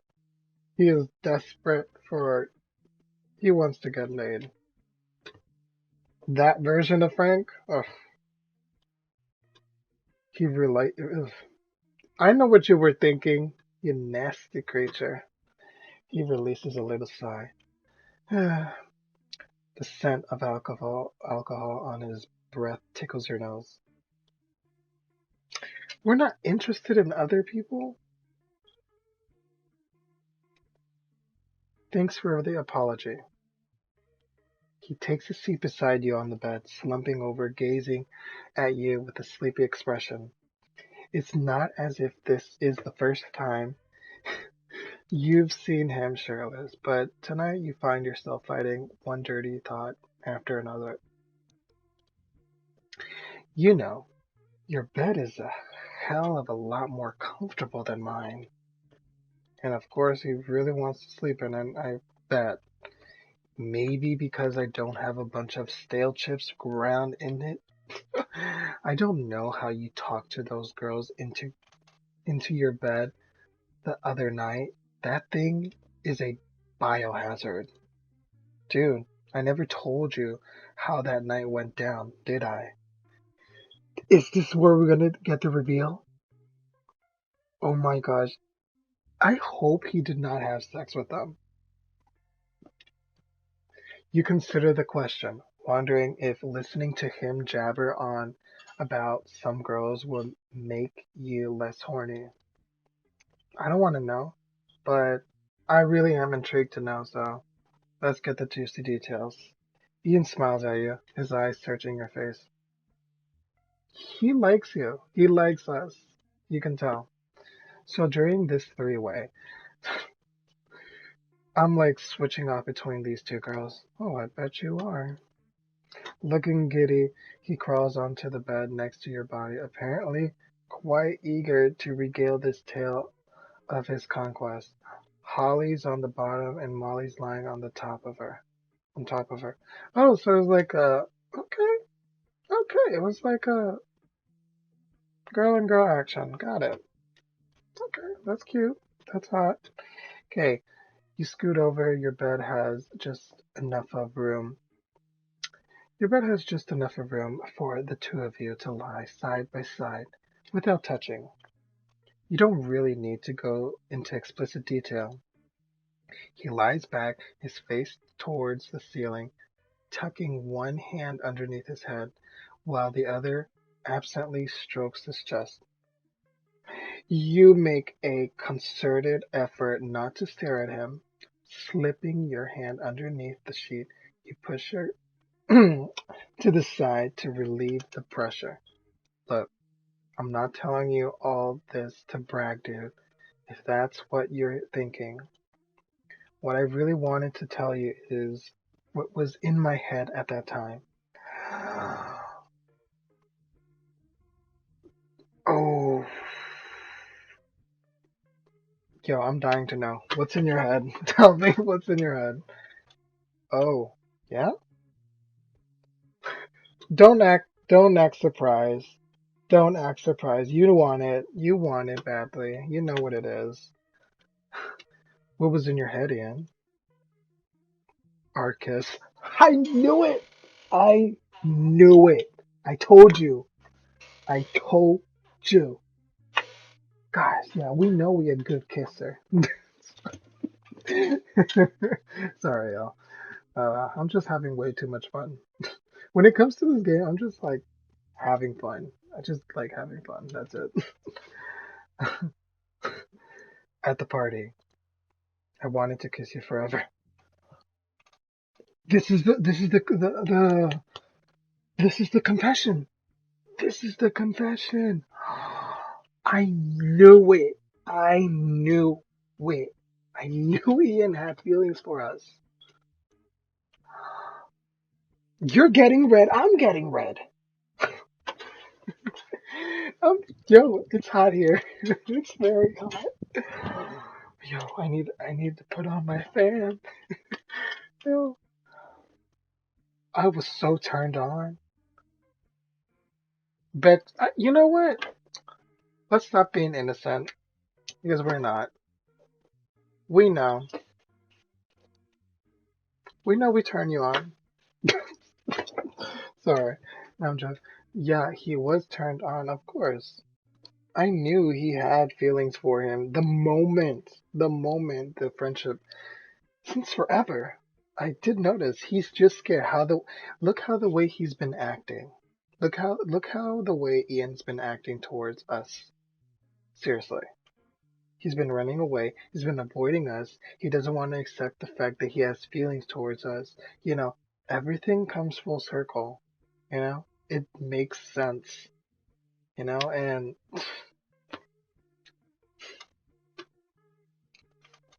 we been knew Ian had feelings, so nothing surprises me.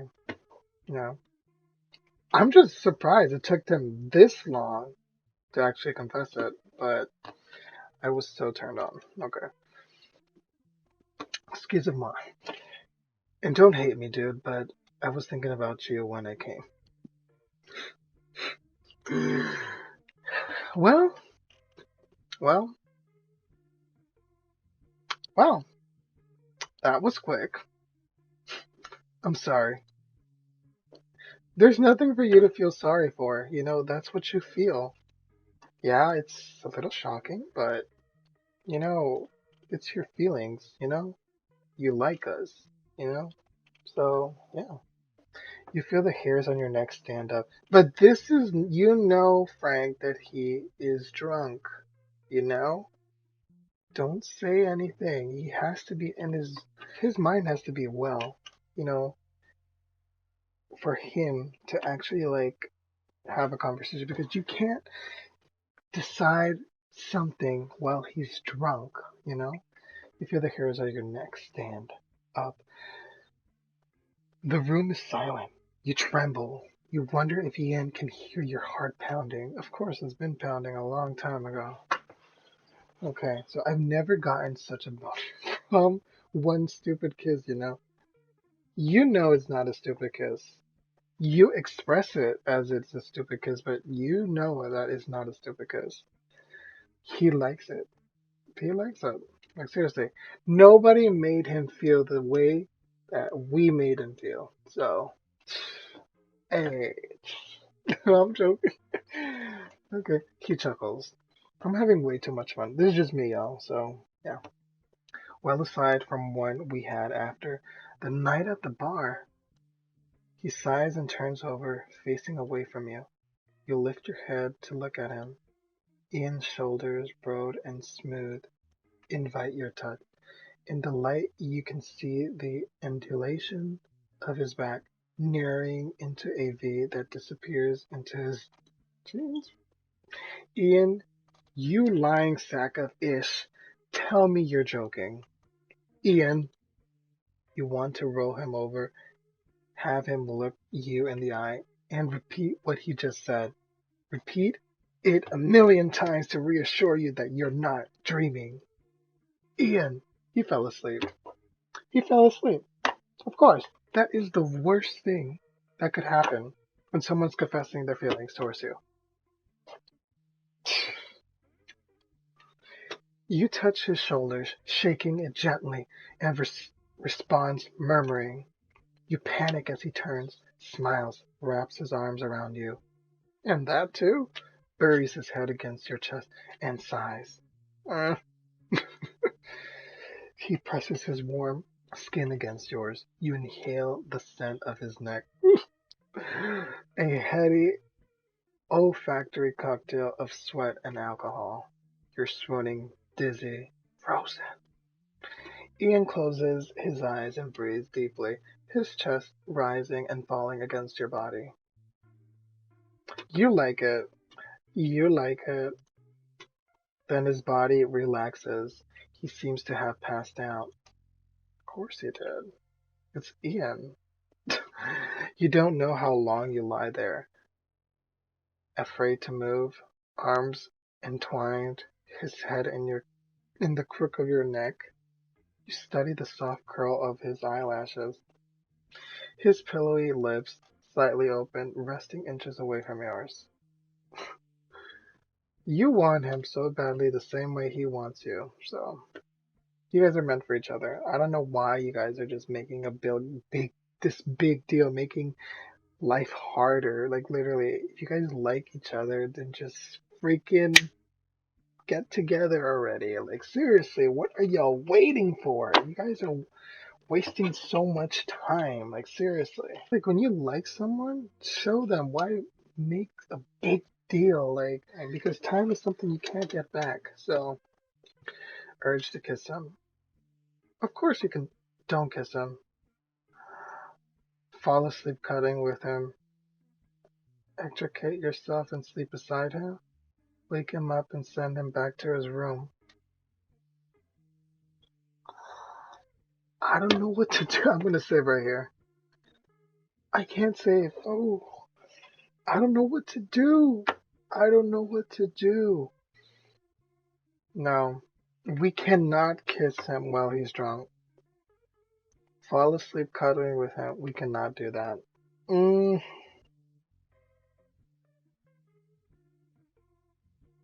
I would kiss him, but he's gonna get mad. He's going to get mad. Uh, Sleep beside him. Okay, you carefully untangle yourself from his arms. Even now, passed out and breathing softly, he's a sight to behold. His dark hair, curled and thick, seems to call out to you. One arm tucked under his head reveals a thatch of dark hair springing up from his armpit.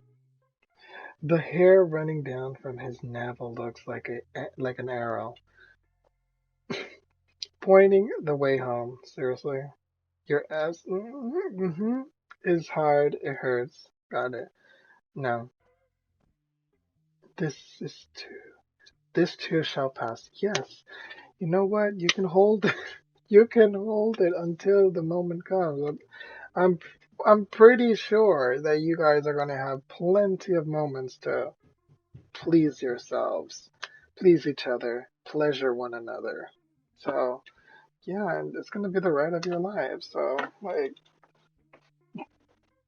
you know what I mean. Like, seriously, you guys know what's going on here. So, it's a long, restless night filled with dreams of the two of you wrestling in each other's arms, tongues in each other's mouths, insane with lust.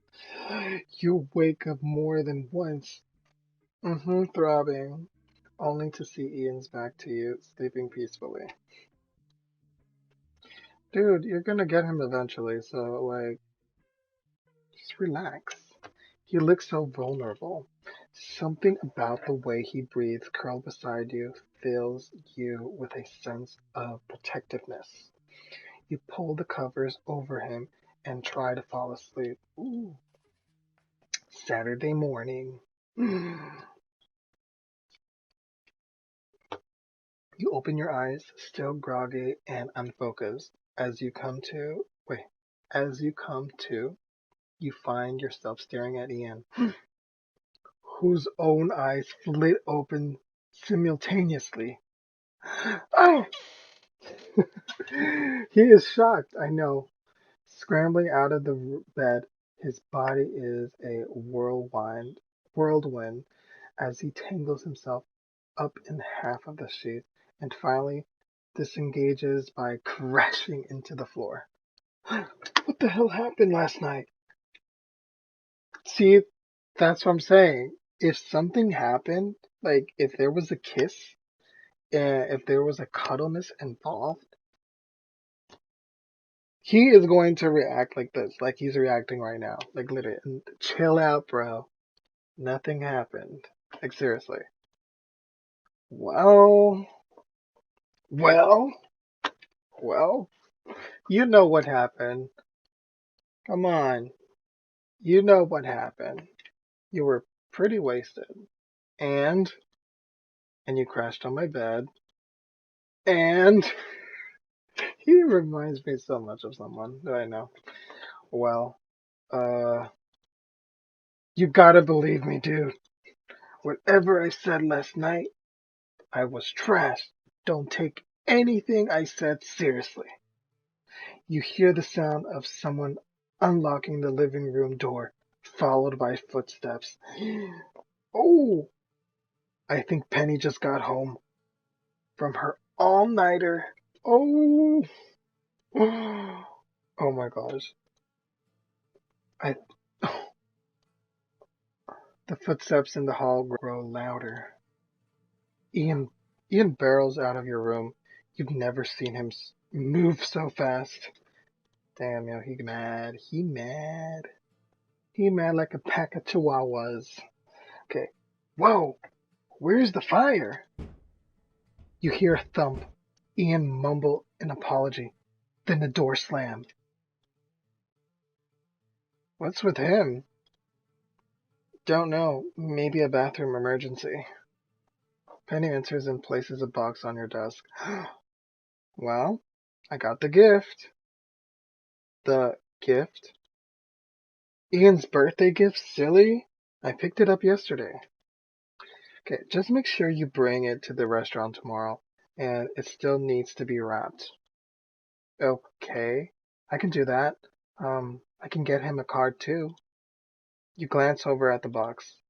I can't believe we're getting him this. Don't look at me. It was at the top of his wish list. That better not be a dildo. I'm sorry, but that no. I don't think he's gonna mix his. Well, come on. Let's be honest. He did have a stash of dildos like laying around in his box there, so she shudders. It's not. I think it might be like I don't know, some candy or some candy. Ooh, it could be something because he likes sports. Phew. You finally got some downtime this weekend. In terms of your studies, you're kicking ass. Okay, you've been feeling pretty distant from Penny lately. Things are rocky between you and Ian. Ugh, my gosh, drama queen. And finally, you got $640 in savings. So, what will you do with your extra time this weekend? $50 for Penny. She can wait. Okay. Okay, I'm going to tutor. 8 hours, 160. You got $800 in savings. Great. So we should have enough. Monday. After classes, you head over to Honey's with Penny. You're feeling tense, also a bit conspicuous, holding a bag with Ian's gift tucked inside. You know I haven't seen Ian all weekend. Is he busy with work or something? Yeah, that's probably it. He couldn't possibly have forgotten his birthday, right? That'd be unlikely. This is his favorite day of the year. You try to keep the nervousness out of your voice. Try texting him again. Penny punches a few buttons on her phone. You wait, pacing, growing more and more antsy. You haven't spoken to Penny about what's up between you and Ian. Maybe it will help if I told her. I don't think it's a good idea, but okay.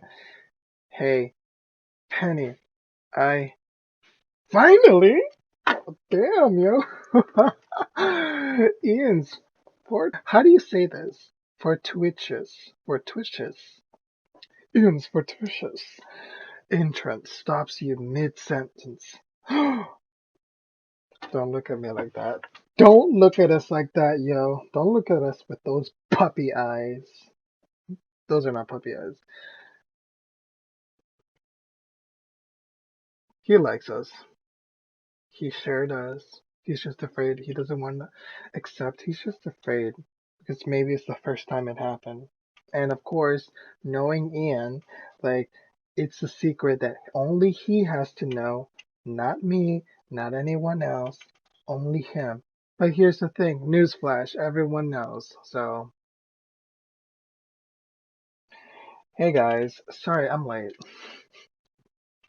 Both of you glance at each other and quickly avert your eyes. You guys are so into each other, and you guys are made for each other, and this is cute. This is cute. I just want y'all to get together already, like literally. Oh my gosh, you guys are making you're making things complicated. Just get together. You guys like each other. Get together already. Well, I hope you're starving. Let's eat. Oh my gosh. Look at her face, yo. Look at her face. Look at Ian's face. He's looking at us, obviously. What have you been up to lately, Ian? We barely see you anymore. Oh, I know. Are you seeing someone and haven't told us? That must be it. You're always so shy when you're into somebody new. She must be super cute. Oh, trust me, honey. Ain't a she. Are you trying to pull one over on us? You can't hide her away forever. Spill the beans, Ian. Ian, I mean, Penny, why are you being so creepy, yo? Like, literally, girl. Who doesn't have a friend just like Penny? Do you guys have a friend like Penny? Because I sure do. Or don't. I bet I could find out who this mystery girl is. I'm pretty sharp when it comes to detective work. It's not a girl, honey. So you can cross the girls out your list. Ian stares at his soup bowl for a moment, seemingly fascinated by a single basil leaf skimming its surface. Finally, he looks up. I'm going away with Zoe this weekend. Damn, yo. Terrible, terrible decision that he will make in his life. He getting back with his ex-girlfriend, the one he did not want to date her, did not want anything to do with her. He's getting back together with her because he wants to get rid of his feelings towards us. Instead of him trying to accept his feelings, he should talk it out with us. He should say it out loud, like literally. But terrible thing is to go back to an ex. Wow, seriously? You guys are getting back together? You stare at Ian across the table. You feel like you've been kicked in the nuts. He avoids meeting your eyes because he's a coward. We're working out a few things. Of course you are. course you are, jerk. Like literally. You kiss us and then you go with typical. Typical Ian, you know. They don't think. You fold your napkin over and over again in your lap, struggling to sound casual. So, where are you guys going? Vegas. She's taking me for my birthday. He's such a jerk, yo. He's such a jerk. That sounds fun. Have a great trip. Wait, that sounds fun. Have a great trip. I have to feel what he's feeling, so that's the only way I can like get into character. Even though I'm not an actor, I do not know how to act, but still. Um, okay, well done. See, even Penny doesn't like the idea of Ian getting back together with his ex. Frank! Oh, that's our character's name. That's us. Okay. Let's give Ian his gift. Gift? You guys shouldn't have. You're already getting me lunch. Penny rolls her eyes, grabs the bag next to your feet, and hands it to Ian. He peers into the bag. We saw it at the top of your wish list. The Jack Buddy. It's the deluxe model. What's wrong? He slowly looks at the gift, then looks at you. This is kinda looks like your hand, dude. Oh my god, it does not. What did you do? Penny, what did you do, girl? Penny glances at your hand and then at the Jack Buddy. Is that a masturbation toy? Everything of us reminds him. Everything reminds him of us. So, Penny glances at your hand and then at the Jack Buddy. Oh my god, it kinda does. Girl, what did you do? She knows. She knows. Who knows? She's been shipping it like in secret. Who knows? Right down to the hair around the knuckles.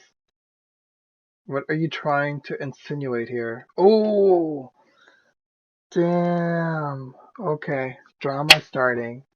Drama is starting. Oh my gosh, I'm not liking this. It's. Oh my gosh, he is mad because he doesn't want to. He's mad because he can't accept the feelings he has towards us. Sorry, we're gonna have an issue for that. Okay, let's have an issue then. Come on, Ian. Throw your poison. That's a coincidence. I resent this. I resent the implication, dude. Oh my gosh. You seriously think I got you something just because it looks like my hand? It's just a little odd. I guess you should have gotten a ladies model, Penny. What's going on here? I gotta go. Throwing his napkins on the chair, Ian gets up and leaves. Ugh, I hate him, yo, I hate him. Alright, what the hell is going on between you two? Can I tell her now? Can I tell her now? Like, literally? Is it gonna give me the option? Sigh. Oh boy. The look on your face says it all. It says I better get another glass of wine. Girl, oh yes, get yourself a glass of wine. Oh, it's gonna be a long night. Maybe a whole bottle. Yeah, or two.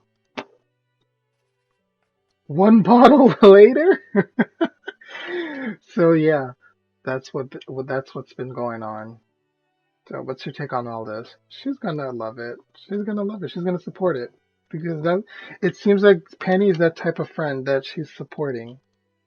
Well, let me get this out of the way first. Oh! Aside from that, it's obvious you guys need a serious heart-to-heart conversation. Yes, yes, they do need to have a heart-to-heart conversation, but Ian is avoiding us, and we are trying to like have a conversation, right? And he's like, "No, I don't want to talk about it. No, I don't want to feel. I don't want to accept the fact that I have feelings for Frank."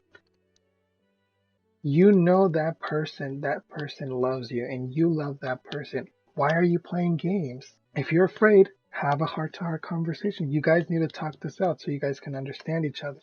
But what's going on? You guys are avoiding. He's avoiding. Ian's the one who's a coward because he doesn't want to accept his feelings that he has towards us. We know that. Oh my gosh. This is getting me all riled up. It's stressing me out, yo. Maybe if he ever talks to me, aside from that one drunken night, he's never home. He doesn't answer texts. He's totally been avoiding me. He's afraid. He loves you. Don't you get it? He loves us. He loves us. He knows us. He wants us. And you can't blame it. Of course, you can blame him. He's a jerk. You know, he's a coward. But it's the truth, you know? Give him some time. Because I'm pretty damn sure that if he, that he will be the one to come towards you. Or you can, like, keep on insisting. I don't know. But in my opinion, I wouldn't insist. I've been the type of person that I've always insisted and got it rejected. And at this moment, I'm always like, you know what? They want me, they come to me. They have to come to correct because I ain't moving an inch. I've always said that. If that person loves you, that person will come to you. If that person don't love you, doesn't appreciate you, like for example, what Ian is doing. Ian doesn't want to accept the fact that he likes us. I'd say give him a few days. Talk to him when you guys aren't feeling edgy and emotional. That's not going to happen. So we'll stop here. So, okay, let's just start here. If you like us, then tell us. If you're afraid, then tell us you're afraid.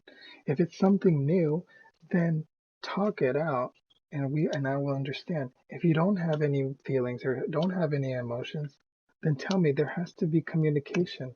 Communication is key if you want the relationship to succeed.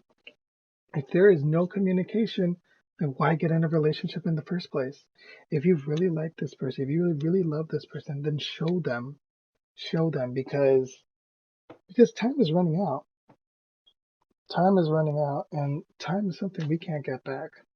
So, Ian, you got till now to the end of this game to come clean because, yo, you truly need to, you really need to accept the fact that you have want, feel you want something with Frank, anyhow, with us. Anyhow, this is strange. This is a strange game, but,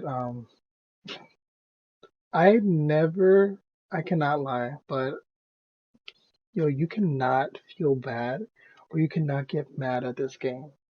It just, yo, it's like funny, but you can relate. You can relate to the characters, you know, what they go through because this is something that people go through in life, you know, and it makes total sense. So props to whoever made the game and who made the story, like created the story, you know, they did a great job. Props. Anywho, hope you guys have a wonderful day. If you guys want to see me play more of this game, leave a like, comment, and subscribe. Also, let me know your opinion. Do you guys want me to play more with my camera, like gameplay react with my camera, or just voice audio? Just tell me, like, what do you guys prefer? Anyhow, hope you guys have a wonderful day. Yo, it's FrankieB signing out. Stay blessed, everyone. Bye.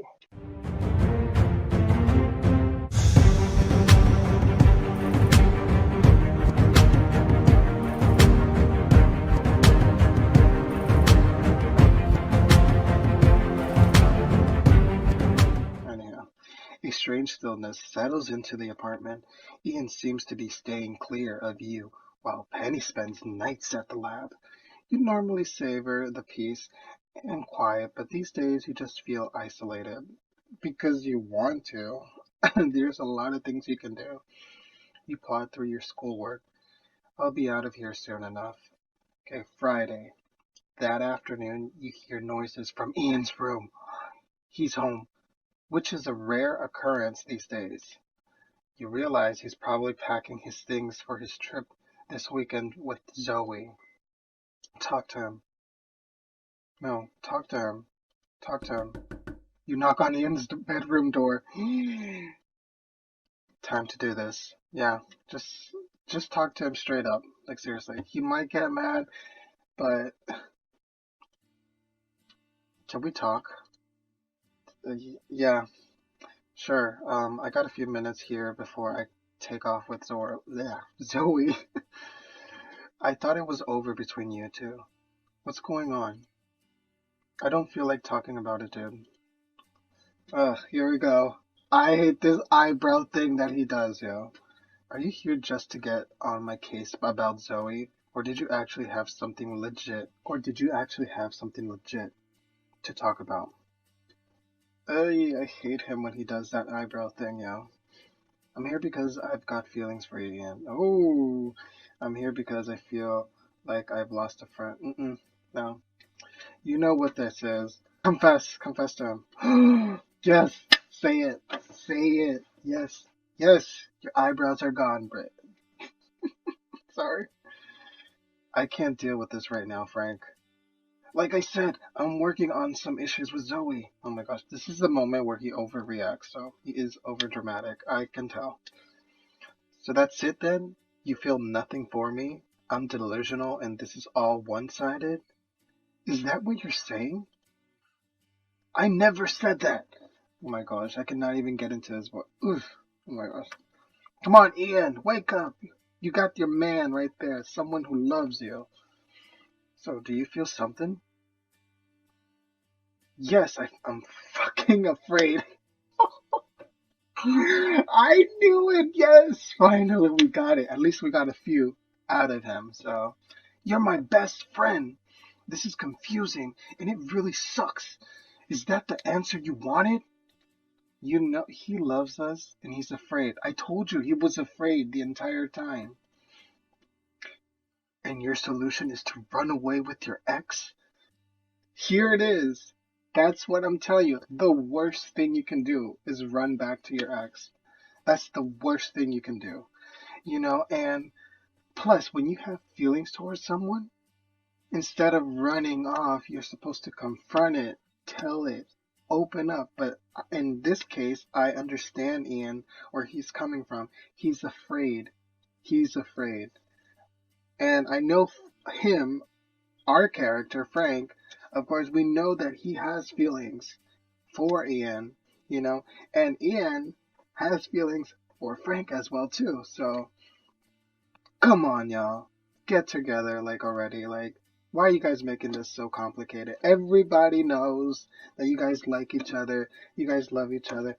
Get to it already. Oh my gosh, y'all. Like, seriously, do you have to go through, like, a whole chunk of situations for y'all to be endgame? Like, seriously, come on already. Like, I want y'all together. Don't effing tell me how to approach my own feelings. Just get the fuck out of my room, Frank. I gotta pack. Sorry, y'all. Only one time. Swear. Sorry. Good luck finding anything in this pigsty. Damn, yo. They are so into each other. This is not the right way, you know, to how do you say it? Communicate, but with this drama going on between them two, they're so into each other. You can tell. You can tell. You storm out and slam the door. Sorry. Uh-uh. Back in your room, you hit the books in a laughable attempt to study. You can barely focus. You're so distracted you wish you were going away this weekend. With Ian? Of course, Frank. It's your phone. You pick it up. It's Penny. See, I told you, it's Penny. How'd it go? It could have gone better. I'm sorry, Frank. Don't be. Let's say I'm actually glad he's leaving this weekend. Oh, jeez. Hopefully things will calm down once he's back and had some time to think. Maybe this is a bad time to ask for a favor, but I'm stuck at the lab again. What's up? Would you mind returning the Jack Buddy to the store tomorrow? You mean his... Oh, he didn't take the toy. He didn't take the toy. If we don't return it by tomorrow, we won't get our money back. Okay, we'll do the favor. We'll do the favor. We owe Penny. We owe Penny, so sure thing. Sure thing. Thanks, I appreciate it. And watch out. There are some real weirdos in the store. What? To? Where are you sending me to? Oh my gosh, I can't even talk today. You drive to the store, thinking about Ian, thinking about the day you met him during that first week of college. You were at an iceberg for your dorm. You remember eyeing this kid. You remember eyeing the kids around you as they mingled. You stood off from a distance, observing. You felt a little too cool for everything, a little jaded, and a little old. But really, you felt like you were barely holding your shit together. College was supposed to be fun, and all you felt was a dull, aching loneliness. A scruffy kid with a unruly mop of hair stood next to you. He was a beautiful he was so beautiful you tried not to stare. All of a sudden, he turned to you with a serious look. You know what the secret is to meeting new people, dude? His eyes flashed under his dark lashes. It's Ian. This is how we met Ian, right? You know what the secret is to meeting people, dude. His eyes flashed under his dark lashes. He then pulled a very thick, very flurry trapper hat over his head. A funny hat. That's just silly, you said, laughing despite yourself. Is it? He grinned. Well, you're talking to me, right? And that was the beginning. This is how we met Ian. Oh my gosh, this is so cool. Oh, damn. Well, of course, yes. Ian, yes, Penny would get Ian a sex toy. So, as you walk in, the sense of latex and patchouli assault your nose. Oh, ew. Okay, of course, in the sex shop, you're gonna find tons of dildos. So, feeling self-conscious, you sidle up to the counter with the box. I'd like to return this, please. Here's the receipt. A shaggy-haired man stares at you from behind the counter. Oh no, no. The Jack Buddy? What you find wrong with it? Oh my gosh. Nothing. It wasn't for me. It was for a friend. Oh, your friend. Right, right. Look, he just didn't want it, okay? Does your friend want a killer case of carpal tunnel instead? Um, Kid, do you know I can't bend this? He raises his right hand, past a 75-degree angle. Okay. Back in my day, we didn't have these fancy pants pleasure devices. You got endless porn at the push of a button. Hookups apps for free easy sex. Thousands of toys to tickle your bits in ways from your Gram would never have imagined. You know what it's like to wait breathlessly for a swimsuit edition of your old man's sports magazine every year. So this is like the more antique guy. Okay, got it.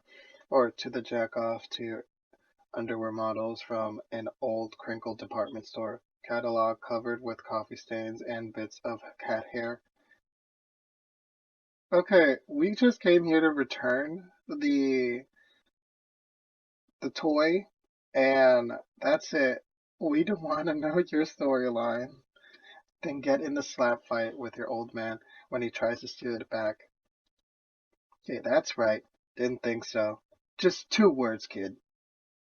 AS. Uh huh. Got it. You weren't there, man. You don't know. Um, can I please get my money back? I drove an hour out here for this. Cashier snorts. Er,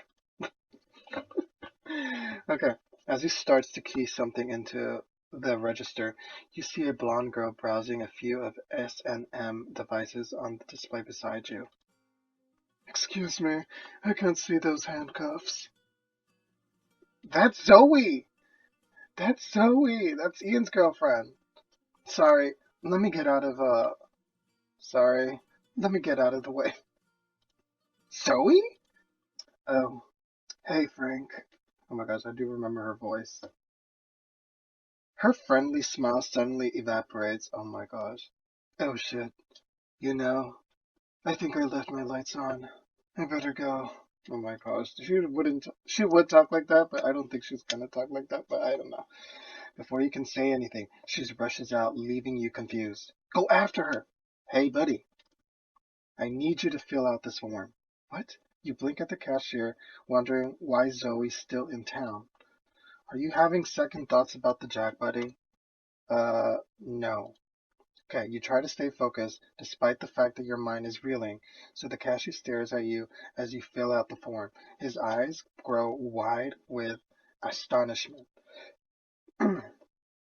Kid, did you know your hand looks just like the Jack Buddy? That's why Ian. Okay. Dude, come on.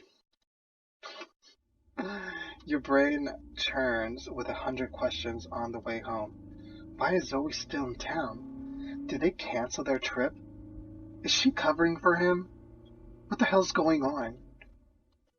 Back at the apartment, you look, heart pounding, at Zoe's business card. Her number and address are printed neatly on the side. Call her up and find out what's going on. Yes, yes, we have to call her up. You dial the number. No one answers. Yes, we're visiting her loft. All right, so you might end up looking like a desperate fool when you show up at her place. Uh-huh. That's what it seems like, but we want to know the truth. We want to know, we don't want to get down to business. We want to know every single detail.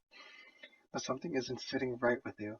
You're determined to find out the truth. Yes, I want to know the truth because we know Ian's lying. Her loft is in the art district downtown. The lights are on. Someone is home, obviously. A strange feeling overwhelms you. You don't know what it is, but it beckons you to the door. By the time you reach the doorbell, you feel your palms sweating. Am I obsessed? Crushing? I don't know. I just know that I need to see Ian. Finally, like, we know.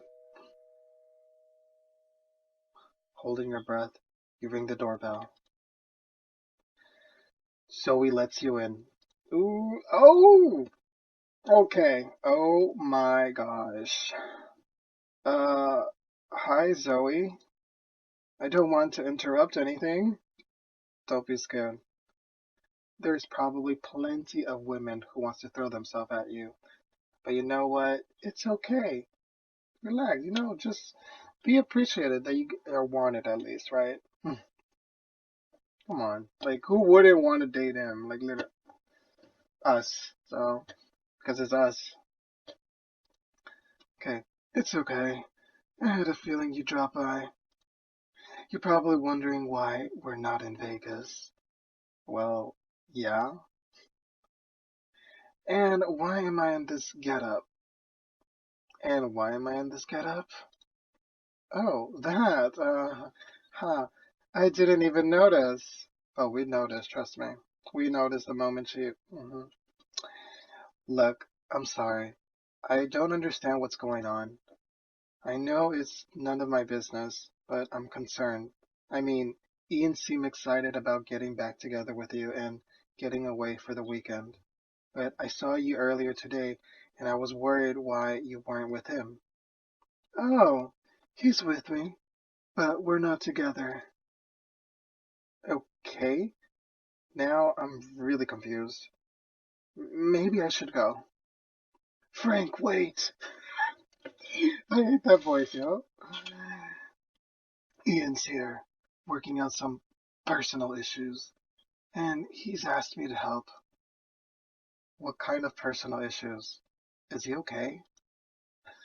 You know, maybe it's better if you just spoke to him yourself. All in all, I think it's good that you came by. Follow me. Oh my gosh. You follow Zoe up a you follow Zoe up a flight of stairs into a darkened hall. You find yourself standing in front of a open doorway. I am nervous to see what's going to happen here, but yo, oh my gosh. The soft orange glow from the fire casts shadows across the room.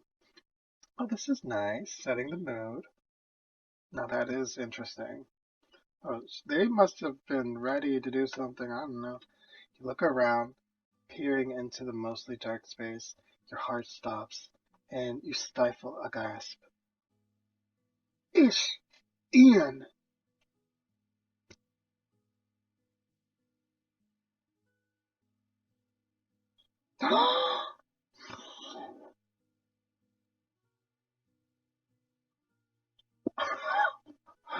Well, yeah, he's getting it.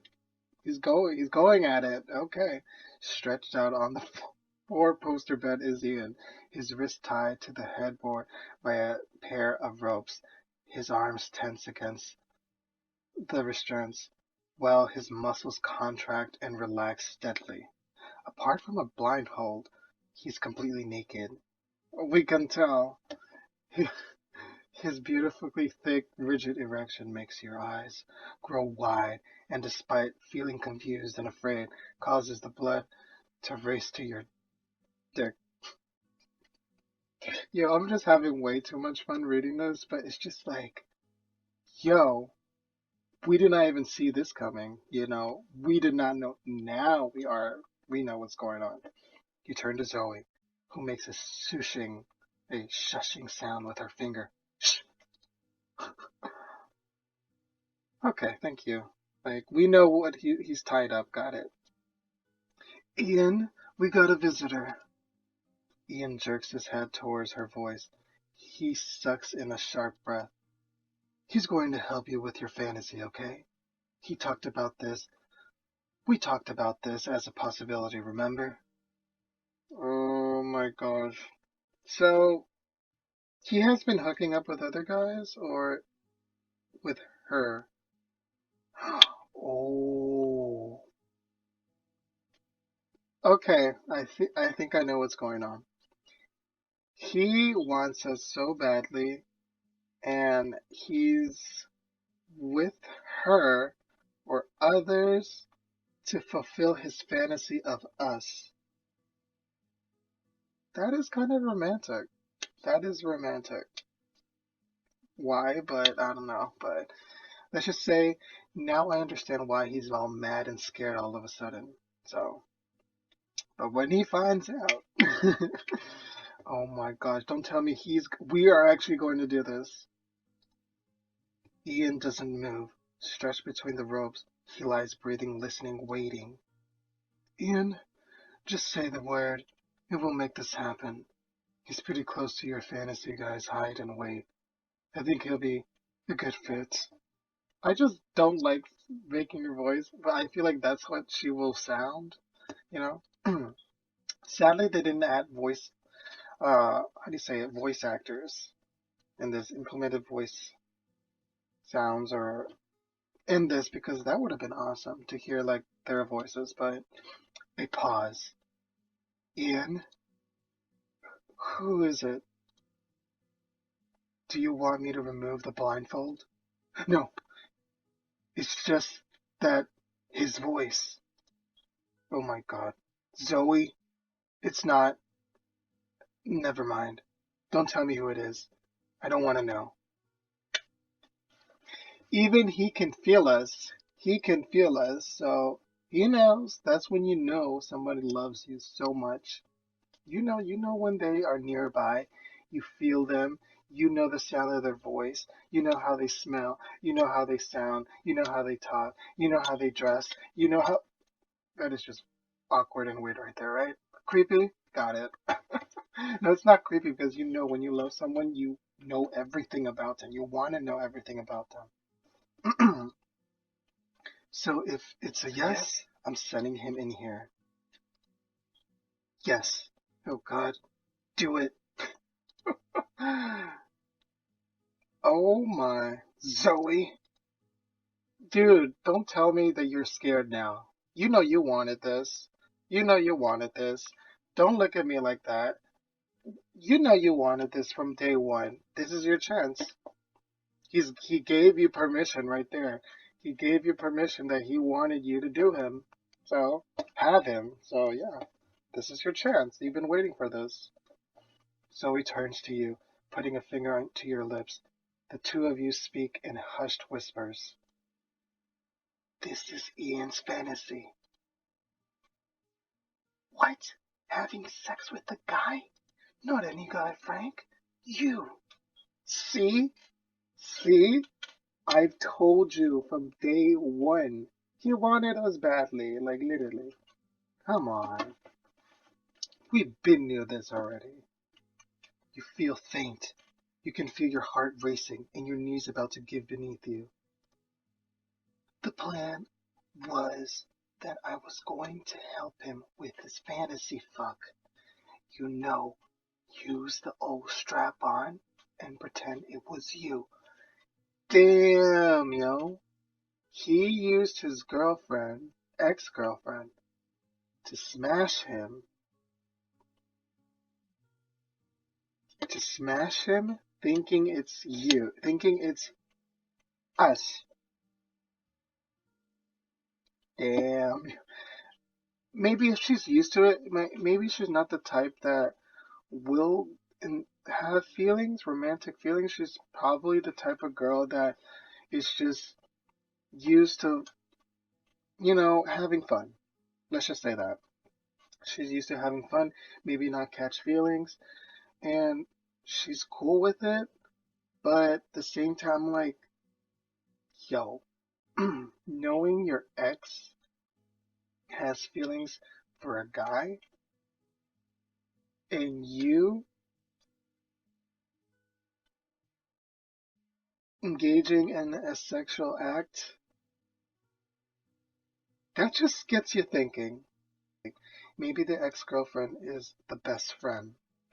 Maybe she's his best friend now, and he tells her everything, that he has feelings for us and everything. And wow,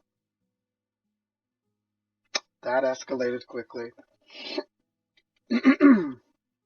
That escalated quickly.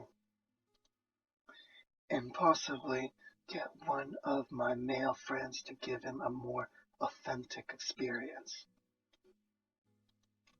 But I think in terms of authentic, you can't do better than, well, she gently nudges you forward.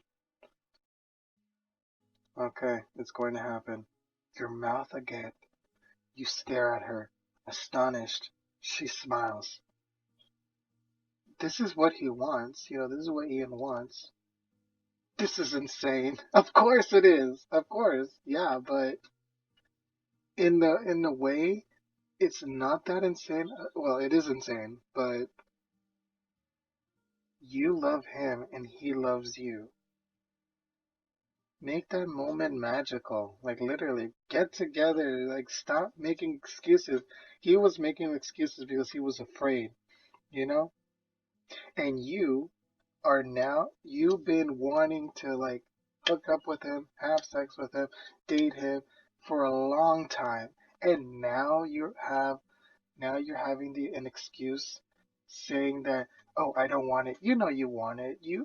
From the moment I started playing this game, you wanted to get laid the moment we started playing. And now that you got your chance, you're like, oh, I don't know what to do. Uh-uh. Give him what he wants, and because he wants you, and you want him. So and he clearly gave you permission. So That's what he wants. This is insane. If he wanted it this badly, why didn't he just, ask? He, uh, Frank, he's afraid. He is afraid that you might reject him. He's afraid that, of course, when you tell somebody, your best friend, that you love him, in this case, we told Ian, and Ian ran off, was scared. He was scared of what he was feeling because he is not used to have those feelings. He's not used to that, you know, love. And it was when you have a deep connection with someone, it's strong. Sometimes you're afraid of it and you run off. And that's what happened with Ian. He's afraid. He's afraid. But and we've been knew, y'all, like literally that he had these feelings. We've been knew that he wanted us, but it's just a matter of time. That's what I said. It's a matter of time because you can't keep that secret to yourself for a long time. You can't keep it bottled up because it's going to explode and it's going to come out. But you guys understand what I'm trying to say. So, because he's scared. See? Thank you. Thank you. Thank you, Zoe. Oh my gosh. I told you. I know this. Like, seriously. He's afraid. Man, he is just like the person I actually. Ian reminds me so much of someone I know. Ian reminds me so much of someone I know. Because he's scared. He has such a crush on you. He has such a crush on you, Frank. For a very long time, in fact. I been knew that. I been knew that's I know that Ian likes us. I always knew. I always have known. You know? That's the thing. That's what's making this a little bit funny to me. Not it's not funny, but it makes sense. Everything makes sense. He's afraid, but he's in love with us and he's afraid to proceed. To proceed. you know, to get into a relationship with us, to love us. That's what he's afraid. But I'm here to make him know that don't be afraid to open up, to show what you feel. You love who you love. Like, there's nothing wrong with that. When you love someone, you love them. Whoever your heart desires, go for it. Go for it. And if that person loves you and you love them, nobody else matters. Just the two of you. Such He has such a crush on you, Frank, for a very long time, in fact. But he also loves you as a friend. He's terrified of doing anything to disrupt your friendship. Mm-hmm. There it is. He's afraid of losing us as a friend, and that's the thing.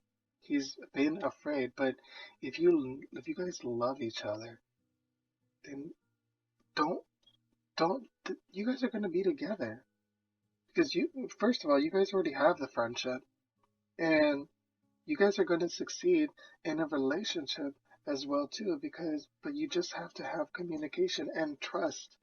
Don't be afraid. Zoe shakes her head at you, smiling. You two are so oblivious. See, I told you she understands us. She understands us. So what do I do?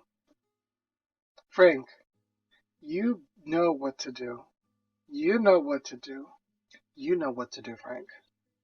You know what to do. You know what to do. You're not new at this. That's up to you. You can take off the blindfold, untie him, and say the things you obviously need to say to each other. Or you can make his greatest fantasy come true. Oh my gosh, yo. No pressure or anything. You look at her speechless. You know him better than anyone, Frank. You're his best friend. I know. I've been there. That's why I know him. I know him how the way he is. So, I trust you'll know what to do. She nudges you towards the doorway. The soft carpet pads your footsteps as you enter the bedroom. Sorry, I'm just trying to act the scene. So you hear Zoe's footsteps reset as she closes the door and walks away. The only sound, the crackling of the fire and the rhythmic cadence of Ian's breath. At the sound of your step, he strains his head towards you. You take a moment to let your eyes adjust to the light, pulse racing as Ian's body comes into full view. And I hope we don't see it. Oh my gosh. Yeah, things are escalating quickly. Things are escalating quickly. The firelight casts dancing shadows across the muscled contours of his body. Leave him tied and fulfill his fantasy, untie him and remove his blindfold. Well, in this case, we are going to fulfill his fantasy because that's what he's been wanting. And of course, that's what our character wanted. That Frank, us. That's what we've been wanting for a long time. So let's go at it. Let's go at it. You walk over to the bed, your cock throbbing. Ian draws in a sharp breath. You stand there, heart banging in your rib cage, wondering how to respond. His voice cracks, full of less hesitation, fear, excitement. Go ahead. I'm ready for you. Okay, let's fulfill his fantasy because when he takes off the blindfold, he's gonna know it's gonna be us, right? So of course, as your eyes rake his body, you realize you've never been harder in your life. Panting in quick staccato breaths. I don't know if I'm saying that right, so sorry, y'all. He turns his head towards you, anxious beyond words, and from the looks of his shaft, pointed stiff and straight at the ceiling, obscenely aroused. You swallow, trying to regain your senses. All you can feel is your heart pounding, your cock throbbing with every beat. You unzip your jeans, sliding them off with your briefs. You remove your shirt, pausing momentarily, letting Ian's anticipation build. Leaning over him slowly, you bring your face close to his. You can feel the heat of your breath on your lips. A thin sheen of perspiration covers his cheeks. Oh God. You swear his cock just grew another inch. Yo, threw another inch. How is it gonna throw another inch? Okay. Your breath, your breath, your breath tickles his cheek, his neck. Finally, you lower your mouth to his. hmm You hear him gasp. His mouth opens. You taste his saliva, inhale his breath. Does he know? Could he possibly know? Yes, he knows. He knows it's you. You kiss his top lip, then the bottom one. With a groan, his lips part, accepting your tongue. See, I told you, tongue down his throat. He strains against ties. You watch his cock twitch hard, swaying in the air. As you kiss him, your hands go to his shoulders, trailing downwards as his body arches at your touch. Ooh, I'm not going to do the sound, so you bury your face against his neck, his chest, his belly, breathing in his scent, from the pulsing hairs on his calves to the strands of his neck, on his neck, and everywhere in between. He rolls his hips, squirming, moaning, as you cover his body with wet, hot kisses. The taste of his skin shocks you, electricity stinging your tongue. You run your mouth along the length of his leg. Mm. Oh my gosh, he is enjoying, you can tell. You kiss his neck again and inhale. He moans. Please F me already. Please F me, Frank. He knows. I think he knows. I know it's his fantasy, but I think he knows. You can tell when it's someone you love. You feel goosebumps shoot across your skin at the sound of your name. Oh, Ian, do you know it's me? Or are you fantasizing? I think he knows. He knows it's us. I think he knows it's us. You can't. Here's the thing. You can fantasize, but there's gonna be a difference. You're gonna know it's somebody else. But when it's somebody you love, you will know there is a way. You'll know in the moment that it's that person because they don't you don't compare to anyone. That's the difference. You'll know when it's somebody different and you'll know when it's the person you love. That's what I'm trying to say. When you finally wrap your hand around his cock, he bucks his hips with a hello moan. Okay.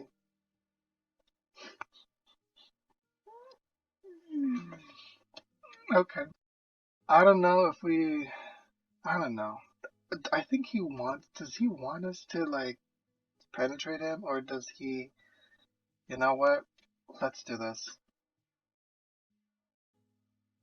Okay, I have a feeling what's going to pop up, but he said he wanted us, so I think we're gonna do this. Yeah, I think that's what he wants, you know? So let's go for it. Kneeling before him on the bed, his legs spread, you separate his ass cheeks with thumb and middle finger. You allow your index to find his hole. He quivers and shakes, squirms. Yeah, sorry. You give it you give it a gentle massage, lightly pushing against its resistance. Your soft touch is a marked contrast to the violent way he twists against his restraints. You lift his ass off the bed, raise it to your mouth. Your nose moves past his sack and presses hard into his taint as your tongue nestles between his cheeks.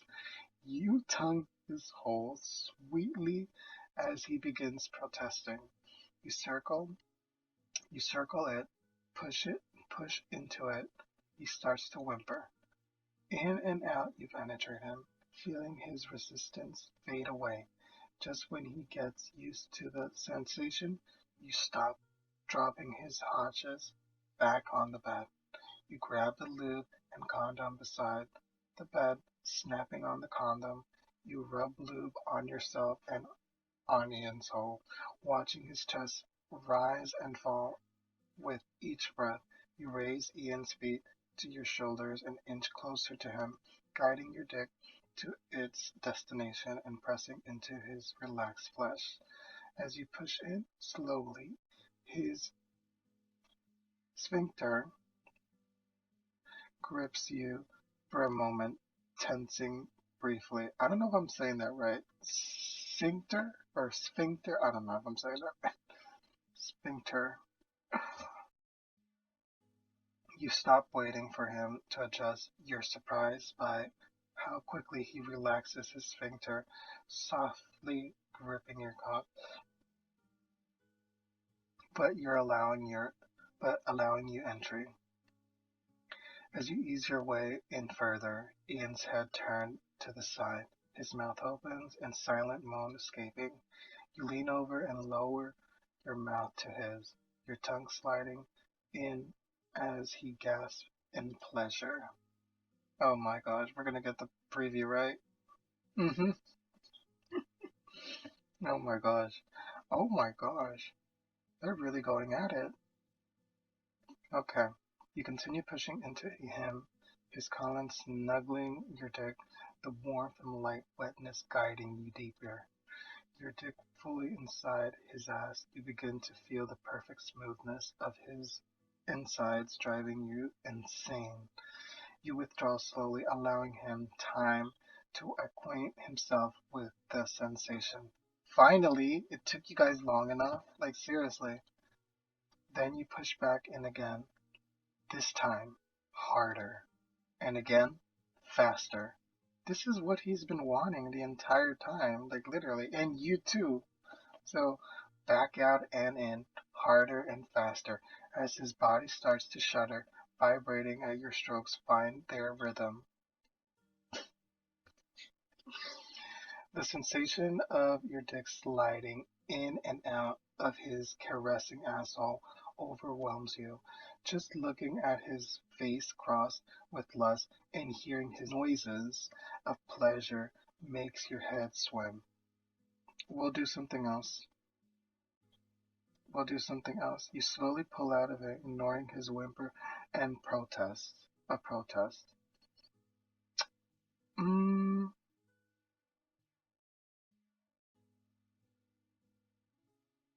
okay, we're gonna do this now. Of course, we have to please him as well too. You grab the lube sitting next to the bed, working in between your cheeks. The only sounds from Ian are his labored, anxious breaths. You take a moment to prep yourself, feeling dizzy with anticipation. His cock looks huge, thick, and ready for you. Hooking your leg over him, you slide his shaft between your cheeks, rubbing and teasing it there until he starts to whimper. You take a condom from the nightstand and lower it over his cock. Feeling ready, you slowly sink yourself onto him. OF, Ian says, gritting his teeth.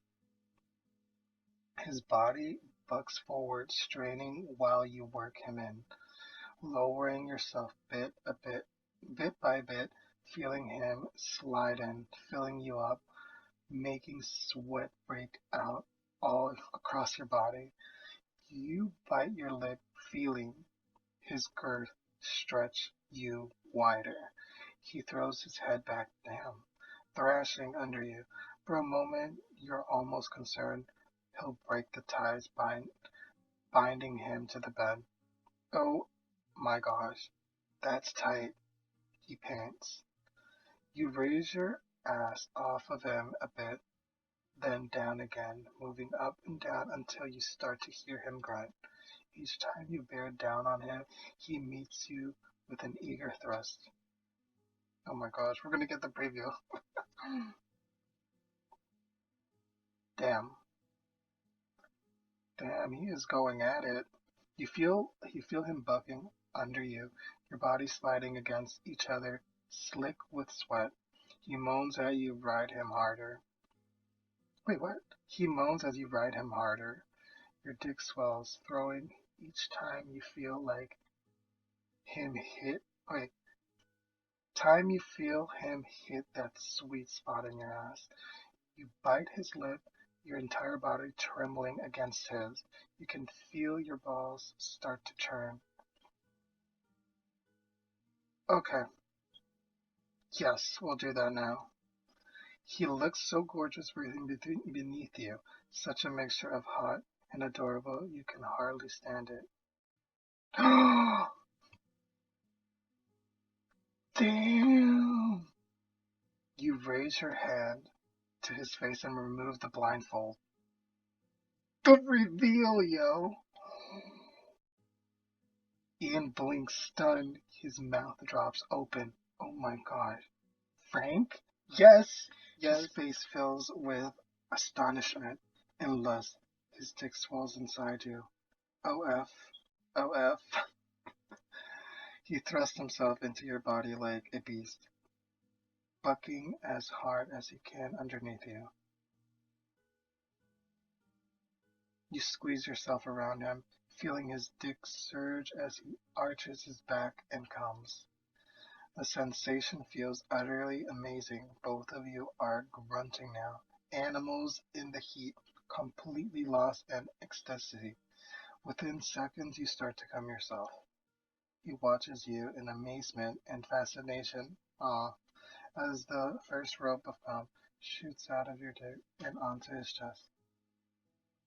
You take a moment to breathe, to come to your senses. Ian looks at you wide-eyed, body slack, covered with sweat. He looks worried. Why are you worried? Look at him. He's happy. Oh, I, I don't know. Well, what can I say?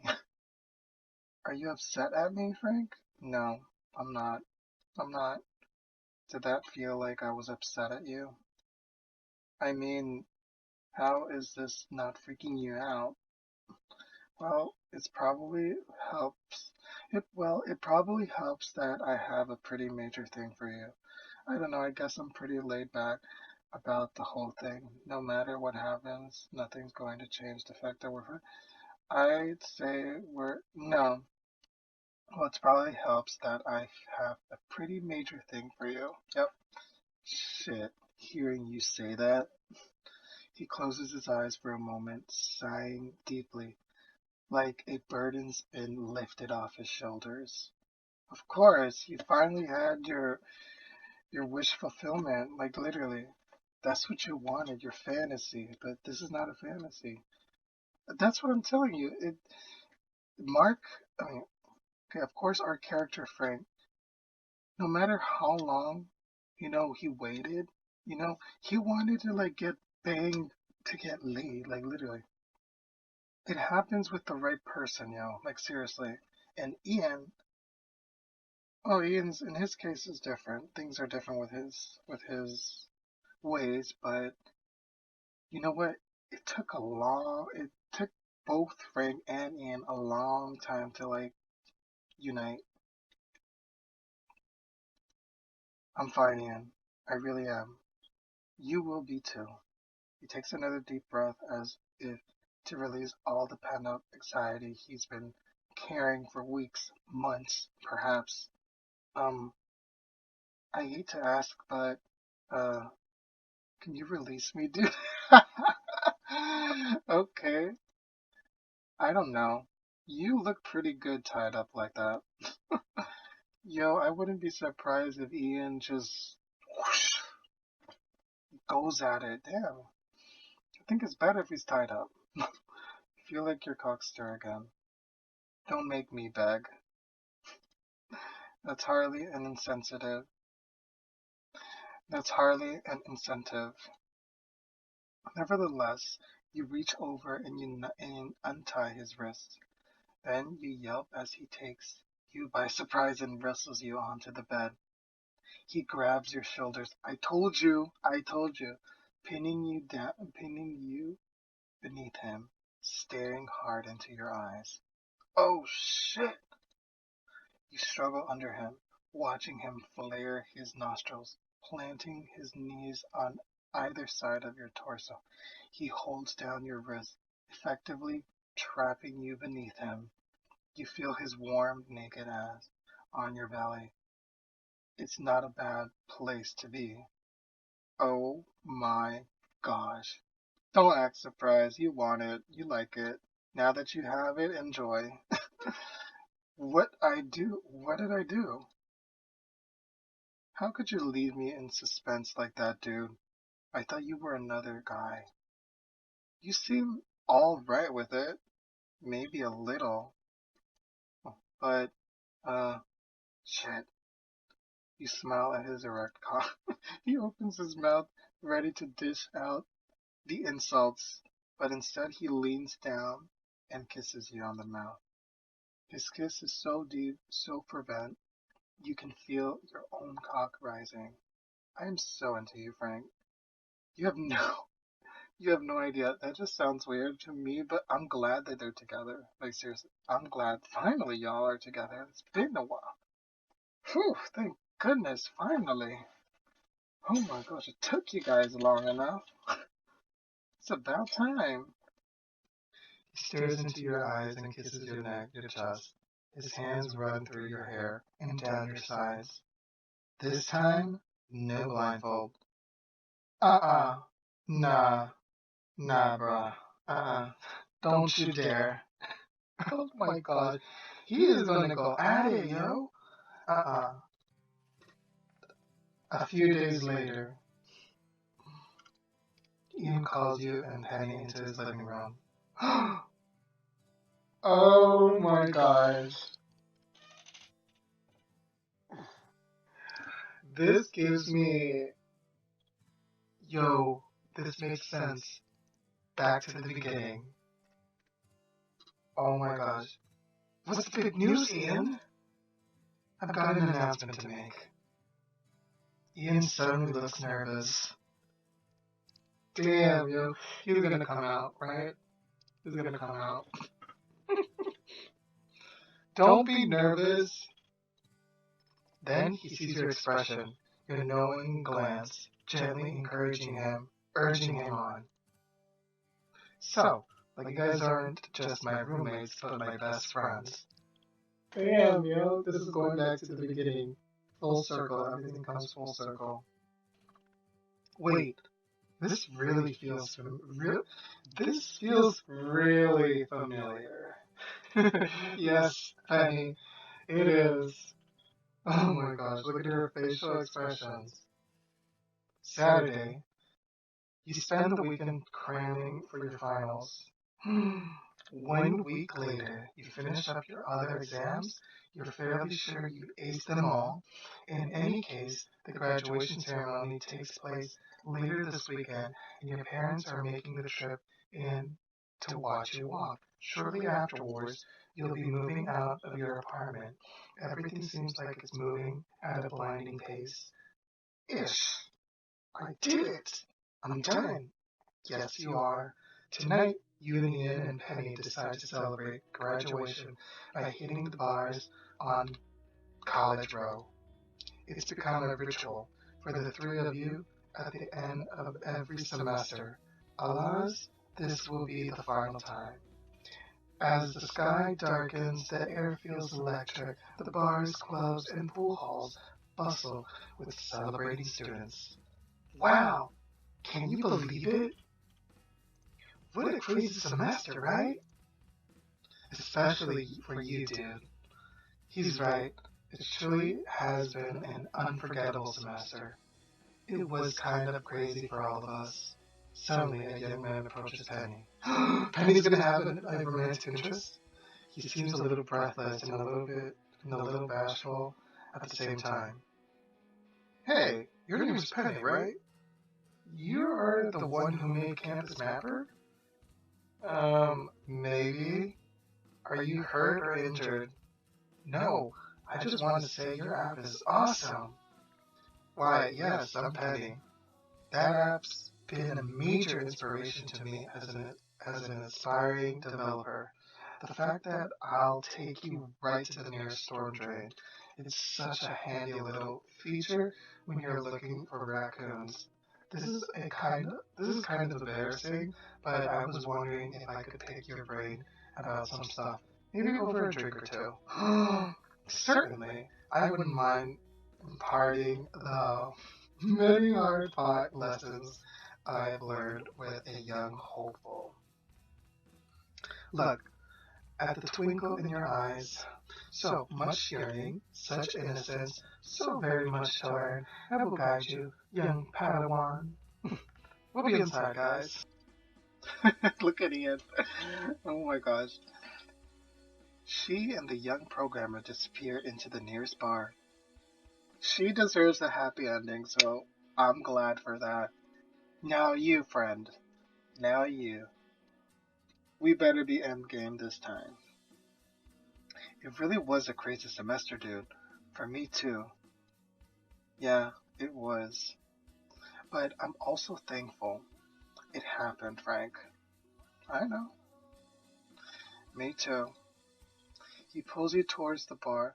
The warmth of his hand on your arm radiates through your body. When you look at the beautiful grin on his face, your heart starts to race. Aww. Let's hurry. I have a feeling we're gonna have to save that kid before Penny makes him her intern. Oh my gosh, they know Penny. Congratulations! You, Frank Matthews, are ready to start the next chapter of your life. Aww, this is so good. That's so cute. Aww. They graduated. Oh my god. You graduated with honors, landing with your first job at a cutting edge tech company. It's in a field you're passionate about, and you'll be earning quite a bit of money. You're ecstatic, all your hard work paid. You're ecstatic, all your hard work's paid off. Aw. When Ian returns from his studies abroad, he joins you in the city. Once again, you're rooming with your best friend, and now your boyfriend. Aww. Aside from the fact he still uses your toothbrush, you've never been happier. Okay. You are amazed that you felt as alone as you did not too long ago. And you realize now that the lows you felt then make these days that much sweeter. And you realize now that the lows you felt then make these days that much better. Feel much better. Do you wish your life has been different up until now? Maybe. Who knows? But this moment, lying beside Ian as you kiss him awake, watching him smile and stretch like a cat and snuggle next to you, it's something you would never ever change. 2 years later. Wait, there's more? Okay, Frank, you lecture yourself. Everything's going to be just fine. Remember, whatever happens, try not to throw up. I, Frank, take you in. Oh, that's so cute. That's so cute. To be my husband. I promise to be true to your. I promise to be true to you in good times and in bad, in sickness and in health. I will love you and honor you all the days of my life. Oh, that's so cute. They got married? Ian looks at you and his lower lip quivering dangerously as you place the ring on his finger. Damn it. I, Ian, take you, Frank, to be my husband. I promise to be true to you in good times and in bad, in sickness and in health. I will love you and honor you all the days of my life. Aw, that's so cute. That's so cute. Aw, aw, that's so cute. Finally, they finally get a happy ending. Oh my god. As the two of you exchange rings that afternoon, you see yourself at the end of the long road as a series of events and decisions culminating in this one moment. The minister pronounces you married. Oh. Taking Ian's hands in yours, you feel a surge of pure, utter joy wash over you as your mouths unite in a perfect kiss. The end. Oh, that's so cute. That's so cute. Oh my god. That's so cute. Oh, that's good. I actually enjoyed this, y'all. Like, literally. This was a very interesting game that you guys actually requested. And I actually enjoyed it. Let's just say I enjoyed Frank and Ian's storyline. I like Penny as well too. Yeah, that was interesting. That was a very, very interesting, very interesting. Sorry. I didn't expect, but I already knew that they were going to be endgame, like that they were going to end up together, like because it was obvious how the way they looked at each other, they thought about each other, they think of each other, felt for each other. It's pretty obvious when someone likes you, loves you, And I really like that Frank and Ian got that happy ending. They deserved it. And I actually really like how Penny also got her happy ending as well too. Um I actually enjoyed this story, the storyline in this game. This is awesome. If you guys want me to play more of this game, try to get other endings or other storylines, then let me know. But in my case, like this was my favorite out of like, because of course Penny and Ian are Frank's like best friend, like seriously. And it just, I feel like it makes more sense, and I I actually enjoyed the story. I enjoyed it a lot, and it's, let's just say it's good. I like the story. I like Ian's story. I like how Frank and Ian ended up together. I'm glad, you know, at the end, they graduated and then they got married. That's so cute. That's cute. And the good thing is that Ian came out and, he was happy. He was happy. He came out and he can finally like be more open with his feelings, and it actually is good because it does help him a lot. He doesn't have to like hide those feelings anymore. So I really am glad about that. And yes, he does remind me of someone that I know. And the thing is that yeah, it's very shocking that Ian's personality, his his ways, let's just say, is similar to someone I know. And Penny reminds me of my best friend every day. Like seriously. Oh my gosh. Who wouldn't want a friend like Penny? And I have a friend just like Penny. Like seriously. Oh my gosh. Well, you know what? Our character, let's just say that they they were really desperate to try to get laid, but at the end of the day, you know, it's good to wait for the right person, not throw yourself at anyone that you see coming. So I'm glad that he had that trust in Ian and Ian had that trust in us as well. So I like it. I like how the story ended and it's amazing. I love it. I love it. So hope you guys have a wonderful day. See you guys in the next video. And most important thing, message of the day. Love who your heart desires. And if nobody accepts it, don't listen to it. Go love who your heart desires, no matter what people say. It's your happiness. It's your life. And be happy and enjoy it. No matter who you love, who it is that your heart desires, that's what you go after. Go after it. Don't waste your time, and because time is something you can't get back. So love your person always. Show them every single day that you love them, that you care for them, that you admire them, that you appreciate them for having them in your life. Always, always show the person that you love. Don't don't be afraid to show them, to show that you love them. And if they love you, don't don't wait. Get together, like literally, because like I said, time is something you can't get back.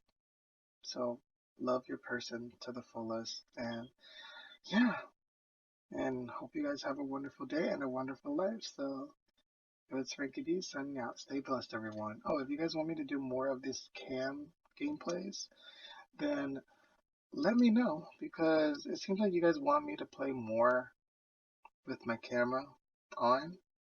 So yeah, just let me know in the comments below if you guys want to see me more gameplay with my camera. So anyhow, take care everyone. Bye.